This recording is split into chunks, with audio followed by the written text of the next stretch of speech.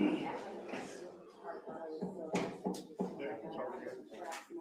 just saying, I had like a case of fixing my truck. Yeah, last one you're great.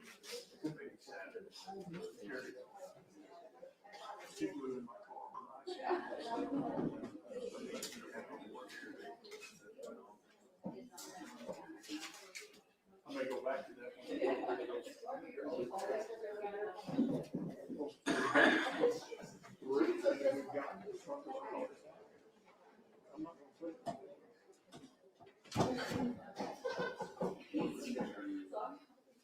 Well, this one's okay. Okay. Okay. I've met her several times. Yeah, she's popular.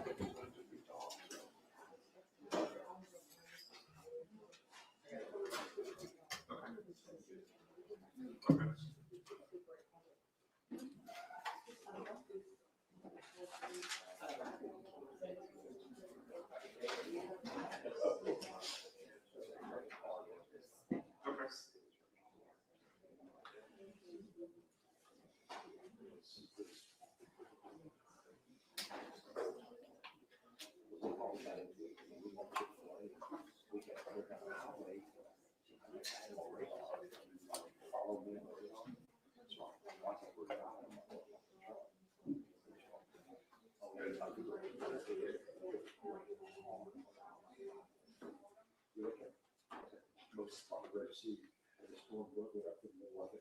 Back with the sun shining. It's weird. It's strange. If you go in your just to set your city, just to follow it. When you go to watch it.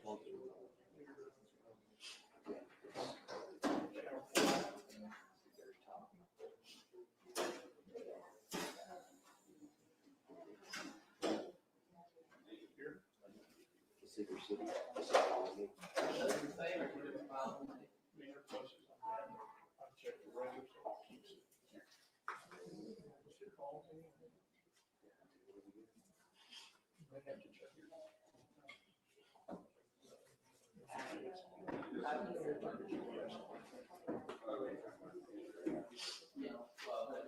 Sorry, Doug. I was working, I promise.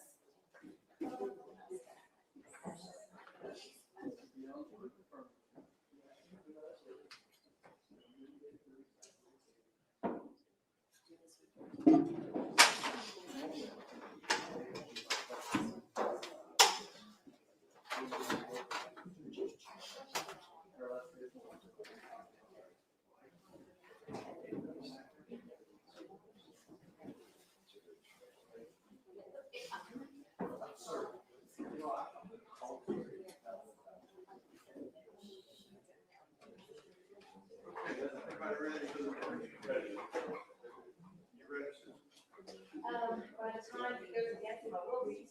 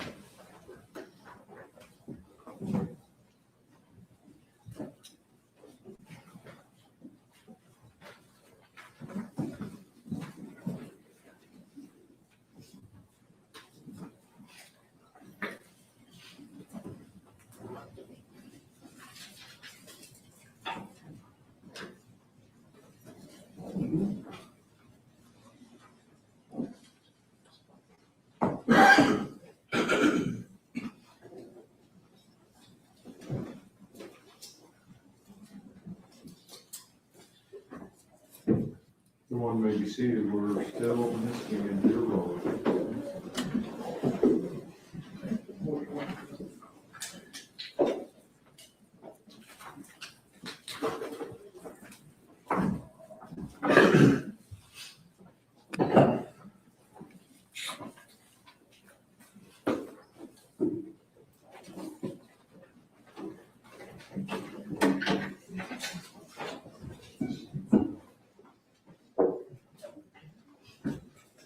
Morning.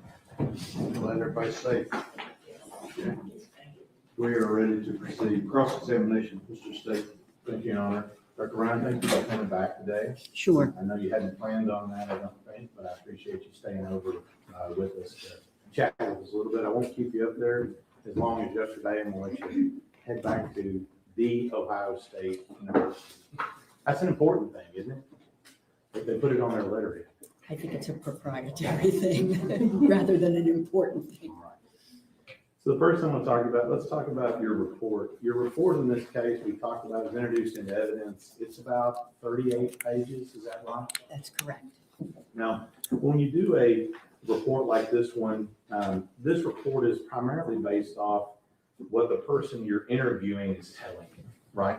No, Well, I noted in here, there's, I tried to count them, but there's a lot of stuff in here about Mr. Horner, that Mr. Horner reported things to you, is that correct? that's correct. And then Mr. Horner told you things, correct? Yes, sir. And Mr. Horner explained certain things to you? Yes, I mean, there's a substantial amount of this information, I'm not gonna go over every bit of it, is all coming directly from what Mr. Horner is explaining to you or telling you about a certain situation. Isn't that correct? much of it. Okay.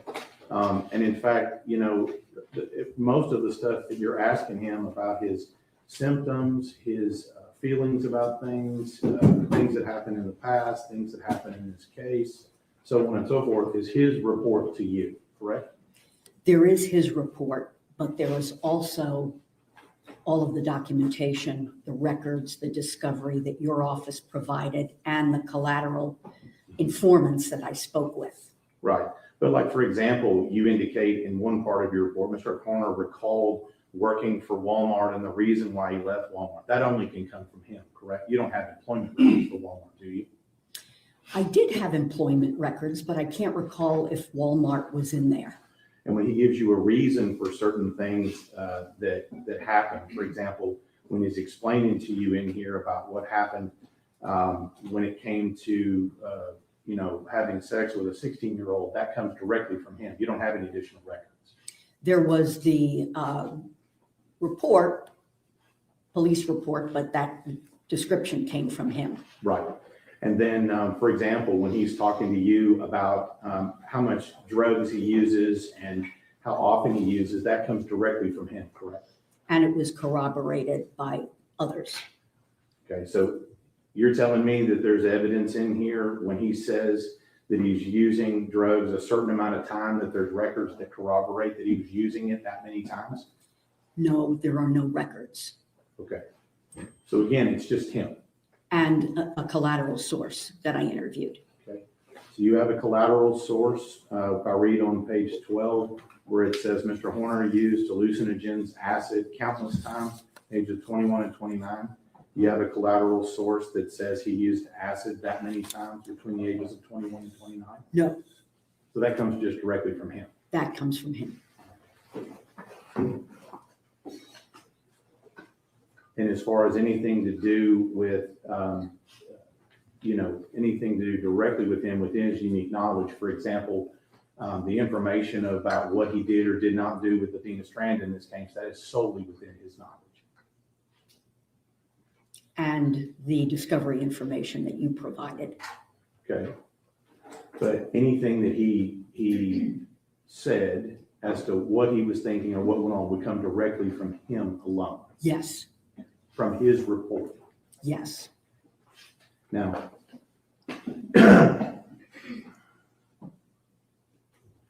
and so you'll agree with me that from your perspective, it's important to be accurate with what information you reviewed in order to make certain assessments in this case. Would you agree with that? yes, And so in this particular case, you would agree with me that whatever somebody you're interviewing is telling you, it's of critical importance that they're being truthful with you. Don't you agree? not necessarily. It's not of critical importance that the person you interview is telling you the truth? Depends on what the question is and what the issue is and what additional information one might have. So does it concern, I mean, I guess I'm trying to figure out, so they can lie about some things and not about others? And that's okay? It's not okay, but it is what it is. People do lie. It doesn't mean that everything that they're saying is untruthful. And that's where collateral sources, discovery information, all of that comes in to kind of be able to weigh, in my judgment, what is accurate and what's not. So when you ask somebody a direct question, you don't think it's important that what they're telling you is the truth? It's not a question of importance when you're doing this kind of evaluation. Okay, well, I'm confused. I mean, if they're lying to you and you're making diagnosis based on their lies. how I'm can not you- making diagnoses based on their lies. Okay. You're basing it on what they're telling you, right? No, the diagnoses that I made were based on not only what he told me, but on information from records, educational records, social history, collateral informants, medical records. So in a forensic evaluation, you never just rely on what the person is telling you. But you told me there are certain things in here that you relied on that are solely within the knowledge of the defendant in this case. Maybe it would help if you told me exactly what those were and how they were relevant. Okay, well, I mean, he's telling you certain things. Right. And you're telling me that his truthfulness as to those certain things that he's telling you really doesn't matter. It's not quite that simple. It's clear that he lied on several occasions. What you mentioned before, that he used acid multiple times between the ages of 20 and 29, that came from him. It wasn't really all that relevant to the diagnostic issues that I think were relevant to this particular case. But if you're making a diagnosis on someone and it's based on what they're telling you and what they're telling you is untrue, how can you rely on that diagnosis? I think we're probably on a different plane in terms of diagnoses. So for example, if Mr. Horner had been the only person presenting me with information that he had autism spectrum disorder, I would not have relied on that. I would not have made that diagnosis. It's only because there was collateral information, there were many records, as well as my evaluation of him that indicated that that was a legitimate diagnosis to make. But let me ask you this, since we're talking about truthfulness, you agree with me that if the person you're interviewing is not telling you the truth about certain things that you're asking them, doesn't that call into question their truthfulness about other issues as well? Yes. So if they lie to you now, probably a liar later. I wouldn't say that. They could be lying later. And I would think, and you correct me if I'm wrong, it would be important for you to disclose to us in your report if somebody is being untruthful to you. You believe that's important, right? It depends. So how do you pick and choose what you tell us when somebody's being untruthful? Well, first of all, the report and what needs to be in the report is pretty much dictated by what has to be disclosed in the report. I didn't put the facts of the offense in the report. So that's not there, but I did disclose my notes to you. So you have those. Mm-hmm. All right.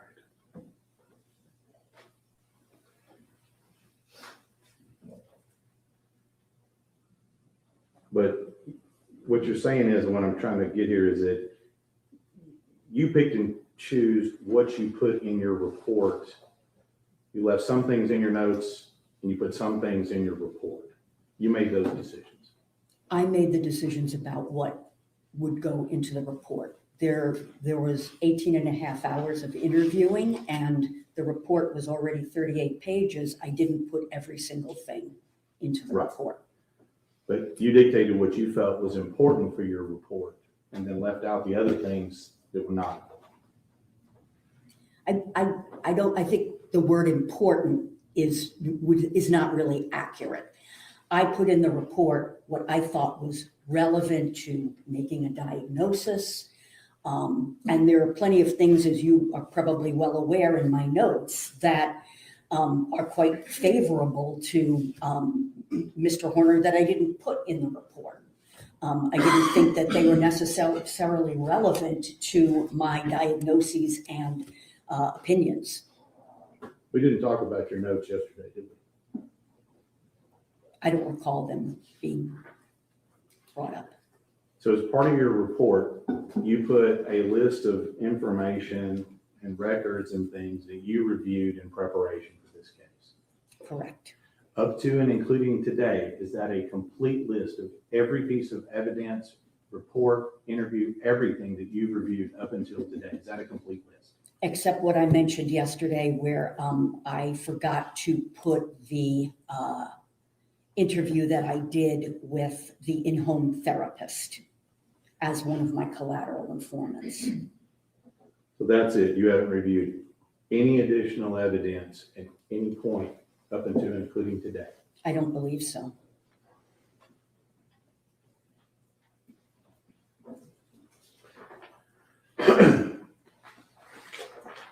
And I was a little confused yesterday. We talked a little bit about your bill and you said something about it goes to Ohio State, something like that. It sounds like if we add together today, your bill is close to $100,000. Would you agree with that? Yes.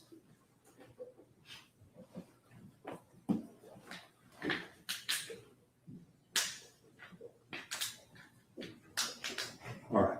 So I tried to keep up with it yesterday, but how many actual diagnoses did you come up with for the defendant in this case? Was it 6 or 7? There were 10, actually. 10. I think one of those, and I'm just going to ask you this, one of those is something to do with PTSD. Did you make that diagnosis? I did. Have you read the report from Drs. Spence and Imhoff in this case? I did, yes. And they indicate he doesn't have PTSD, correct? I don't recall if they said that he did or he didn't. I got those reports, I believe, after I had completed my evaluation and So- report. If they say that he doesn't have PTSD, are you wrong or are they wrong? I believe I'm correct. So Imhoff and Spence are wrong. Okay. Now, we've talked a little bit about fetal alcohol. And I know you're not an expert on fetal alcohol. I'm not going to ask you that, but you did give us some information yesterday about fetal alcohol. It's not syndrome, there's something else. It's alcohol exposed. Is that what you said yesterday? Fetal alcohol spectrum disorder, as opposed to fetal alcohol disorder. I'm going to write that down here. Now, what I'm confused about here is so you're not saying that every woman that doesn't know they're pregnant and parties or drinks a little bit is going to give birth to a child with fetal alcohol syndrome disorder. Spectrum disorder. Sorry, Yes. spectrum disorder, sorry. Correct. I'm not saying You're that. not saying that. No, So just, there's not an actual number of drinks or whatever. Some people party a lot and don't give birth to a child that has any type of fetal alcohol problems, correct? that's correct.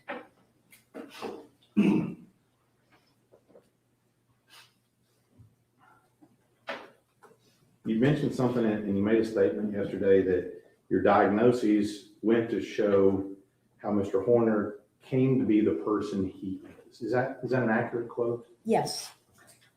But in this case, let me just ask you, a lot of stuff that we had in this case was covered by pretty much all the diagnoses you gave. For example, you said he wasn't able to handle stress, right? He has a great deal of difficulty handling stress. Because of his autism. That's what you said. The combination of his autism, his trauma history, PTSD symptomatology. But that stress we're talking about, that stress, you mentioned that was FedEx causing him that stress because you said they changed his routes. No, that would be too simple an explanation. I mean, the architecture of his brain is such that these kinds of stressors cause him to become very emotionally dysregulated. Well, let me ask you again, the stress that you referred to and you listed out was something to do with his work changing stress, correct? Yes, And it was something to do with his girlfriend at the time and whatever was going on with their child. that was one thing. I'm just giving you some examples here. That was something else, Yes, correct? And that essentially that these were all things that were happening in his life, right? These were life stresses for him. yes. And I'm just going to ask you, don't you think that some of those life stresses, for example, the things you were talking about, maybe were caused by doing drugs and partying all the time? Some of those life stresses? I don't think that doing drugs helped the situation, but no, I don't believe that these stressors were, well, they were life stressors that I don't know that they were caused. I mean, they're life stressors that come up, you know, the postpartum depression, the financial distress, but his inability to cope with those is more biologically based. So you don't think that the fact is he had problems at his work, with his girlfriend, and his life had something to do with potentially work ethic? No, I don't. Okay. You don't think it has anything to do with the fact that he's going out and purchasing narcotics and using them and partying on the weekends? I don't know anything about narcotics, opioids. He used other things, but the drug use, in my opinion, the drug use was an effort to kind of modulate his mood and his anxiety level rather than just wanting to go out and party. So you're saying he wasn't using drugs just to get high. That's what you're saying? Well, that was probably part of it. But for example, the cocaine use was because he was sleep deprived. He was also using those bangs, which have like 300, but very high potency caffeine. He was using those to stay awake. And of course, to improve his mood because he was very depressed. So whatever he had, whatever was going on in his life, that made him use drugs. That's overly simplified. He did not start to use drugs until he was 18 years old. So that in and of itself is somewhat unusual. I think that definitely the substance use began as part of an effort to fit in with the band and fit in with people that he was hanging out with. So there was a social element to the substance use, yes. So again, going through this, you indicated yesterday he wasn't able to handle executive functioning. And what was that because of? Well, he has poor executive functioning. It's not, he can't handle executive functioning, All right, but so his brain, again, that frontal lobe, prefrontal cortex, he has trouble, in my opinion, because of the combination of the autism spectrum disorder and attention deficit hyperactivity disorder, PTSD, all of these. He has trouble with decision-making, judgment, shifting, what we call shifting cognitive sets. You know, when something happens, he has difficulty thinking about alternatives. That's executive function. and that was, so then you said he had poor impulse control and that was because of his depression? No, poor impulse control, that's part of executive functioning, but also he has severe ADHD. He also, Those two are the major reasons. And you said something about it was hard for him to tell the truth, so he had to create this fake person, and what caused that? I don't think it's as simple as there's something that caused it. As I said yesterday, I think that Zero gave him the ability to confess and distance himself from the horribleness that he had actually done. And you said something about, you mentioned that he lied a bunch during the investigation, and you attributed that to he was feeling pressured or overwhelmed or something like that. Is that right? And that's why he lied? That's part of it, yes. And then you said that if we don't see him showing remorse, it's this thing called alexithymia. Is that what you said yesterday? That's one of the things. Okay. Go ahead. So let's talk about this. You said you said severe depression. Yes, And I think you listed a whole, like a long set of symptoms or something that goes with that, right? yes, That's on page 4 of your report, yes, right? You said things like he had fatigue and low energy. yes, And apparently it has something also to do with ability to concentrate.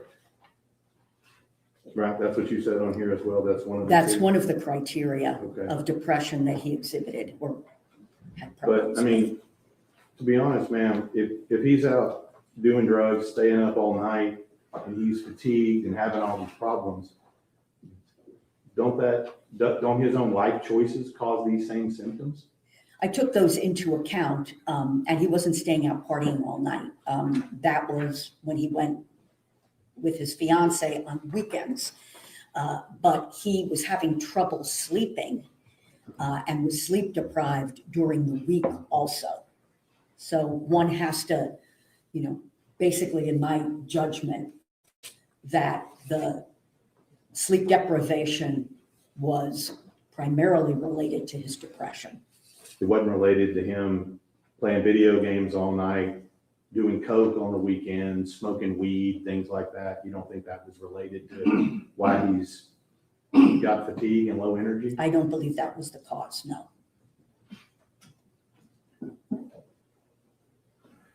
Now, at the very end of page 4, I think we've already talked about this. You said at the very end of page 4, he says, it led to the use of substances. My vernacular is not that good, but ameliorate means to somehow fix his distress, lessen his distress. So he had all this distress, and that made him turn to drugs. Again, that's overly simplified, but he had that distress prior to using drugs. I guess what I'm trying to figure out, was he just powerless to resist doing coke and smoking weed and doing acid and doing Molly and all that stuff? Was he just powerless to resist that? No, So he made a choice to do that. yes, You talked a little bit about having issues with his job, right? I think you had several paragraphs in here that talk about his work history and his occupation history. I think that's on page 9, is that correct? yes. And I'm just going to give a couple examples. There's a lot in here, a couple of examples. You said on page 9, I'll just go to the one about working at Outback, since you mentioned that yesterday. You said that whatever he does not appear to be from lack of motivation. That's what you said, right? Is that on page 9? Especially as he got older, yes. Right, doesn't appear lack of motivation. Right? And then let me go to your notes here. How many pages were your notes? I don't know, I didn't number them. Okay, you didn't number them. Judge Mount approach. Yes. If I told you they were 140 pages, would you disagree? No. And I'm gonna show you, can you just look at those and see if that is a representative of your notes? Yes, they're mine. Okay, well, hang on to those, we're gonna make those. Okay, I did put some tabs on here, those are not your notes, but I didn't want to have you flipping through all, is that okay? that's fine. Okay, because they weren't page numbered, okay.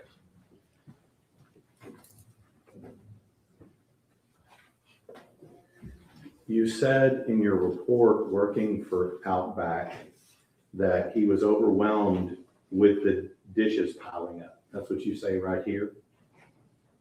Yes, Okay, will you go to number 2 on your records right there? yes. Would you tell the jury what he sent a text to his boss at the time? What did he send to his boss before he left?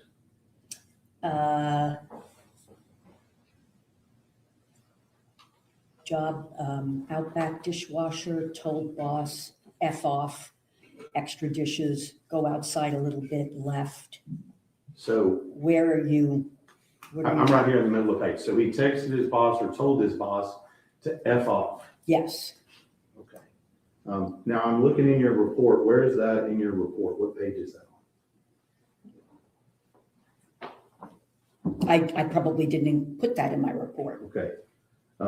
You did put in here that, about him explaining to you, he was employed at Outback, he was leaving when he became overwhelmed by the dishes piling up. But the rest of the story is, he told his boss to F off and he left, correct? After he left, he Right. told his boss. Okay. Now, when we start looking at this, you said he had a couple of suicide attempts. I'm gonna go over this quickly. I think they're in here. I don't remember where they are in your report. You'll agree with me, he had 2 primary ones, one in 18 and one in the jail in 23. Is that right? No, he had 3. Okay. Well, 2 that we know about because we have medical records, and then another one that they explained to you later, at a later time about what he did. The family explained to you what he did. And him, yes. Right, and him, yeah. So let's talk about the one in 18. You said that it was something to do about a girl who broke up with him. That was his stress at that time. Yes, But yet before he did it, he kind of, I'm going to use just my vernacular, he kind of phoned it in and told her that he was going to do this 10 minutes before, right? yes, for her to watch it. For her to watch it. And then, did you review the JPS records and the notes about what he told the doctors, why he went ahead and did this? I did review them. Okay, and the JPS records reflect that he claims he staged his suicide to make his girlfriend mad. Did you read that? Yes, Okay. I was looking in your notes in your report. Is that in here? if it's not in there, then no. Okay. So he gave a reason of why he did whatever he did, that he staged it to make his girlfriend mad. That he was going to suicide to make his girlfriend mad, yes. Right, okay. And then the one in 23, you read the jail records, right? Yes, And you realize on that one, he kind of phoned that one in too, right? He hit the button, and then when did whatever he did, and when they didn't answer, they came to find him. That's what the record reflects. that he hit the button. Yeah, he hit the button and Yes, never yes. called. And then when he didn't answer, they came running. Right? Yes, I think so. So he kind of phoned it in again the second time, right? I don't know that he phoned it in, but I believe he probably began to panic and press the button. Okay. So I'm going to go through a couple of quotes in your report here.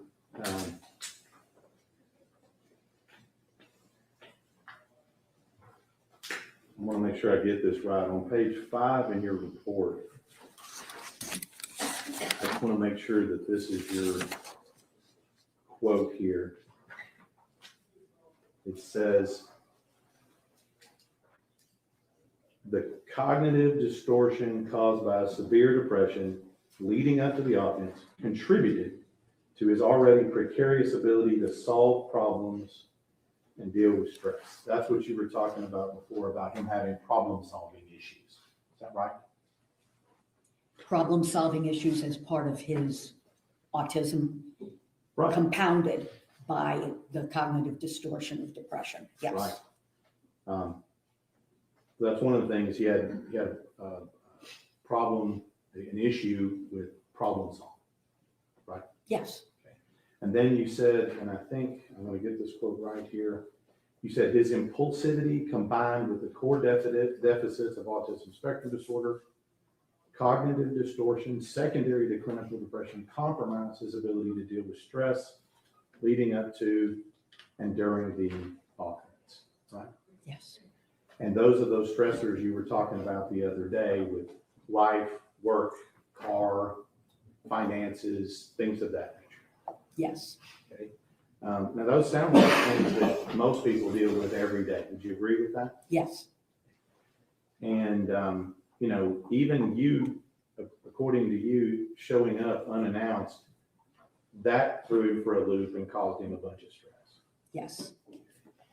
So his reaction, due to his autism spectrum, I'm gonna get this right here because it's not additive, it's compounding, right?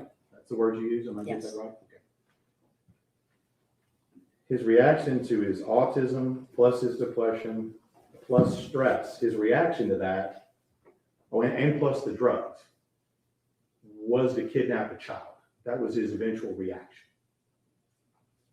All those things put together, that was his reaction, was to kidnap Athena Strand. The precipitant was panicking because she saw him snorting cocaine. Okay, so that, when we talk about this, that precipitant, that is what you told us yesterday, that's the point of the spear, if you will. That's where this thing begins, according to you. Yes. That's where the catastrophe begins. Yes. And so according to you, if there is him, if he doesn't see him or she see him snorting coke, none of this happens. Yes. That's what you're saying? my opinion, yes. Okay. Now, you said you used a term, and I want to get this correct here, a precarious ability to solve problems. That's what you wrote in here. Yes. Now, correct me if I'm wrong, but he didn't have any problem solving the issue of how to get rid of the body of the child he just murdered, did he? No. He didn't have any problem solving the issue of how he was going to keep access to his crime scene the next day, did he? I don't know what you mean by that. Okay, I'll tell you about that. You understand that he manipulated the scene and he manipulated other people so he could keep the van in which he murdered Athena in the next day. That wouldn't surprise me, but I didn't know about any manipulation. Well, I mean, you understand that, one, he was in the same truck the next day. Yes. And you understand that the reason why he was in the same truck the next day, because he called his boss, lied to his boss and said he'd thrown up in the truck Oh, yes. and he needed that. You remember now? Yes. So he manipulated people, his boss, family, and other people to keep his crime scene the next day Yes. and drove his crime scene around the next day, correct? Yes. So he didn't have any problem solving the issue about how he was going to keep access to his crime scene the next day. He didn't have any problem solving issues with that. Correct.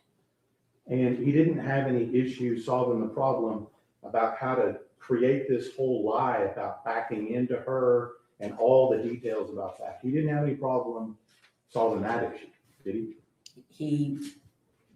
I don't know, problem, but he lied about it. Yes. Well, I mean, he created a very detailed scenario of exactly what he did Yes. to solve the problem and how to explain why she ended up in the truck in the first place, correct? Correct. So he didn't have any problem solving issues with that, did he?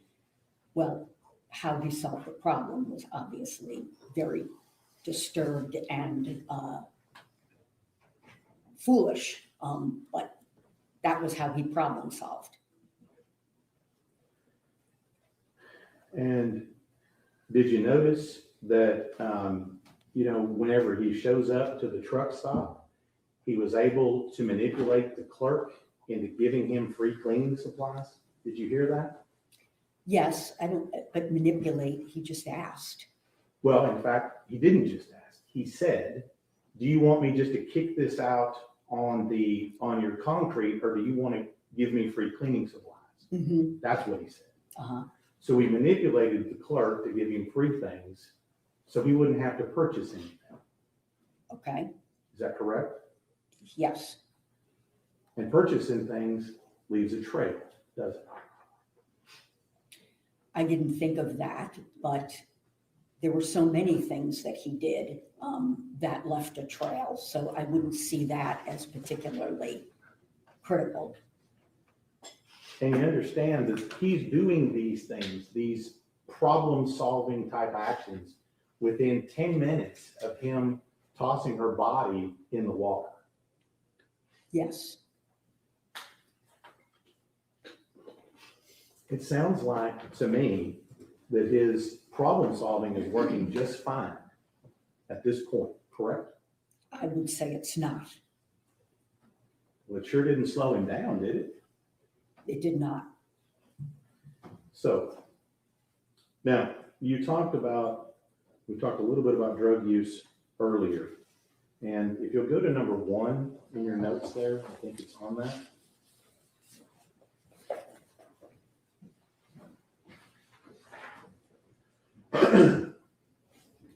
At the bottom of the page, you highlight something in orange, right? Yes. It says there, cocaine 2 weeks before. Is that an up arrow meaning increase? Is that what that means? Yes.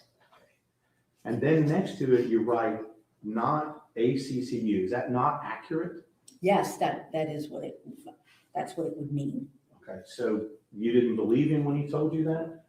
I don't know why I wrote it. I don't remember now.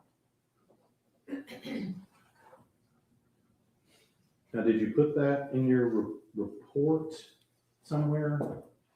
I don't know. Okay. You want to take a look and see if you put it in there? Are you saying it's not in? I'm asking you if that particular bit of information about his drug use in the week before is contained within your 38-page report. I know that I had his use of cocaine prior in the report.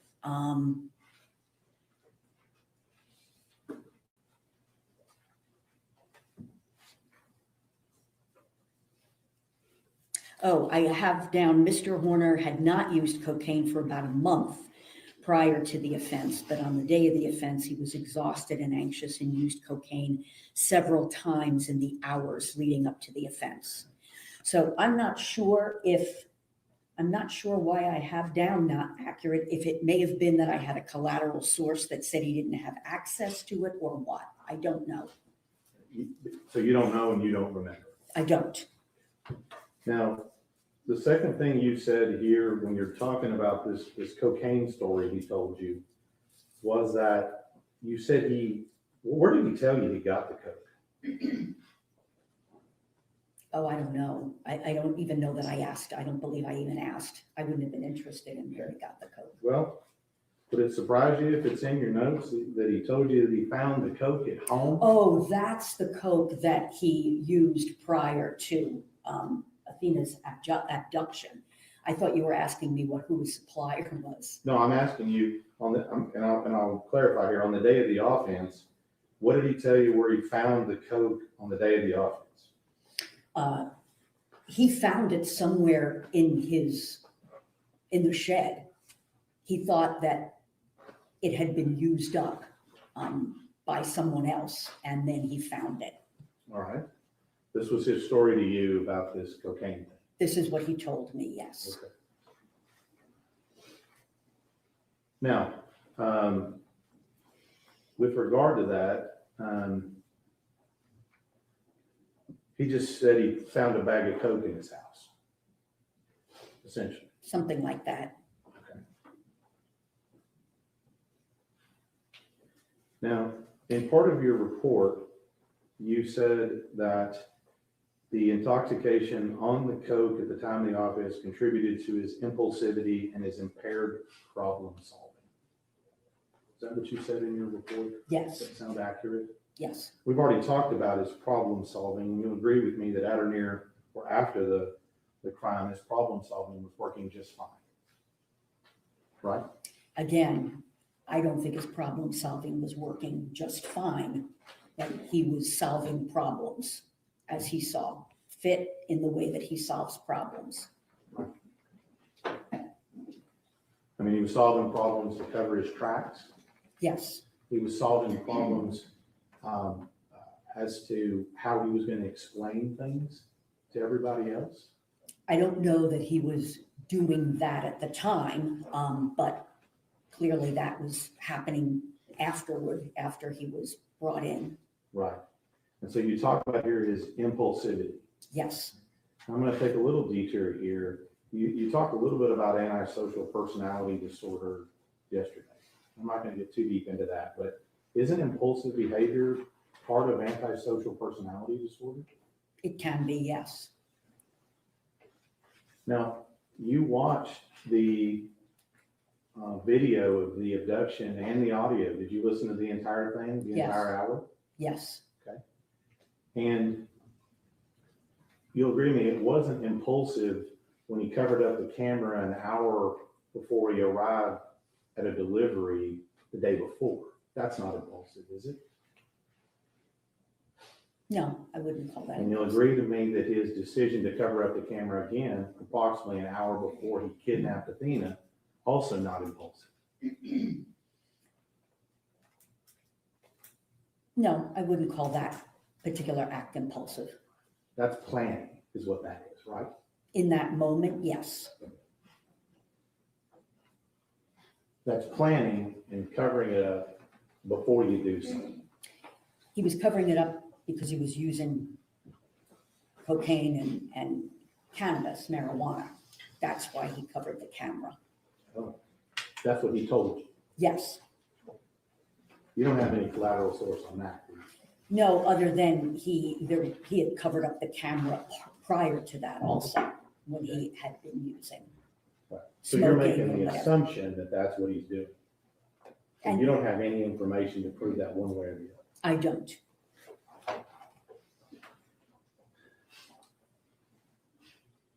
And you don't see any other time on the entirety of that where he covered up the camera except those two times, an hour before you arrived at a delivery the day before on the same road, and an hour before you arrived at Athena's house on the same road the next day.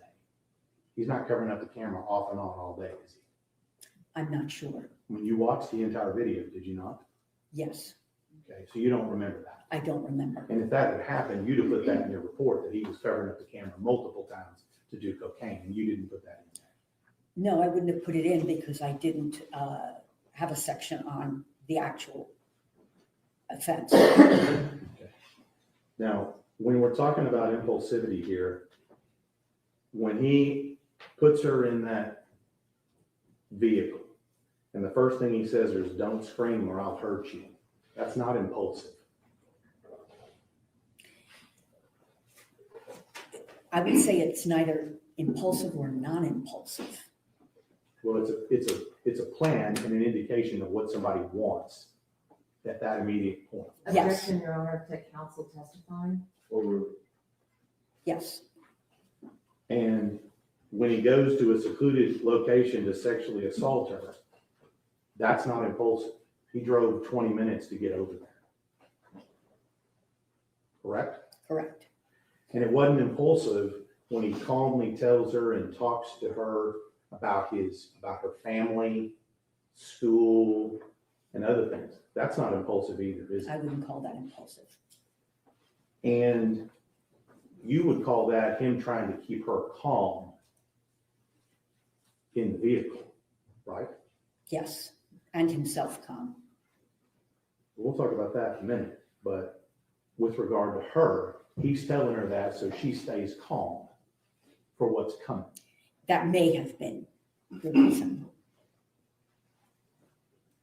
Not for what's coming. I don't know that I would agree with that. I think he's trying to keep her calm. Well, you know what happened next, right?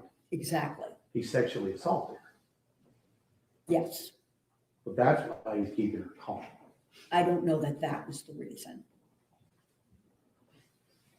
Did you ask him why he was having these calming conversations with her before he sexually assaulted her? I wouldn't call them calming conversations. I think he was just asking her questions. I don't know what his motivation for certain questions were. You didn't ask. No, I did not. Now,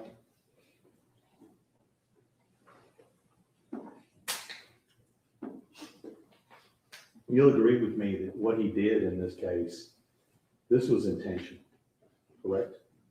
Yes.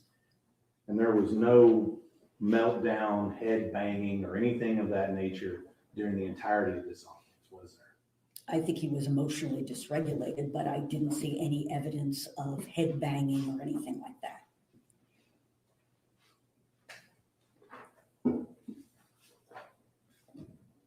Now, you said, and I couldn't spell this word, but catastrophizing, Yes. my vernacular doesn't allow me to do that. So basically, this was something that you said when she saw him doing coke, it was all over, and essentially what you're saying is she was dead and she didn't know it yet. That's Those what would you not mean. be my words. No, but I mean, you said once that thing happened, it was all a catastrophe. No, I think that when he saw her having seen him snorting the cocaine, that was when he decided that he needed to do something to stop her from telling anybody.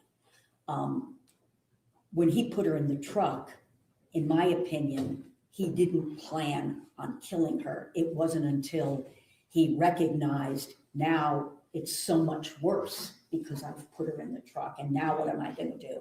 I think it may be in my notes. It was when she asked him, "Are you a kidnapper?" Right. That he thought, now I'm really done, something to that effect. And that's when he made that decision, not when she saw him snorting the cocaine. So we have the end result, but what you missed was what happened in the middle. Which Right. is what? Sexual assault. That happened in the middle. No, I think that maybe I'm misunderstanding your He question. kidnapped her, he sexually assaulted her, then he killed her. That's how this goes together. Actually, that's not what he told me, and that's not my opinion. Okay, well, you listened to the audio, right? Yes, And at some point you recognize that he said, take off your shirt, take off your clothes. yes, That was prior to the time that he's killing her, correct? yes, Okay, so in the middle of this, when he's having this catastrophe, in the middle between when he kidnaps her and when he kills her, he takes the time to sexually assault her in the middle. yes.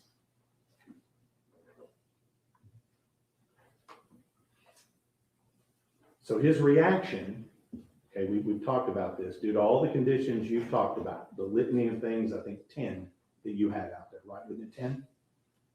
10 things that he has wrong with him? Yes, His reaction to that, because of what's wrong with him, was to go straight to murder with a sexual assault in the middle. no, those disorders are not causative of what he did to Athena. They, again, contribute to the way that he thinks and the way he behaves, but it's not simple cause and effect. I'm not saying that his autism, PTSD, major depression, and ADHD caused him to do this. So let's talk a little bit, you talked a little bit about antisocial personality disorder. You said he doesn't have that. Correct. But that's something that you said it has to be before he's age 15. No, the criteria are that someone has to meet the criteria for conduct disorder Okay. before age 15. And I think you said some of the things that go with antisocial are callousness, lack of concern, deceitfulness, irresponsibility. I think you said that. A persistent pattern of that. Pattern of that. But in this case, you have a pattern of him being deceitful, do you not? Within the context of this crime, yes, but that would not, in and of itself, qualify for that diagnosis. But you understand that he's also told lies about other things he's done in his past as well. Yes. So that's a pattern of deceitfulness. In my opinion, it was not sufficient, especially understanding why individuals with autism spectrum disorder lie. It's typically fear-based and driven by their cognitive difficulties. And in my opinion, I saw that in the kinds of lies that he had told in the past. The second thing you said is that there's some form of irresponsibility, right? So deceitful, irresponsible behavior, pattern. Pattern of that, yes. Looking through your report and your 140 pages of notes, you'll agree with me that he has a pattern of irresponsible behavior leading up to, before, and after this offense. I did not think that he had a pattern of irresponsible behavior that would qualify for this diagnosis. Okay, so, I mean, purchasing drugs and narcotics and things and doing that on the weekends, not irresponsible? Yes, it is irresponsible, but again, doing that in and of itself, or even in combination with certain things, again, it doesn't meet the criteria for antisocial personality disorder. You also said lack of concern. I mean, surely you agree with me that he had lack of concern for Athena. In the offense, while he was, I think that he was, yes, I will agree with that. But again, it's a persistent pattern, and it's very clear with respect to the diagnosis that these things can't be attributed to some other major mental disorder. And his difficulties with expressing concern and showing concern, in my opinion, are related to his autism.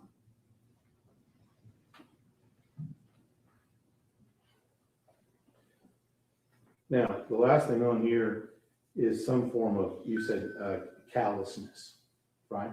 Yes, I mean, you'll agree with me that he was extremely callous with the way he treated Athena. I mean, after all, I mean, he was singing Jingle Bell Rock during this assault while he's screaming at her. You'll agree with me that that's callous, isn't it? yes. I mean, doesn't some form of antisocial personality explain why he has such a clear disdain and lack of regard for this child? In my opinion, no. You relate it to these other conditions. Yes, Now, you talked a little bit about, I'm going to get the terminology right, pedophilia disorder, pedophilic disorder, what's the right word? pedophilia, or either way, pedophilia. How many years? I think it's pedophilic disorder in DSM-5, same thing. If I say one or the other, you'll understand what I'm talking about. Yes. And so what evidence did you review in this particular case to make that decision? He does not have a persistent pattern of a sexual interest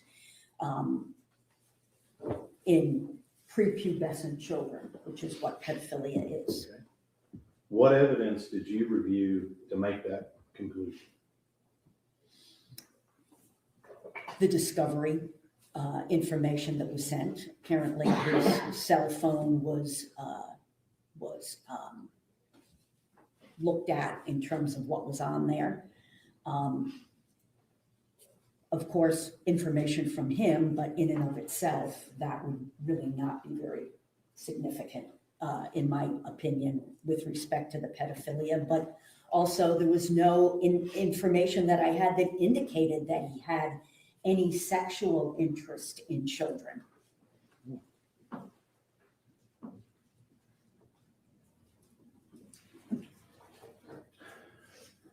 Now, you understand that there's allegations that in his early to mid-20s, he had sex with two 16-year-old girls, correct? Allegations, yes. Okay. And one of those, I think you put in your reports, something about her being drunk at a party. Is that correct? What page are you? I'm asking you. Do you remember that being? in your Yes, I report? remember that him telling me about that. And this comes directly from him. There's no other collateral sources. This is just directly from him. I believe it was directly from him, yes. All right. And what I'm gonna, let me just guess here. He told you that he didn't know that she was 16. That's what he told you. The one that he told me about, yes, he did not know that she was 16. And then I'm gonna venture to guess that he's telling you he didn't do it and that he's the good guy in this scenario, correct? He didn't say he was the good guy in this scenario. Well, he said he didn't do it, right? Yes, And that when he found out about it, he immediately distanced himself from the situation and didn't want any part of it. That's what he told you. I know, can you be more specific? He said that he got real mad about it. I mean, his reaction was inappropriate. It was very, I think, typical of the way in which he overreacts to situations. I mean, did you ask him if he had sex with these two 16-year-old girls? Yes, I believe that I did. He denied it. He told me about one of them, and he denied that he had. He said that she told him that she was 16, and he became really inappropriately irate. And as is typical of his thinking, he had not thought she was 16 because someone had sold her cigarettes, and you're not supposed to sell someone cigarettes under the age of 18. That was Correct. what he told you. Yes. He didn't tell you that he knew her as far back as the 7th grade, did he? No. Oh, he didn't tell me that. There were two, but no, he didn't mention that. He didn't mention that to you. No. You know, there's testimony, and I think you reviewed this as part of your deal about the allegations of the two victims in this case that were 16 at the time. My Did deal? you review that in your appendix? I'm sorry, in your appendix. Yes. You reviewed that information. Yes. And he didn't tell you that one of the victims he's known since she was in the 7th grade, He did not. that he would have known that she was 16. He did not tell me that. Yarda, can we clarify as to which person the state is asking about? If there are two, we need to differentiate between which allegation he's referring. I'll let you do that on your direct if you wish. So do you think if he indeed is having sex with 16-year-olds in his 20s, is that a problem for you? Are you asking me if it's a moral problem or if if I think it's compatible with all of the information that I have? Well, what I'm asking you is this, is that, you said that some form of pedophile disorder has to be with what kind of children? Oh, I see what you're saying. No, or I think I know what you're saying. That's not pedophilia.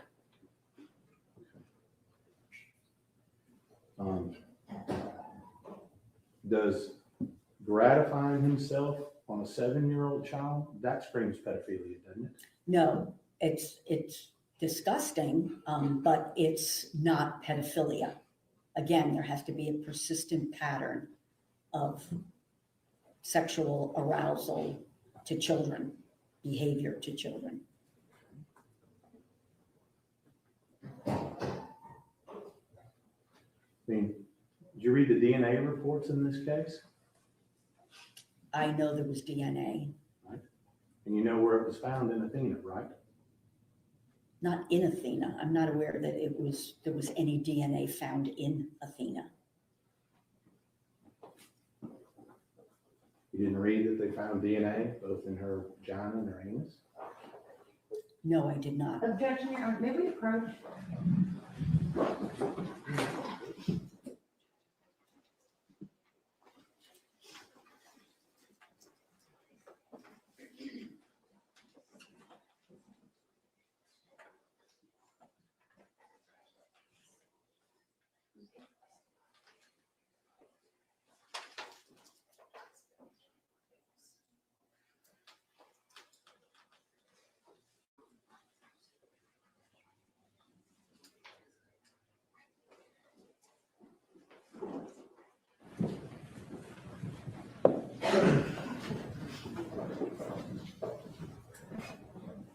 Mr. State, you may proceed. Thank you, Your Honor.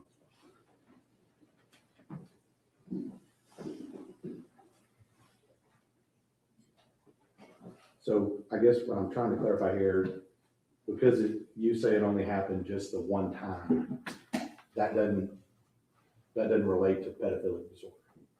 That doesn't in any way meet criteria for pedophilic disorder. Did you review any testimony or interview the defendant's girlfriend? Mother of his child? There was a deposition that I did review, yes. And, I mean, wouldn't it be important to talk to her about what Mr. Horner's sexual interests were in making a determination as to whether or not he was into prepubescent children? I did speak with her. Okay, and what did she tell you about that? She told me that they had a normal sex life and that, that there was no interest in children that she was in any way aware of.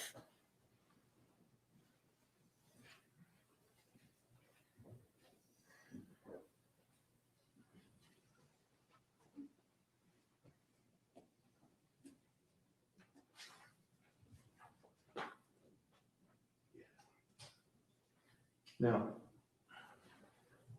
I want to make sure I get this accurate here.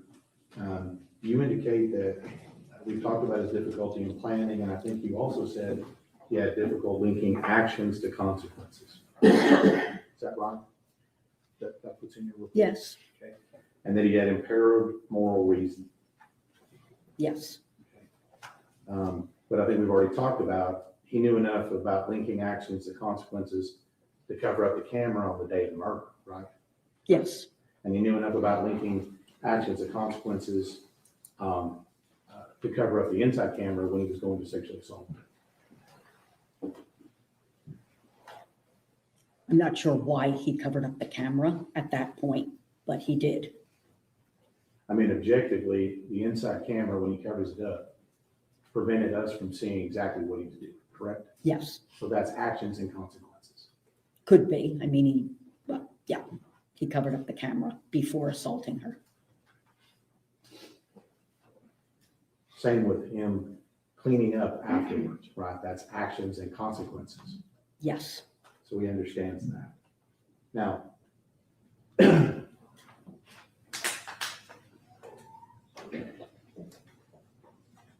when we talk about, I think you said that there's something, I think you used the term moral reasoning.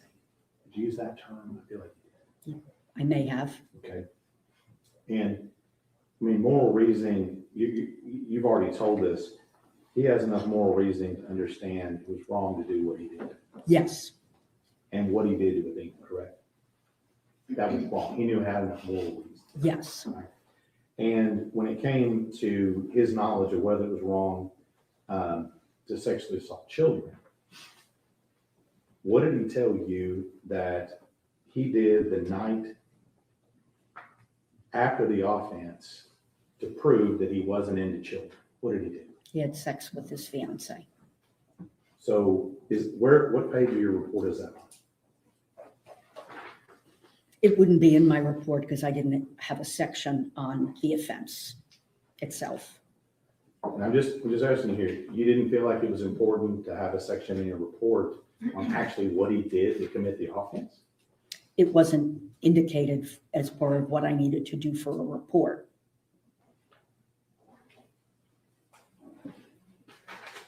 So in your notes, if I remember correctly, if you're turning to number 10 in your notes, I think it's towards the back, man. On my little tabs there. Am I right? Yes, And it says here that this is in the same conversation, that night he had sex with his girlfriend, I won't use her name, just to prove he wasn't into kids. That's what he told you. yes. Well, I don't know, those were his words. I was pressing him to find out more about any prior interest in kids, and that was something that he told me. Right. So he had, according to him, plenty of energy after committing this offense to go home and do that. He had sex with his fiancée, according to him. Right. Now, we talked a little bit about some of the interrogations. I'm going to go into that just a little bit here. You listened to the report in where he was re-interviewed by his own request about arraignment. Is that correct? Yes, That was 5 days after he'd been arrested. Approximately. yes.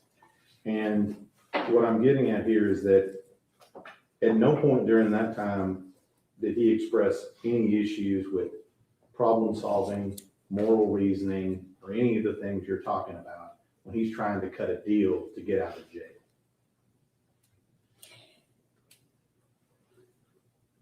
Cut a deal? Yeah, What do you mean? meaning that he went to them and he said, Oh, I see. let me out and I'll tell you what you want to know, essentially. But I want to see my kid for Christmas. He was fully aware of what he was doing at that point. He didn't have any problems with impulsivity, problem solving, or any of that when he's trying to cut that deal. Clearly problem solving. I mean, there's absolutely no way that someone who had just done what he did was going to get out on Christmas furlough. He sure thought he could. That's the whole problem. Yeah. I mean, his ability to think through in a reasoned way is really impaired. Now, despite all of this, despite everything that's gone on, despite murder, sexual assault, all that's gone on, I want you to go to page 29 of your report. The top of the page, if you will. What did he tell you about how good he slept his first night in jail? He said it was his first night of good sleep in over a year. So would you agree with me? It sounds like his conscience was clear at that point. He could sleep well. No, not necessarily. Now, the conditions and the diagnoses you've made in this case, I think you said are permanent, right? What do you mean? His Permanent?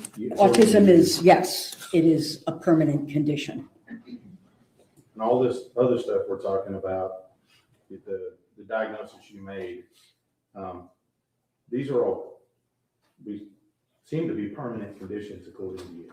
The autism spectrum disorder, the neurodevelopmental disorder associated with fetal alcohol, yes. Major depressive disorder is episodic, and with treatment improves or even resolves, but you're at increased risk for further depressions. PTSD is chronic, will wax and wane his symptoms. Obviously, the substance use is in remission in a controlled environment.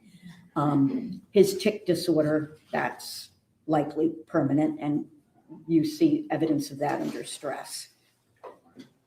So essentially what you're saying is the same person who committed these acts is the same person who's sitting here today. Yes. Now, talked a little bit about malingering yesterday. And malingering, if you'll agree with me, is essentially lying about some things to achieve some kind of benefit, right? Yes, or exaggerating things, yes. And I'm sure you go over when you do these interviews with someone, the importance of the person you're interviewing telling you the truth and not malingering. You go over that with them, don't you? Not specifically, because I really want to understand what they're going to tell me without giving them warnings. And I'm not going to go into all of it, but you knew when you walked into this interview that the defendant in this case had created a multitude of falsehoods and a multitude of stories about how all this went down. You knew that walking into this. When I first came into the interview, I don't believe that I can't remember what I actually had reviewed, the extent of what I had gotten to review, but I wasn't fully aware of all of the lies. Well, you know now. Yes. Right, the full extent of it. And you knew some of it, right, walking in the door to meet him for the first time. I knew some of what he had said. I wanted to assess for myself what was lies and what was related to other things. And again, you put it in your report and you concluded that he wasn't malingering. That's what you concluded. Yes. That's despite the fact that you knew walking in and after that he had lied to you directly. Malingering in terms of the information that I received and the overall evaluation, I do not believe that he was malingering his deficits, his mental disorders. There was plenty of collaboration for that. Do I believe that he lied at times? Absolutely. So, but when he feeds you this story about him doing coke, right? When he told me the story, Yeah, yes. when he told you that, and Athena seeing him, you think that's the truth. Yes, because it fit with the other information that I had had and with collateral sources too, as opposed to these other things that he had said that didn't make any sense really. Well, it fit his narrative as to why he covered up the camera, correct? What do you mean it fit it? Well, it made sense that that's why he covered up the camera. Yeah. It made to you where it explained why he covered up the camera. This new story about this. Yes. That's what I mean by it fit his narrative. It made sense with the story he's already told. Along with other things, yes. Right. Well, but the other things are things outside of that. It has nothing to do with the vehicle, the truck, anything happened that day, because you said that report of him doing coke, the only place it came from was him. Yes. And the only place that story about Athena seeing him doing that is only from him. That's right. So you don't even know if that's not another lie, do you? No. And it's a good chance it could be just another lie like everything else. In my opinion, it's not. So despite all the other massive amounts of untruth, you grab this story and say it's true. I think that's a little bit of an oversimplification. After all that I reviewed, after spending many hours with him and talking with other people too, I think that that is the more, to a reasonable degree of medical certainty, I think that that is actually what happened. You really don't know, do you? You don't know. I mean, it's coming from the defendant. With 100% certainty, no. So let's talk about this. You asked him at some point what he did to murder Athena, did you not? Yes. And again, you said you didn't put that in your report. No, We have to go to your notes to find that. there, Right. it's in my notes, yes. All right. And I wanted you to go to the little section on there. I think it has a green tab on it.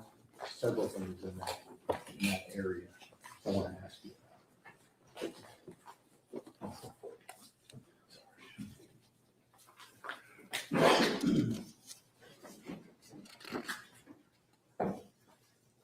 The bottom of that first page has got a little star next to it where it says, "She saw me doing cocaine." That's the beginning of him telling you that story, correct?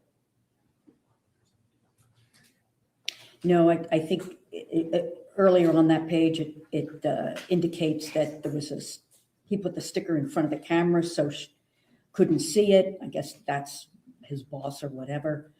Did coke outside the truck to avoid the camera. And then at the bottom, yes. And I mean, you look at these videos, you don't see him doing coke on any of these videos, do you? No, Now, what did he tell you specifically that he did? I think you've already talked a little bit about him trying to strangle her or what have you. What else did he tell you he did to murder Athena?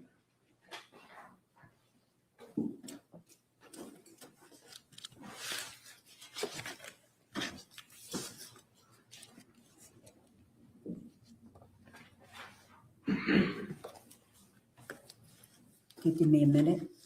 I think if you go to number 6. I think I have them in my notes too. It's more than one page, so I want to make sure that, Just to clarify, do you have a different set of notes? no, now? I have the same notes. Same notes. I'm hoping that you copy them exactly. Let's see.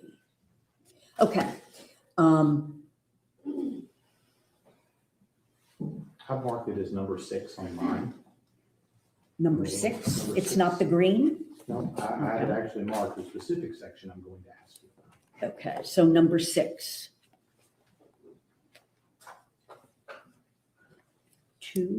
2514.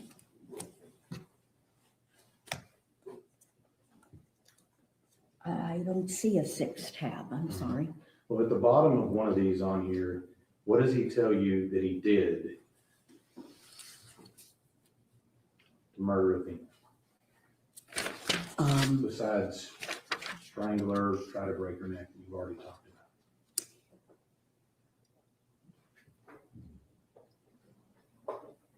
Okay, he tried to kill her by breaking her neck, Right? then he choked her.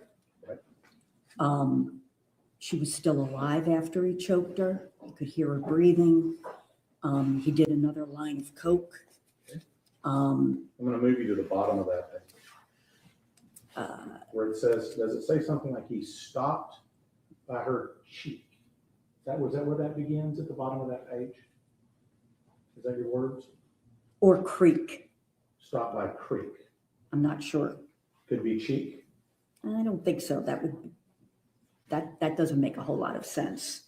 Okay.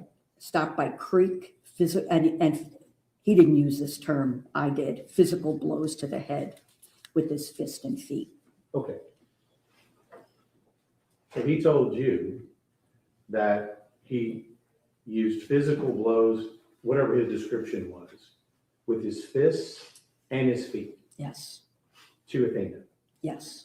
So what specifically did he say he did with his fists? I don't know. I don't recall. I mean, you understand, this is the first time he's mentioned and admitted to using his fists and his feet. I don't know about that. I mean, you read all the documentation, right? Yes, Do you find it anywhere else in there besides right here? no. So with that, did you ask him what he did with his fists? I don't think I needed to. I don't know if I did or not. I mean, it's not, you don't think it's important to know what exactly he did with his fists to beat somebody to death? No, I don't. I mean, you're making an assessment of all of this stuff and giving us a report, But what he actually did in the offense, I mean, are you telling us that's not important? I think there's sufficient information to know what he did in the offense. We know what he's lied about doing in the offense, right? In terms of the interrogation and these other things you mentioned, yes. And, but you didn't ask him, or you don't remember what he said he did with his fists, He beat her with his fists. okay? Is that what he said? Yes, that's, these are my words. Okay, well, what are his words? I don't recall, but what it came down to was that he beat her with his fists, Okay. Now, what did he tell you he did with his feet? kicked her. Kicked her. That's what he said? Yes. Specifically? You've seen the autopsy photos in this case, have you not? Yes, Doesn't that explain why we have a tread-like pattern on her face? Objection, Your Honor, that calls for speculation and is outside of her expertise. Sustained.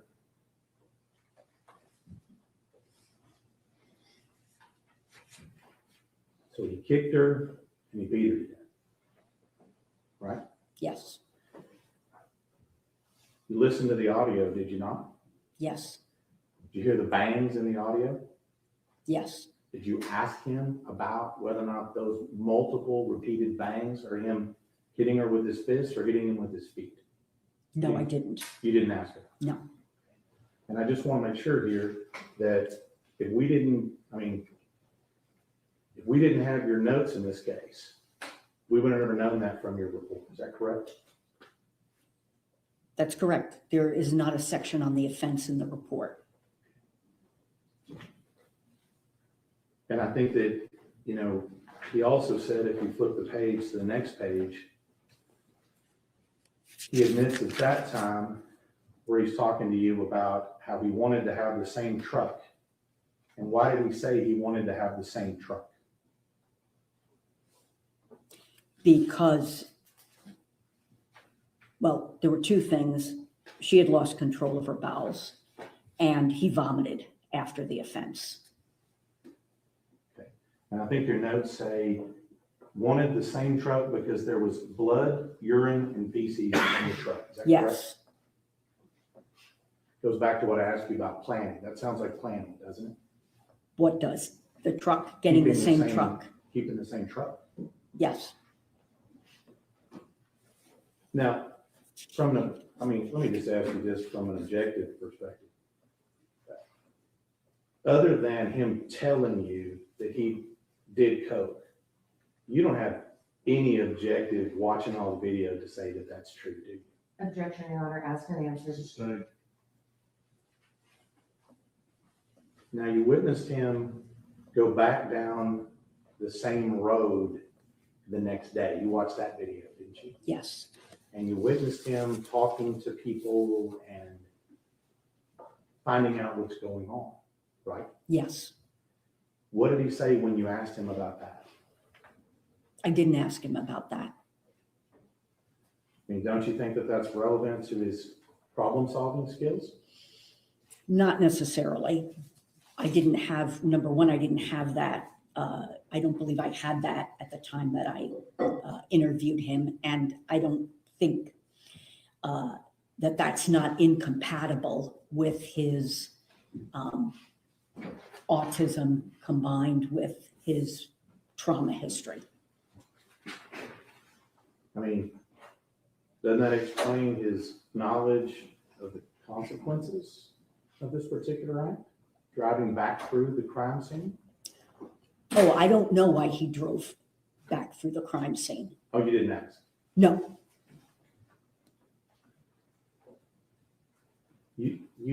You said something about his strategic criminal thinking. Is that your word you used yesterday? I don't remember. Strategic criminal thinking, does that sound like something you would say? I don't know. I wrote it down. I think that's accurate.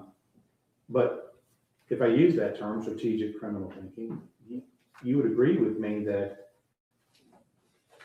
prior to the offense, during the offense, and after the offense, including the day after, his criminal thinking is working very well at that time.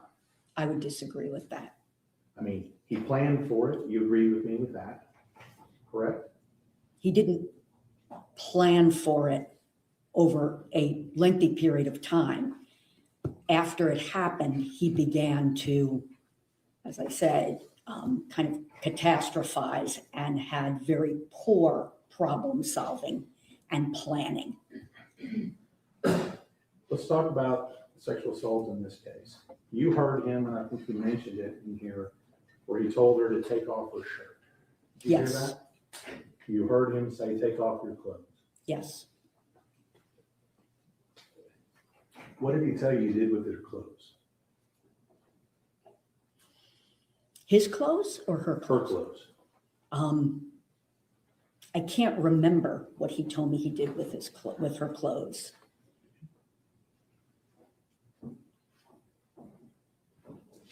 So up until this point, and including with you, he denied doing anything sexual to her multiple times. I don't know about multiple times, at least once he denied it. And now I think you, if you go to number 7, I think it's number 7 on my notes here. In your notes, you indicate 7. Yeah, 7. Sorry about my handwriting on the notes there.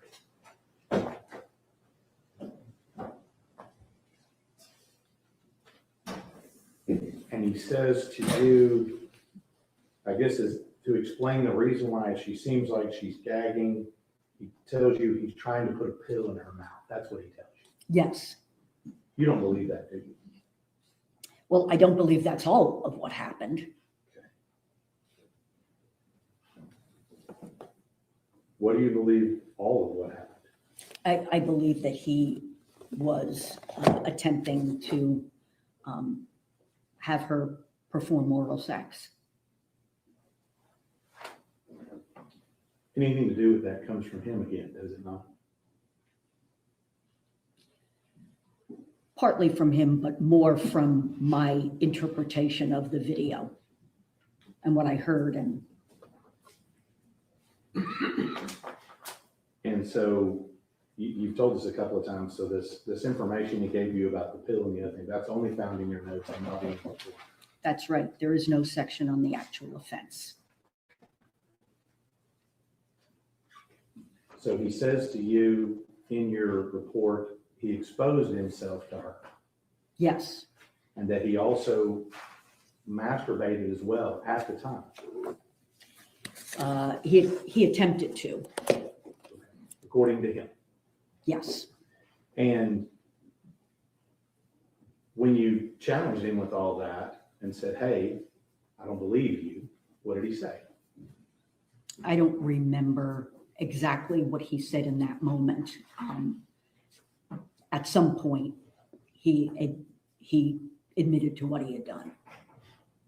But his statement is he tried, but he didn't actually do anything. He couldn't get an erection.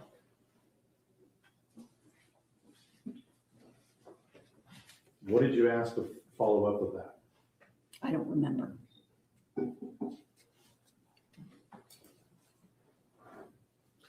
Now, you had a little bit, you talked about future danger yesterday. Remember talking about that? Yes.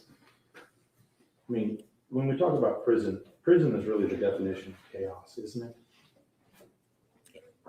It can be. And prison's really the definition of stress. It isn't can be. It depends, especially, obviously for a neurotypical person, it would be very stressful. And change in prison is not determined by the inmate. It's determined by the prison system, correct? Change. Any changes as far as location, cellmate, any of that is all determined outside of the inmate's consent. Yes. And Matt, let me just ask you, you don't really think that there's no drugs in prison, do you? No. And in this particular case, you realize that prison, I think you said, offers some structure. They eliminate certain weapons and things like that in prison, right? Yes. But in this case, you'll agree with me that Mr. Horner, he carries his preferred weapons with him everywhere he goes, doesn't His preferred weapons, Well, he beat her to death with his fist. Those go with him, don't they? he will be having his fists with him in prison. And his other weapon of choice to murder Athena was his feet. Those go with him, don't they? Yes, And you don't disagree with me that Mr. Horner has the capacity for extreme violence. in that situation, that was the only situation that I'm aware of that he exhibited extreme violence. So he has the capacity for it. You just Yes. haven't seen it again. Yes, And he also has the capacity to victimize someone sexually, doesn't he?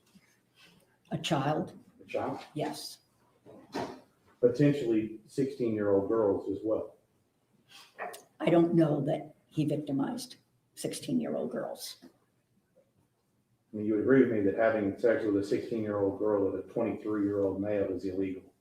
Yes, Now,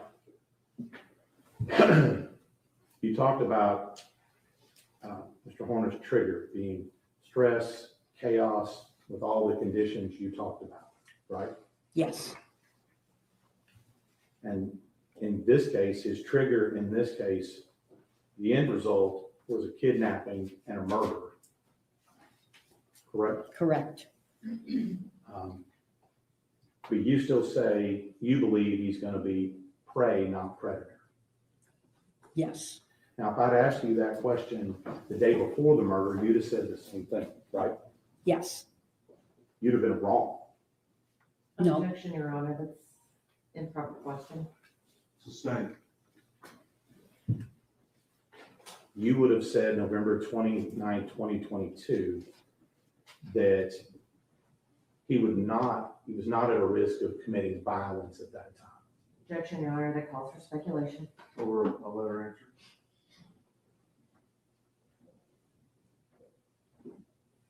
Could you rephrase the On question? November 29, 2022, the day before the murder, you would have come in and said that he's not a risk to murder someone, correct? I would say he was at low risk. Correct. No one is at no risk under Right. proper, if you want to call them that, conditions. And you would have never concluded that he would sexually violate a child the day before the murder, That's correct. because you says he doesn't have these interests. Correct. That assessment, if you made that November 29, 2022, would have been incorrect based on the facts of this case, wouldn't it? If I made a prediction that he would not sexually assault a child, yes, that would have been correct. Same thing with any prediction you would have made about him committing a murder. That would have been incorrect, correct? Correct.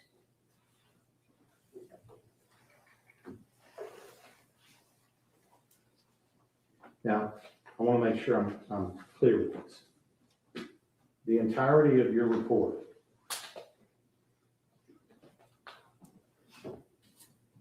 about him catastrophizing, did I get that word right again?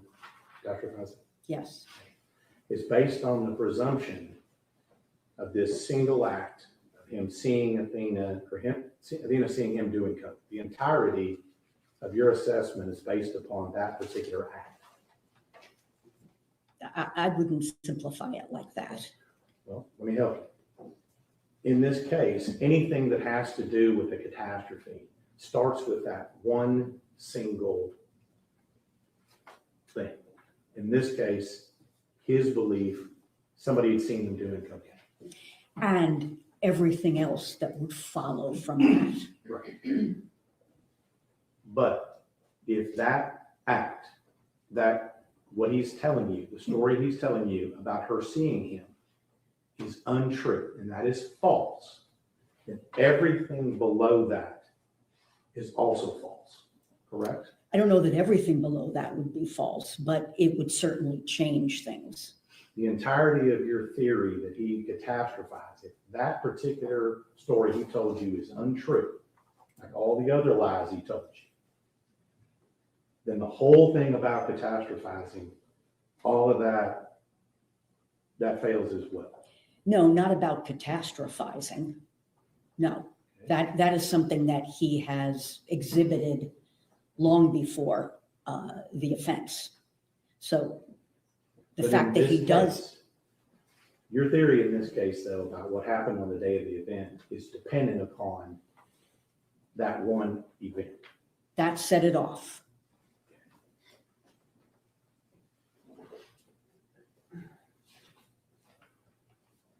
Now, part of this, and this is where I'm going to finish up now. Thank you for working with me here. You noted in your report in several places where Tanner wanted to be famous, didn't Yes, he? Wanted to be a rock star. yes, And in fact, you said that was he told you it was his only goal in life. yes, And I think you said you listened to some jail call. Did you listen to a jail call where he's talking about telling his story to maybe make some money? You listened to that. to get out of, I think it was, again, completely unrealistic and evidence of extremely poor thinking, irrational, that somehow he would sell his story to get bailed out, get enough money to be bailed out. Well, that's what he's telling me. Yes, that's what he said on the phone. Number 11 here, what does he tell you about what he thinks his situation is like? It's on number 11. I think he compares it to a movie, does he not? All right, we're gonna take 10 minutes, the jury needs a break, but we're gonna finish with this witness. 10 minutes.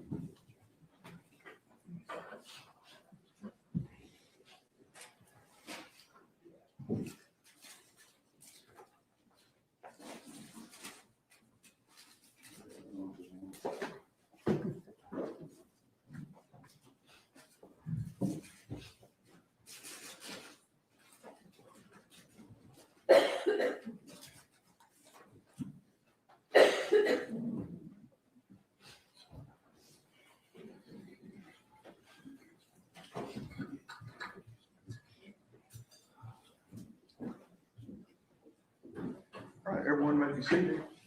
Mr. Staples, you may continue. Thank you, Your Honor. Got a couple of questions, ma'am. Thank you for bearing with us today. Something I wanted to ask you about when it comes to, you made some testimony the other day about future danger in prison. We talked a little bit about that earlier. You would agree with me that there is some probability that the defendant may commit some acts of violence in prison, right? Yes, there's a probability that anyone will commit acts in prison. Including the defendant. Correct. Now, I'm going to ask you just very simple questions. We talked a little bit about pedophilia disorder. Yes, That's right. And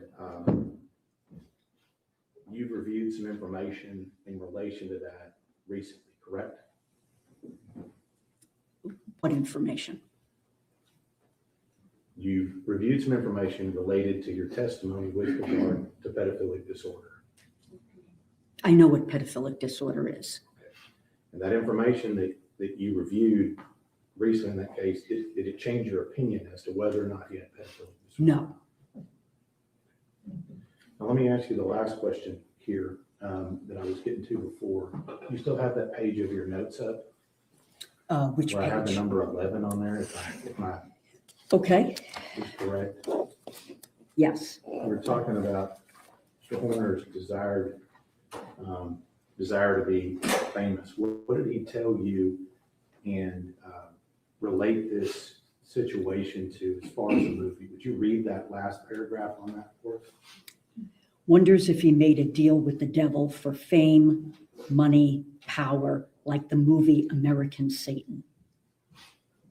That's what it's from. Read it right. Yes, Your Honor.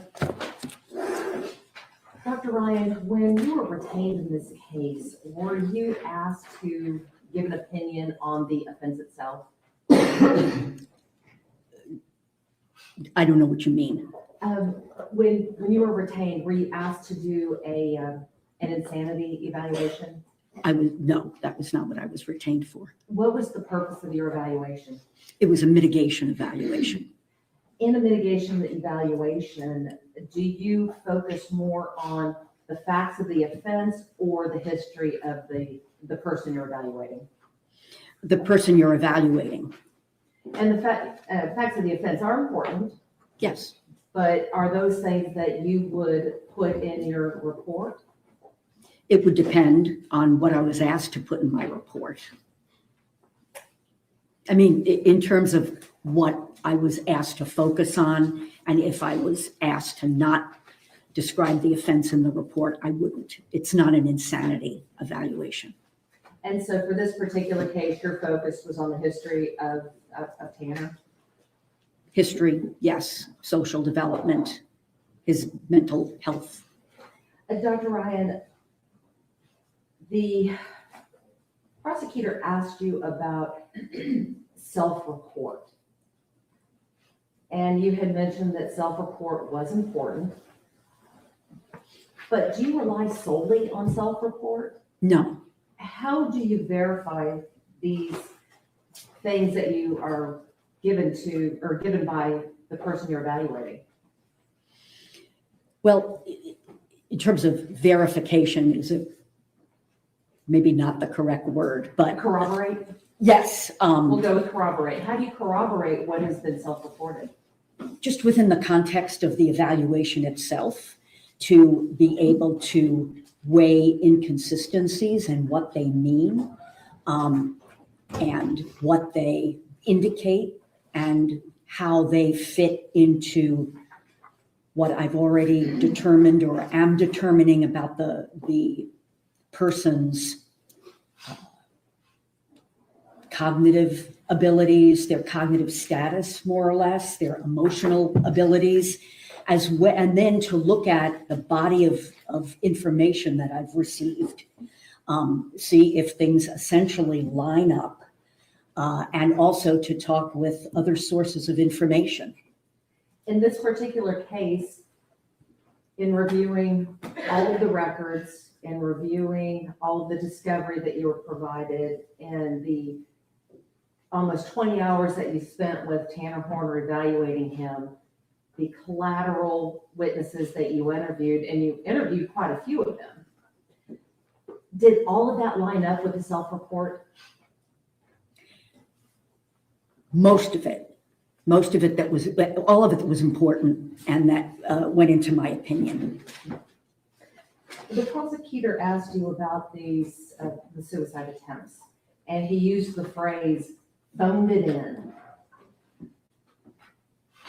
With these suicide attempts, were they serious attempts?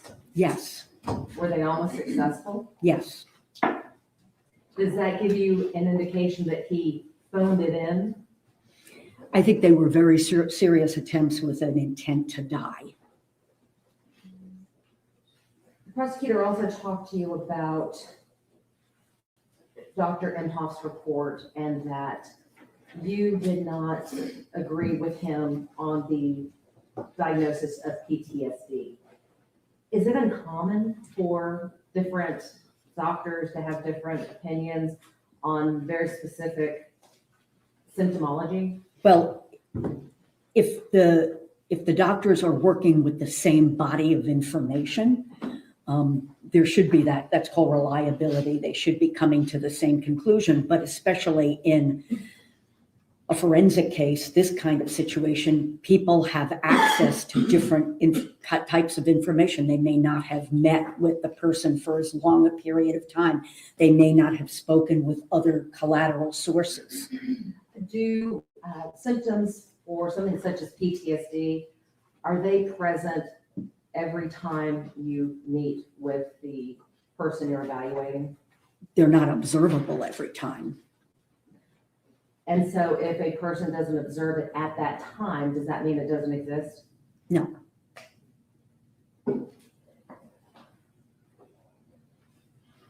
With regards to your report, do you put every detail that you have into the report? No. How do you determine what is relevant and what is not?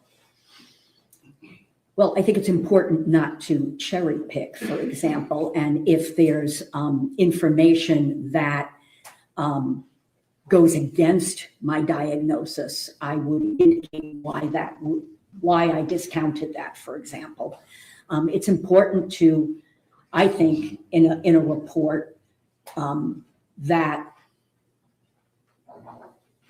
it's very clear why I made the diagnoses that I made and why I came to the conclusions that I came to, why I have the opinions that I do. And in this case, did you put into your report things that you felt were relevant? Yes, Were all the things that you put in your report necessarily helpful to the defense? no, Did you feel that it was still important that the jury had that information? yes, So they can make their own determination? yes.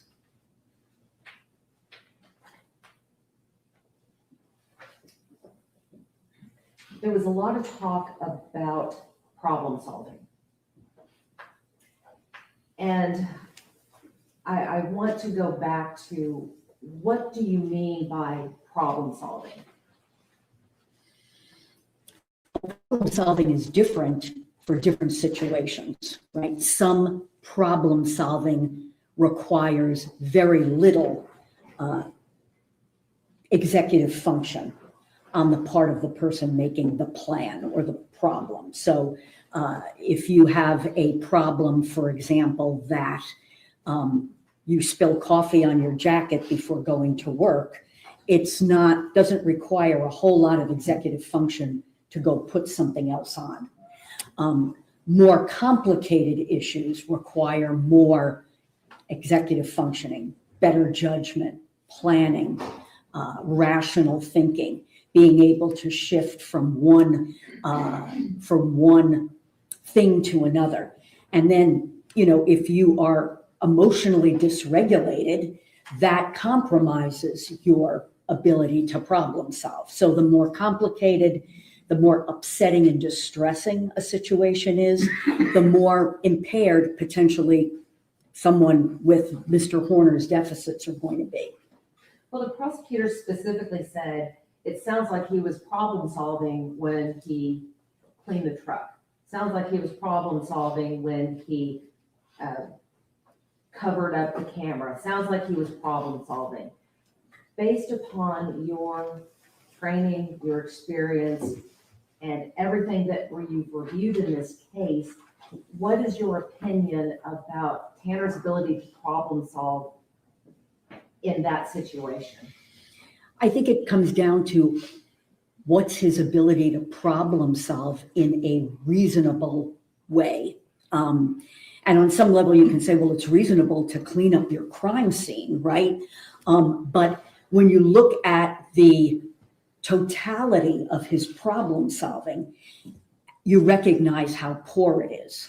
In what way? Well, for example, he was aware that his boss has access to these cameras. That's why he covered up the camera when he's snorting cocaine. So it's not good problem solving to think that he's going to get away with this because he cleans out the back of the truck. You brought up the covering up the cameras.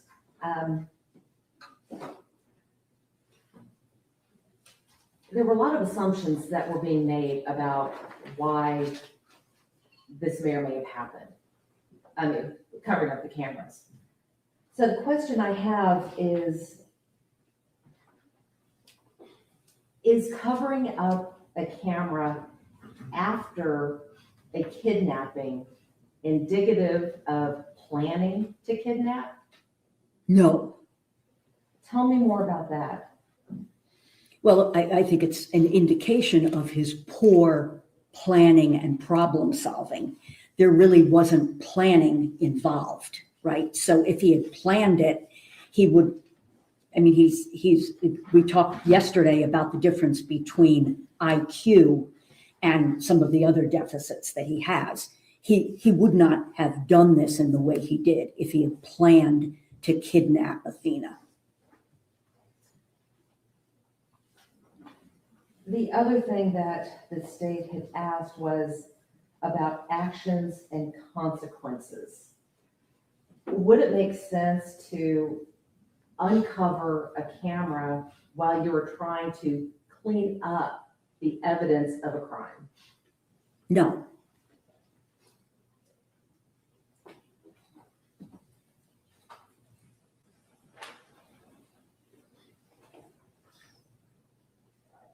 You were also asked about the story of the snorting of the cocaine and him catastrophizing that incident.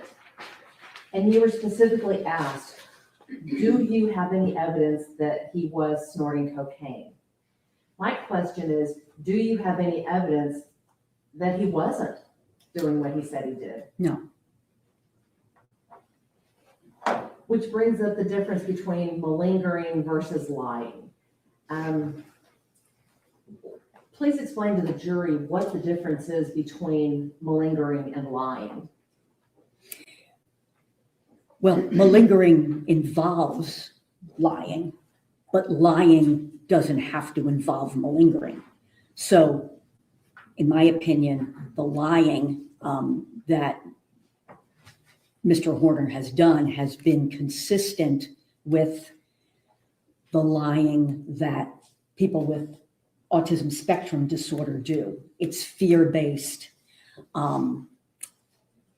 basically to avoid getting into trouble. That's the way I would see it, rather than, well, I'll leave it at that. Okay, well, continue. No, I think it's cognitively driven by his poor problem solving and his difficulties with executive functioning. But fear is a major driver, emotional dysregulation by being afraid. Do you take into account the deficits that a person exhibits when determining whether they are malingering versus lying? Yes. And in Tanner's case, did you detect that he was malingering in any way? No, and malingering has to do with fabricating or grossly exaggerating a disorder, for example, a physical or psychological disorder. So lying isn't the same as malingering. So as I said before, malingerers lie about their disorder, for example, to get into the hospital or to whatever. But you can lie without being a malingerer. And Dr. Ryan, there was a lot of talk about manipulation. When we're talking about, let me back up.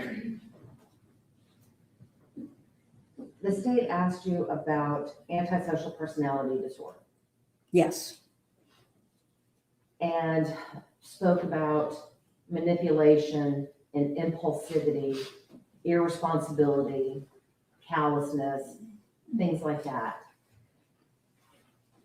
Based upon your evaluation, did Tanner meet the criteria for antisocial personality disorder? no, Did he exhibit a pervasive pattern in this case? no.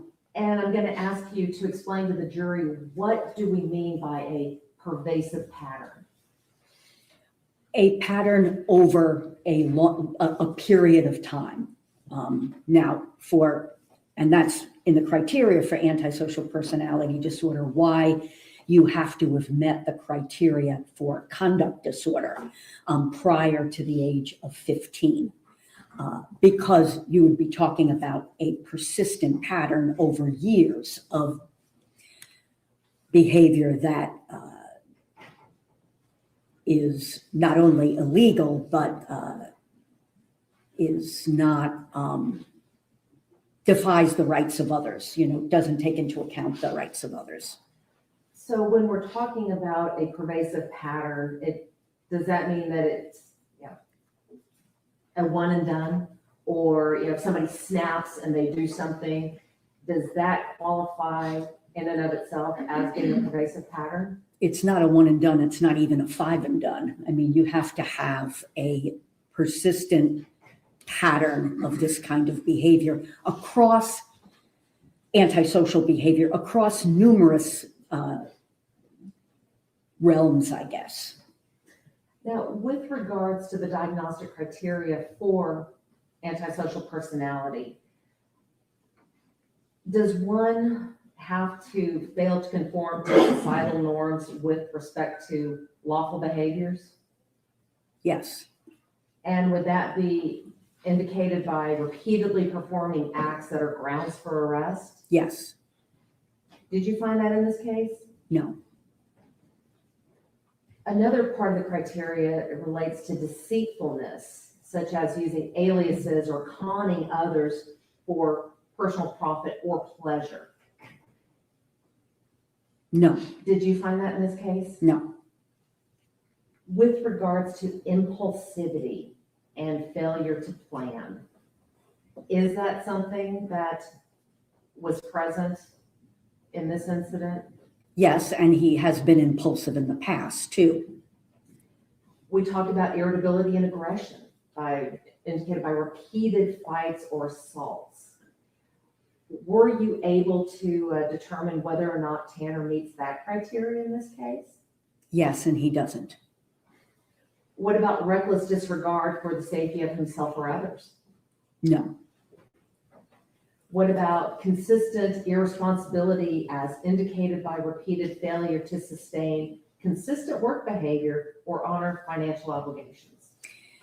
again, in the criteria for antisocial personality disorder, those things can't be related to another disorder.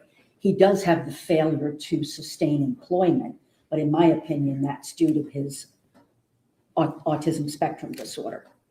What about lack of remorse? No, So you mentioned that the criteria for ASPD, it sounds like it can't occur in a vacuum. That if it can be attributed to something else, you have to consider that something else as well? Yes, now you can have both antisocial personality disorder and autism spectrum disorder. Mr. Horner doesn't, in my opinion. Explain to the jury what is meant by differential diagnoses. It's the procedure by which physicians, for example, would gradually, they would take into account the symptoms that someone comes in with, and then gradually distill it down based on symptoms, lab tests, for example, to what they think is a group of likely diagnoses. For example, if someone comes in with a cough, that could be a lot of different things causing a cough, right? So then the person tells you that they have blood in their sputum. That narrows it down. Could be bronchitis, could be a virus, it could be pneumonia, it could be tuberculosis, it could be cancer. So then you do more interviewing and testing to kind of narrow it down to what you think the diagnosis actually is. And lastly, Dr. Ryan, the state asked you about the capacity for extreme violence on the part of Mr. Horner. If Mr. Horner were sent to prison,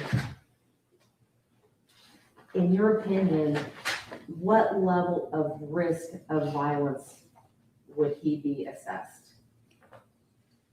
In my opinion, he'd be assessed as a low risk of violence. I'm not sure what kind of placement he would have based on crime, but in terms of his actual violence risk, it would be low. One moment, Your Honor.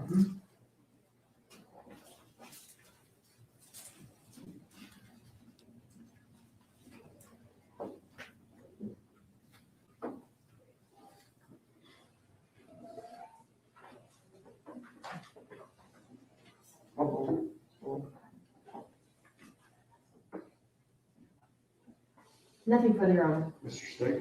All I'd like to do, Judge, is offer, I think, a market estates 309, the good doctor's notes that she's been talking about in this case. And you're offering it for all purposes? Yes. Any objection? One moment.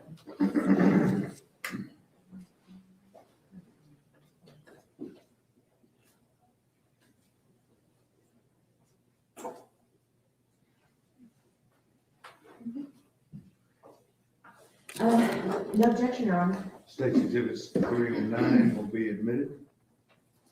Nothing further. May Dr. Ryan be finally excused? Yes, Your Honor. Yes, sir. Take care. Thank you, Your Honor.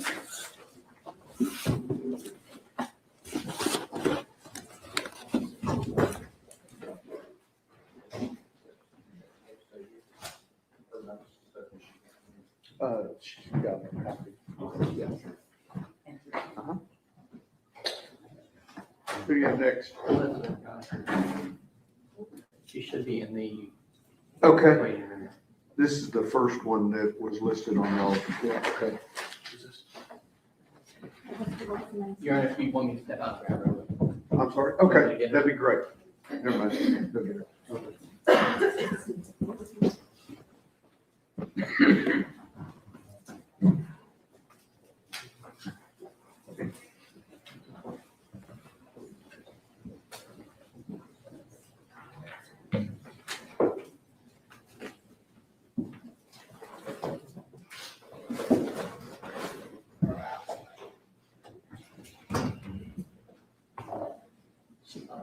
Okay.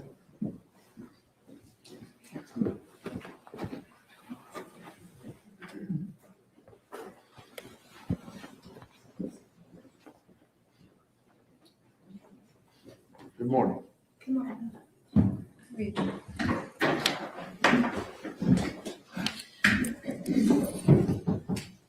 You raise your right hand for me. Solemnly swear or affirm testimony given this cause to be the whole truth and nothing but the truth, so help you God. Yes. Okay.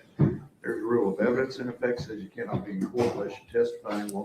Once you have discussion, once you finish testifying, do not discuss your testimony with anybody else except the lawyers, okay? Yes, sir. All right. Mr. Gold? Thank you. Good morning. Good to see you again. For the purpose of this hearing, I'm going to just call you Elizabeth. Is that okay? Yes, sir. Do you know Tanner Horn? Yes. And how long have you known him? About 5 or 6 years. And how do you know him? We met through one of his ex-girlfriends at a place I used to work at. Okay. And so you mentioned meeting through one of his ex-girlfriends. Are you familiar with kind of Tanner's relationships? Yes. And what type of girlfriends did he gravitate toward? Yeah, very controlling women who treated him badly, I guess would be the most polite way to say it.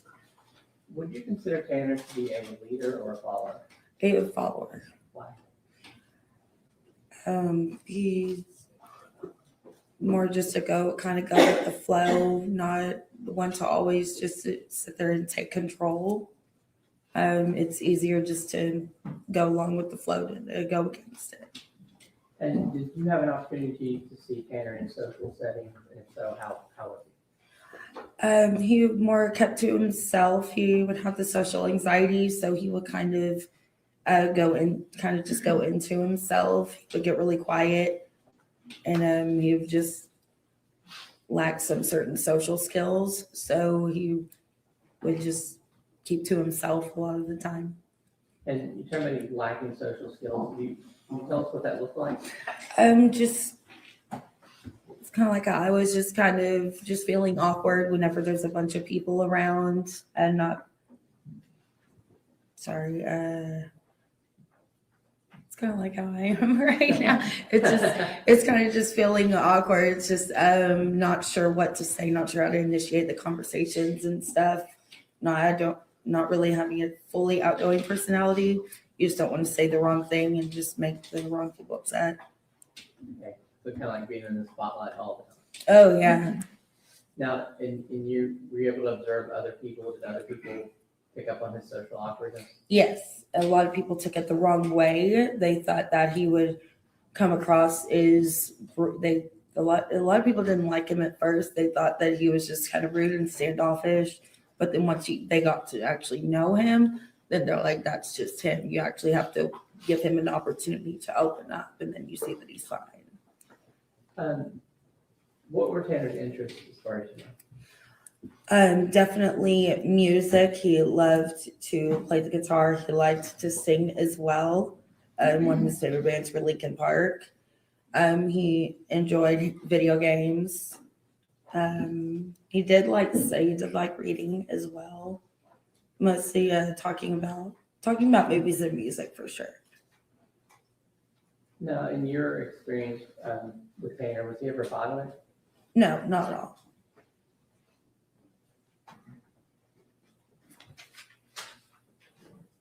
all. Did Tanner have friends? Yes. Not many. We shared the very few select friends. But in your observation and from your opinion, how did he feel about his friends? How did he feel about his friends? He absolutely adored his friends. He would do anything for them, and he did have some people take advantage of him because of that kindness. He would give somebody the shirt off of his back, but they wouldn't always do the same for him.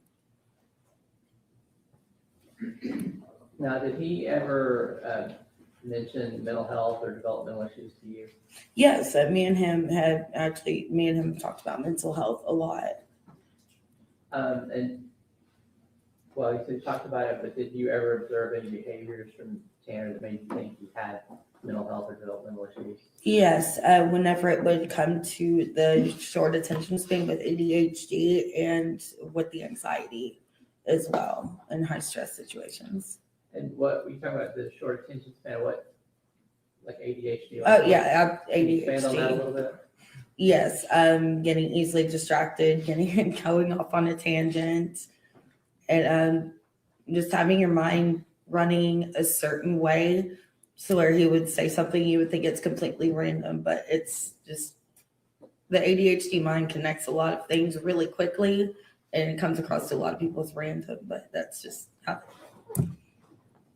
Did you ever see Tanner panic? yes. What would cause him to panic? Sometimes his women would push him to a certain point to where it feels like they would just try to make him crazy. One of his exes did something and we got to see his reaction to it, and he's just grabbing the sides of his head, just trying to calm himself down, but just freaking out. So that was directed towards himself? Or- It's mostly directed towards himself. He wouldn't when he was panicking, he wouldn't lash out at people. If anything, people would be trying to calm him down. He would actually like pull himself away. And you talked about someone doing something intentionally to him, but did it have to be something big or intentional? No, it can be the littlest of things. If let's say he can't find his favorite hat, he'll freak out and he'll just run around until he finds his hat. And you mentioned his anxiety a couple times. What sort of things would trigger that? Really just thinking you did something wrong, if he thought that he said something wrong or upset somebody. If something happened at work, something happened with one of his exes, it varies with everybody, really. Did you ever believe that Tanner was depressed? Yes. And why is that? He's been through a lot, and I've seen him be put through a lot. That would make any normal person depressed. He's been cheated on, he's been let go from jobs. He's dealt with a lot.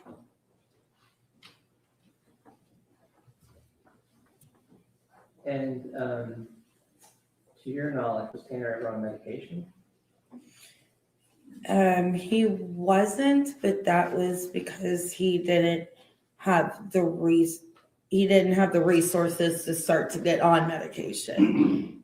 And it's a couple of months before everything happened, he had actually started seeing someone. He had actually started to get on medication. He was on it for about, I want to say, maybe 2 to 3 weeks, but he was starting to get on medication. Do you know if anything, or did you see anything that helped with his anxiety and depression? Music definitely helped. Having some sort of outlet, whether it's just writing, reading, something that could seem so simple to somebody else can be the thing that you look forward to the most. How did Tanner react to fatherhood? Honestly, words can't describe how excited and proud he was to be a father. He didn't know, in my opinion, he didn't know how bad he wanted to be a father until he was a father. And then everything just changed. So without telling me what he said, did Tanner ever speak to you about his parents? Yes. Did he ever talk to you about aspiring to be a better parent than his son? Yes, but it wasn't a conversation that came up much. It was something that he didn't always like to talk about.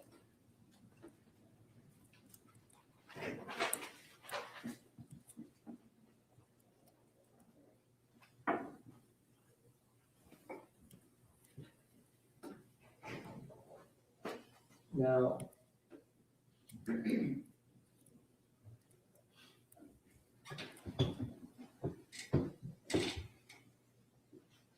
in this case, you're aware that Tanner has pled guilty to kidnapping and murdering Athena Strand. Yes. Just have 1 second. Yes.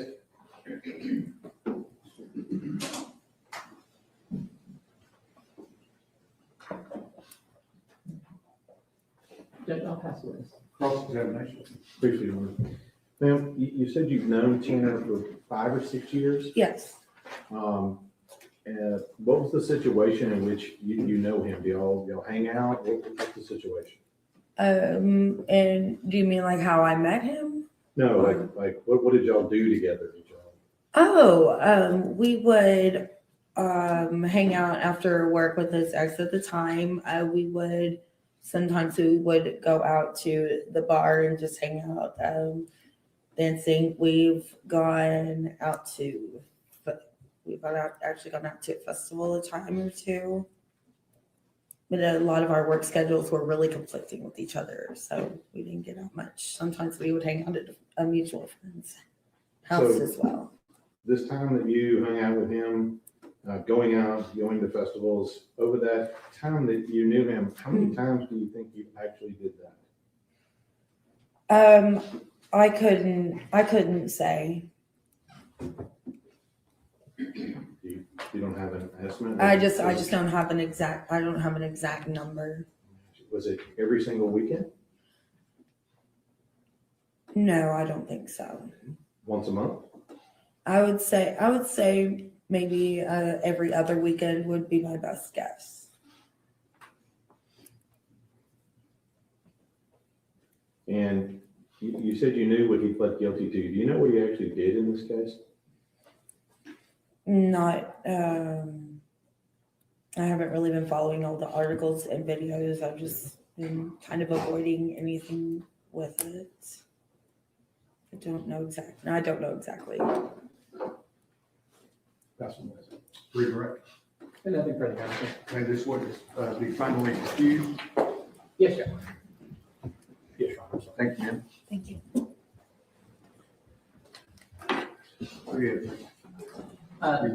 Lee, Your Honor, but can we approach for one? Sure.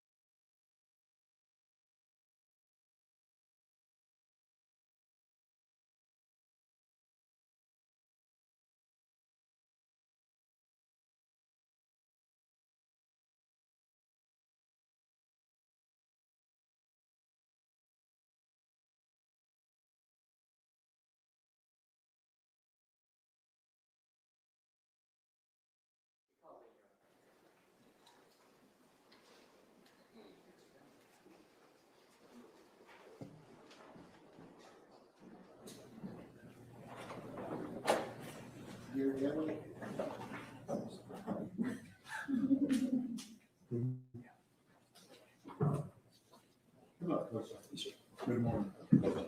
Please raise your right hand. Solemnly swear or affirm testimony given this cause to be the truth, all truth, and nothing but the truth, so help you. I do. There's a rule of evidence in effect that you cannot be in court unless you testify, and once you have testified, do not discuss your testimony with anyone else except the Lord. Yes, sir. Watch yourself in that chair. Good morning. Thank you, Your Honor. Good morning. For the purpose of this hearing, I'm going to, excuse me, by the way. For the purpose of this hearing, I'm going to call you Lee. Okay. All right. So Lee, how did you first meet Tanner? Through a friend. Okay. And you remember where that was at? And that would be Electric Cowboy. And how would you describe Tanner? He was fun. Got along with everybody. Was there anything unusual about the way Tanner behaved? He just was good at closing jokes. He's just a little different. I don't really know how to describe it. Just Okay. Just one of those things that you noticed, but it's tough to put into words. right. Yeah, it's just a little different. Well, how, and you said he struggled to tell a joke. Like if you just tell a joke and like the timing when you finish it, the laughter thing would be like an awkward pause. Didn't quite finish off. Kind of leave a weird, silent awkwardness. And did you ever know him to kind of be lacking in common sense sometimes? Yes, Now, did you have a chance to actually work with Tanner? yes, Was that at a glass company? yes. And how long have you been in the glass business? 35 years. 33, sorry. What was Tanner's job title at the glass company? Installer. And what does that mean? What would the job be? They would be out there in the job field, residential, installing mirrors, showers, anything that needs to be done on the job site. And was that like mostly manual labor, or Yes, sir. is there any kind of specialized training or a class that's required to do that? Not to start out, but you develop that as you go. And how long does it typically take someone to learn that trade? You're always learning, but to go from like a helper, as I hate to say that, to a lead man, usually a year and a half. Okay, he would have started out as a helper, and a year and a half, you'd expect him to work his way up to a lead man. Yes, sir. And how was Tanner's work performance? They a little bit slower than most. He did show up on time. He just was retaining stuff was hard for him. Like retaining Knowledge. the knowledge, the skills.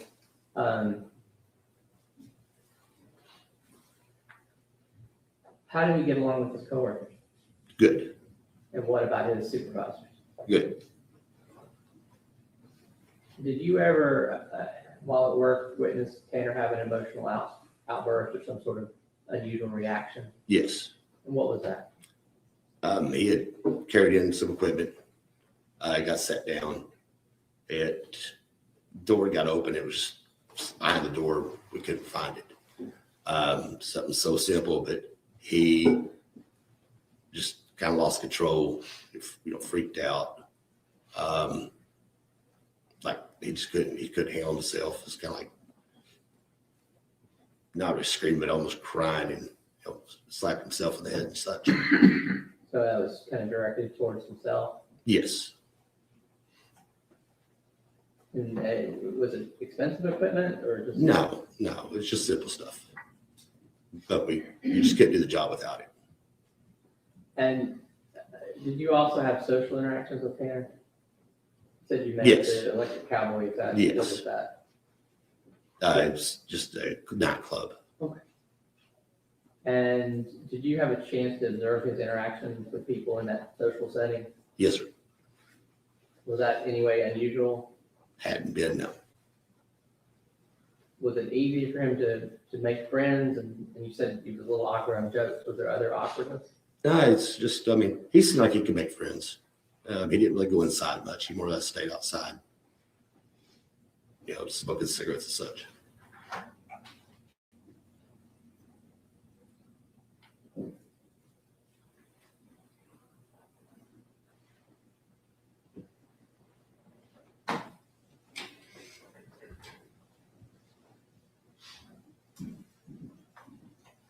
Give me 1 second. Yes, sir.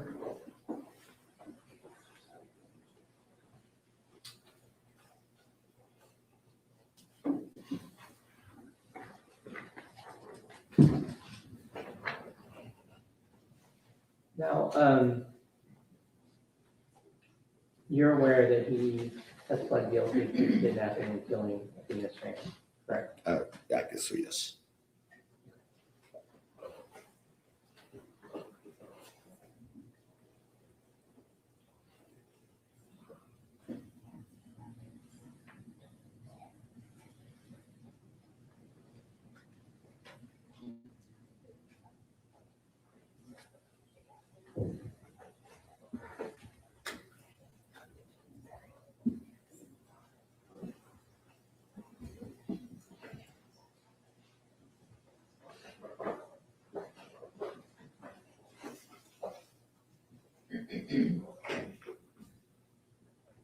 Your Honor, I'm going to pass the witness. Cross-examination. Yes, Your Honor, thank you. Sir, Yes, sir. Lee, if Yes, you will. How long ago was this that you knew Tanner? Job-wise or friend-wise, Well, let's start from the very beginning to the last time you saw him. I would say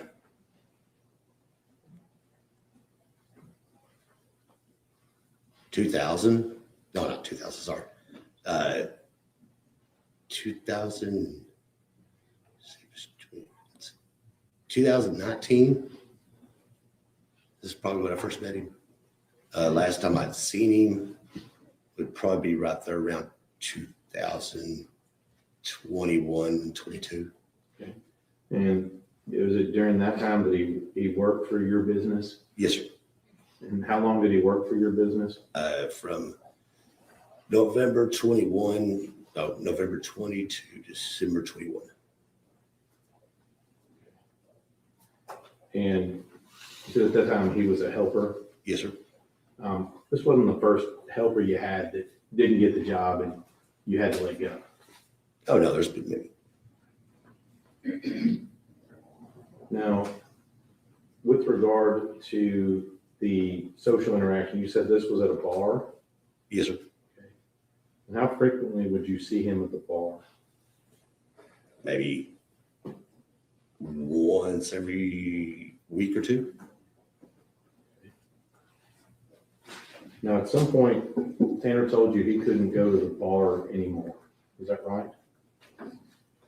He may have, I don't remember. Did he tell you why he couldn't go to the bar? I don't remember the conversation. Did he have an altercation with a bouncer? Now, he did That's say, hearsay. Sustained. What did Tanner tell you? he was not That's allowed. hearsay. Well, he's answered the question. Go ahead. He was not allowed in that bar. He was banned. Not allowed in that bar. Sir? Not allowed in that bar. Yes. But you don't remember why he told you why. No. That's what I'm sure. Redirect. I'm sorry, I forgot to ask you about Tanner losing the job. Did you have to let him go at some point? Yes. Do you remember about how many months into it was? We told him just because he wasn't catching on, but the homeowner was present when he lost control of himself. And the message that's sent and so forth like that, we just couldn't have that. Okay. Now, did he get his Christmas bonus that year? Yes, And did he really earn it? Or we make, we do our best for everybody. And did you, even after that, did you remain friends with Tanner? We didn't see each other too much, no, but we crossed paths sometimes. It was a while. But that wasn't kind of the, No, you didn't cut him off because he couldn't do that job. no, sir. That's what Joe. Mr. Stain, Nothing wrong. Thank you. may this witness be finally excused? Yes, sir. Yes. Thanks, sir. Thanks, sir. Appreciate you coming in.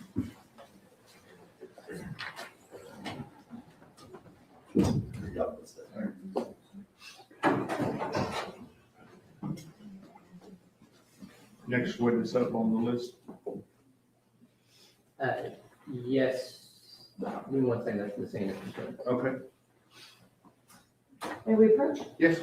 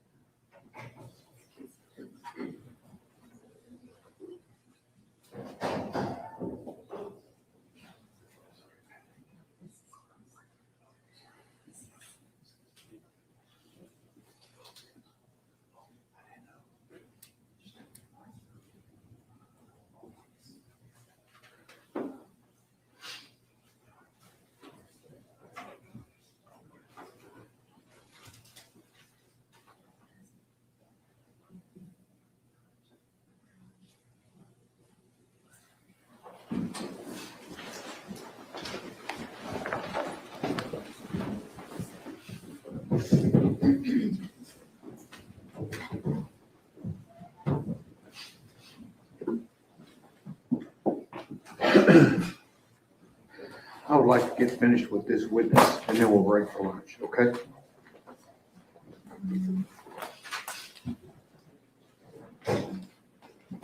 Come in, please, sir. Raise your right hand for me. Solemnly swear or affirm testimony given this cause to be the truth, whole truth, and nothing but the truth, self God.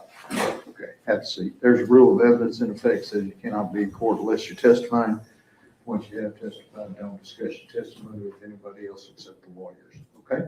Yes, sir. All right, very good. Ms. Anderson? Yes, Your Honor. Sir, how are you doing today?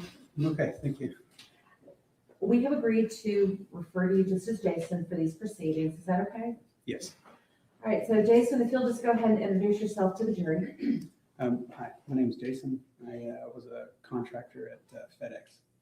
Okay, pull that microphone a little bit closer to the silver. Uh-huh. Okay. Jason, you said that you were a contractor over at FedEx. What does that mean? I owned a business where I owned delivery trucks that were contracted to FedEx to provide service to them through various zip codes. Oh, was Tanner Horner one of your employees? He was. How long did he work for you at your company? I believe it was about 5-6 months. When you had said that you had a company that contracted with FedEx, explain to the jury, what does that mean? Yes, so FedEx contracts areas for service providers such as myself to deliver packages to their areas, to their customers. Now, Jason, you had just said that Tanner had worked with you about 5 or 6 months. At some point, was he transferred from your company to a different company? He was. After he was transferred to this different company, did you still have interactions with him? There were some, yes. And at the time of this offense, which company was he with? He was with the other contractor. Jason, I want to talk to you a little bit about the routines that FedEx drivers have when they get to their facility. What do you call the facility where they have all of the packages and where they load all the trucks? We call it the terminal. The terminal? All right, so I want to talk to you about the terminal. What time do drivers normally arrive at the terminal before their shift? Typically, they arrive between 7 and 7:30 in the morning. What time do they leave the terminal? They leave the terminal, depends on the route, depends on the day, but typically they'll leave somewhere around 5.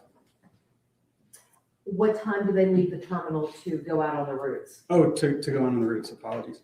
The trucks will typically dispatch for that terminal around 8:30 in the morning. Do you recall Tanner's, I guess for lack of better words, his work ethic at the time? He had a solid work ethic. Did he always show up on time? He would show up a little bit later than the average driver, but maybe by 20-30 minutes. So he was consistently late for his job? I wouldn't consider him late. He's still within the window to dispatch for the day at a decent time. Would he leave at the same time as the other drivers, or would he leave later? A little bit later, about 20 minutes later. Jason, when a driver arrives at the terminal, are his or her trucks already loaded? They are loaded, yes. Who loads them? The loaders employed by FedEx. How are they loaded? They're loaded in sequence. We have what's called sequence numbers. So all of the packages on the truck usually range in sequence numbers from, say, 1,000 to 8,000. So your first deliveries will be in the 1,000s. Your final deliveries for the day typically are in the 8,000 range.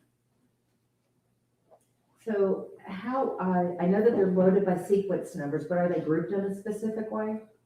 They'll be grouped by their sequence number, which is typically the way the route will run. So you'll have your 1,000s will be your first deliveries, your 2,000s will be your next deliveries, and so on until you get to about the 8,000s. Do the drivers typically organize their own packages once they've been loaded onto the truck? Sometimes the load quality on the trucks can vary, depends on staffing. if the station was having staffing issues, the trucks maybe wouldn't be fully loaded. The drivers would have to step in and just do quality checks to make sure their routes are loaded correctly so they don't have any hiccups along the way. If a truck is not sufficiently organized, how can that affect how quickly packages would be delivered? When you're making a delivery, typically you want to know exactly where the package is on every truck. So when you come out of your driver's seat, you enter into the back of the truck to locate the package for your current delivery. You want to know where it is. You don't want to be rifling through the truck. And if that's an all-day thing, you'll never get finished. Jason, to your knowledge, did Tanner organize his own truck? The trucks are mostly organized, but there are quality checks that you would double check to make sure your stops are in a decent order. You mentioned the stops. How does a driver know in what order to make these deliveries? So we used a navigation system called Ground Cloud, and Ground Cloud is synced in with the sequence numbers that I mentioned before. So your 1000s on the package, there's a little label where it has it labeled as, say, 1000. On Ground Cloud, it'll be labeled as number 1. So number 1, say you have 100 deliveries for the day, your Ground Cloud will show, say, 1 through 100. Does the Ground Cloud app direct the driver on how to get from one stop to the next? It does. If a driver veers off that direction, would Ground Cloud be notified? No. Would the app know if there was any variance? Let's say he decided to deliver package 5 first before delivering package 3. Would that be noted in the Ground Cloud app? No. While on their routes, are the drivers their own bosses? They pretty much manage their own days, yes. Well, who's responsible for the time management of these drivers? That would be myself or other managers. And while they're on the route, who actually determines how long it takes to get from point A to point B? The routes, I would time myself. So I would just go out on these routes and I would deliver it at a normal pace. I'm not running, I'm just walking as if I have somewhere to be, carefully navigating through the deliveries, for example, like 1 through 100. And that sort of estimate of time would be more or less what we would use to judge whether a driver was way ahead of schedule or way late for the day. But at the end of the day, is the driver responsible for making sure that all the packages get delivered? Yes, ma'am. And what happens if a driver isn't able to complete his route? If there's some issues during the day, the driver would notify either myself or management. Did this happen with Tanner, where he wasn't able to complete his route? He did have an instance where he wasn't able to complete his route, yes, Just one?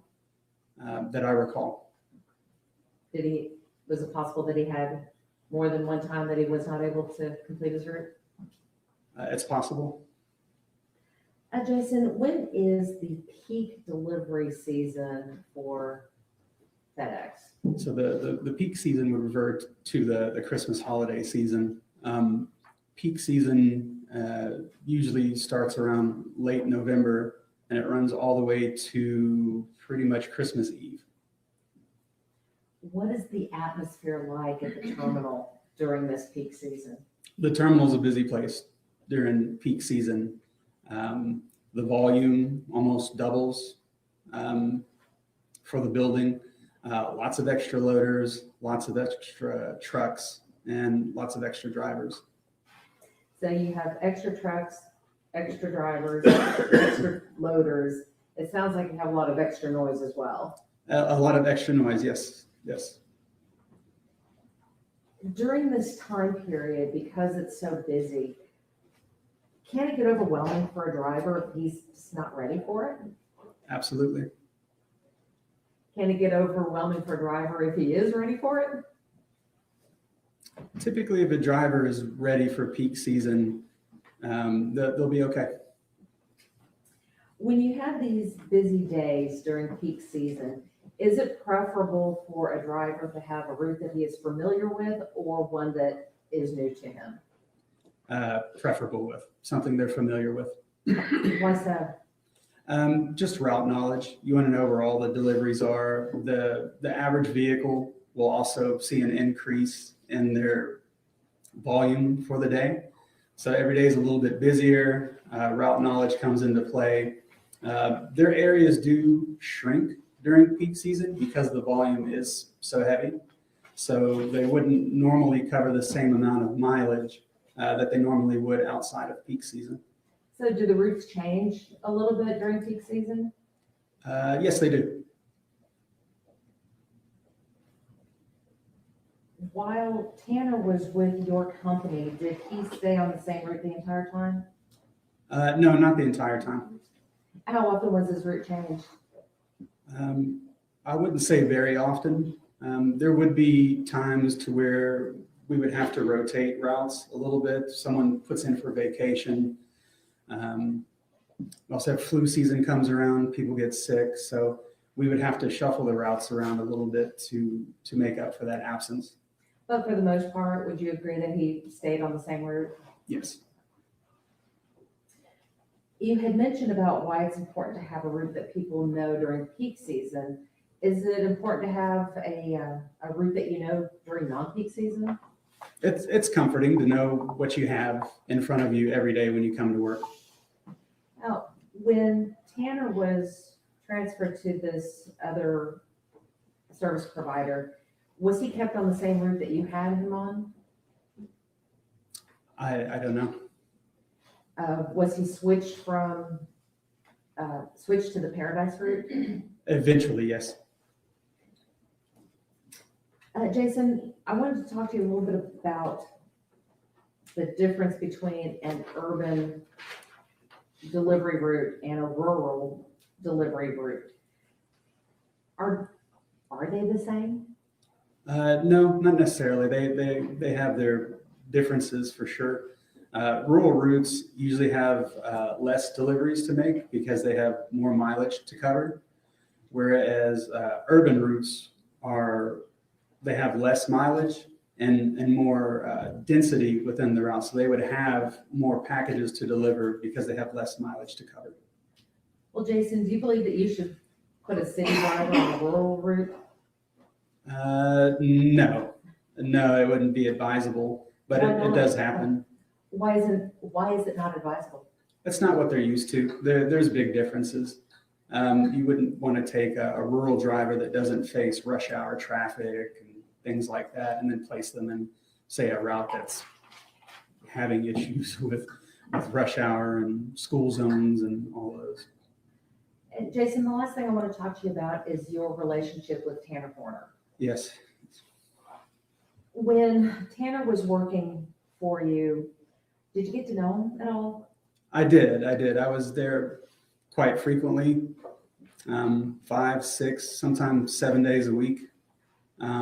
I made sure to touch base with everybody, get to know them, their personal lives. They're driving my vehicle, but it's labeled with another company's name, and it's full of other people's property. So I wanted to get to know the drivers for sure. During the time that Tanner worked with you, did he talk to you about his life? He did. And based upon your interactions with Tanner, and again, without telling us what may have been said, did you get the feeling that he was struggling with things at home? Financially, yes. Did you know whether or not he had just become a new father? I did know that, yes.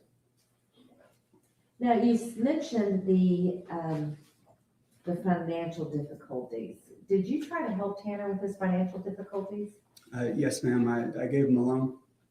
Do you remember how much of a loan you gave him? I believe I gave him about $1,100 to help him with his family, his living situation.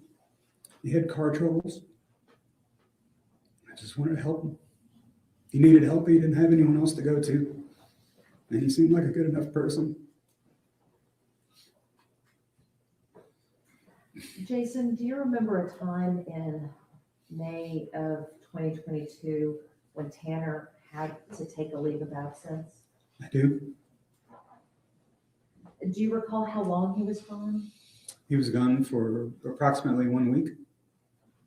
And to your recollection, was that due to a medical issue? Yes. I'll pass the witness. Cross-examination? Yes, Your Honor, quickly.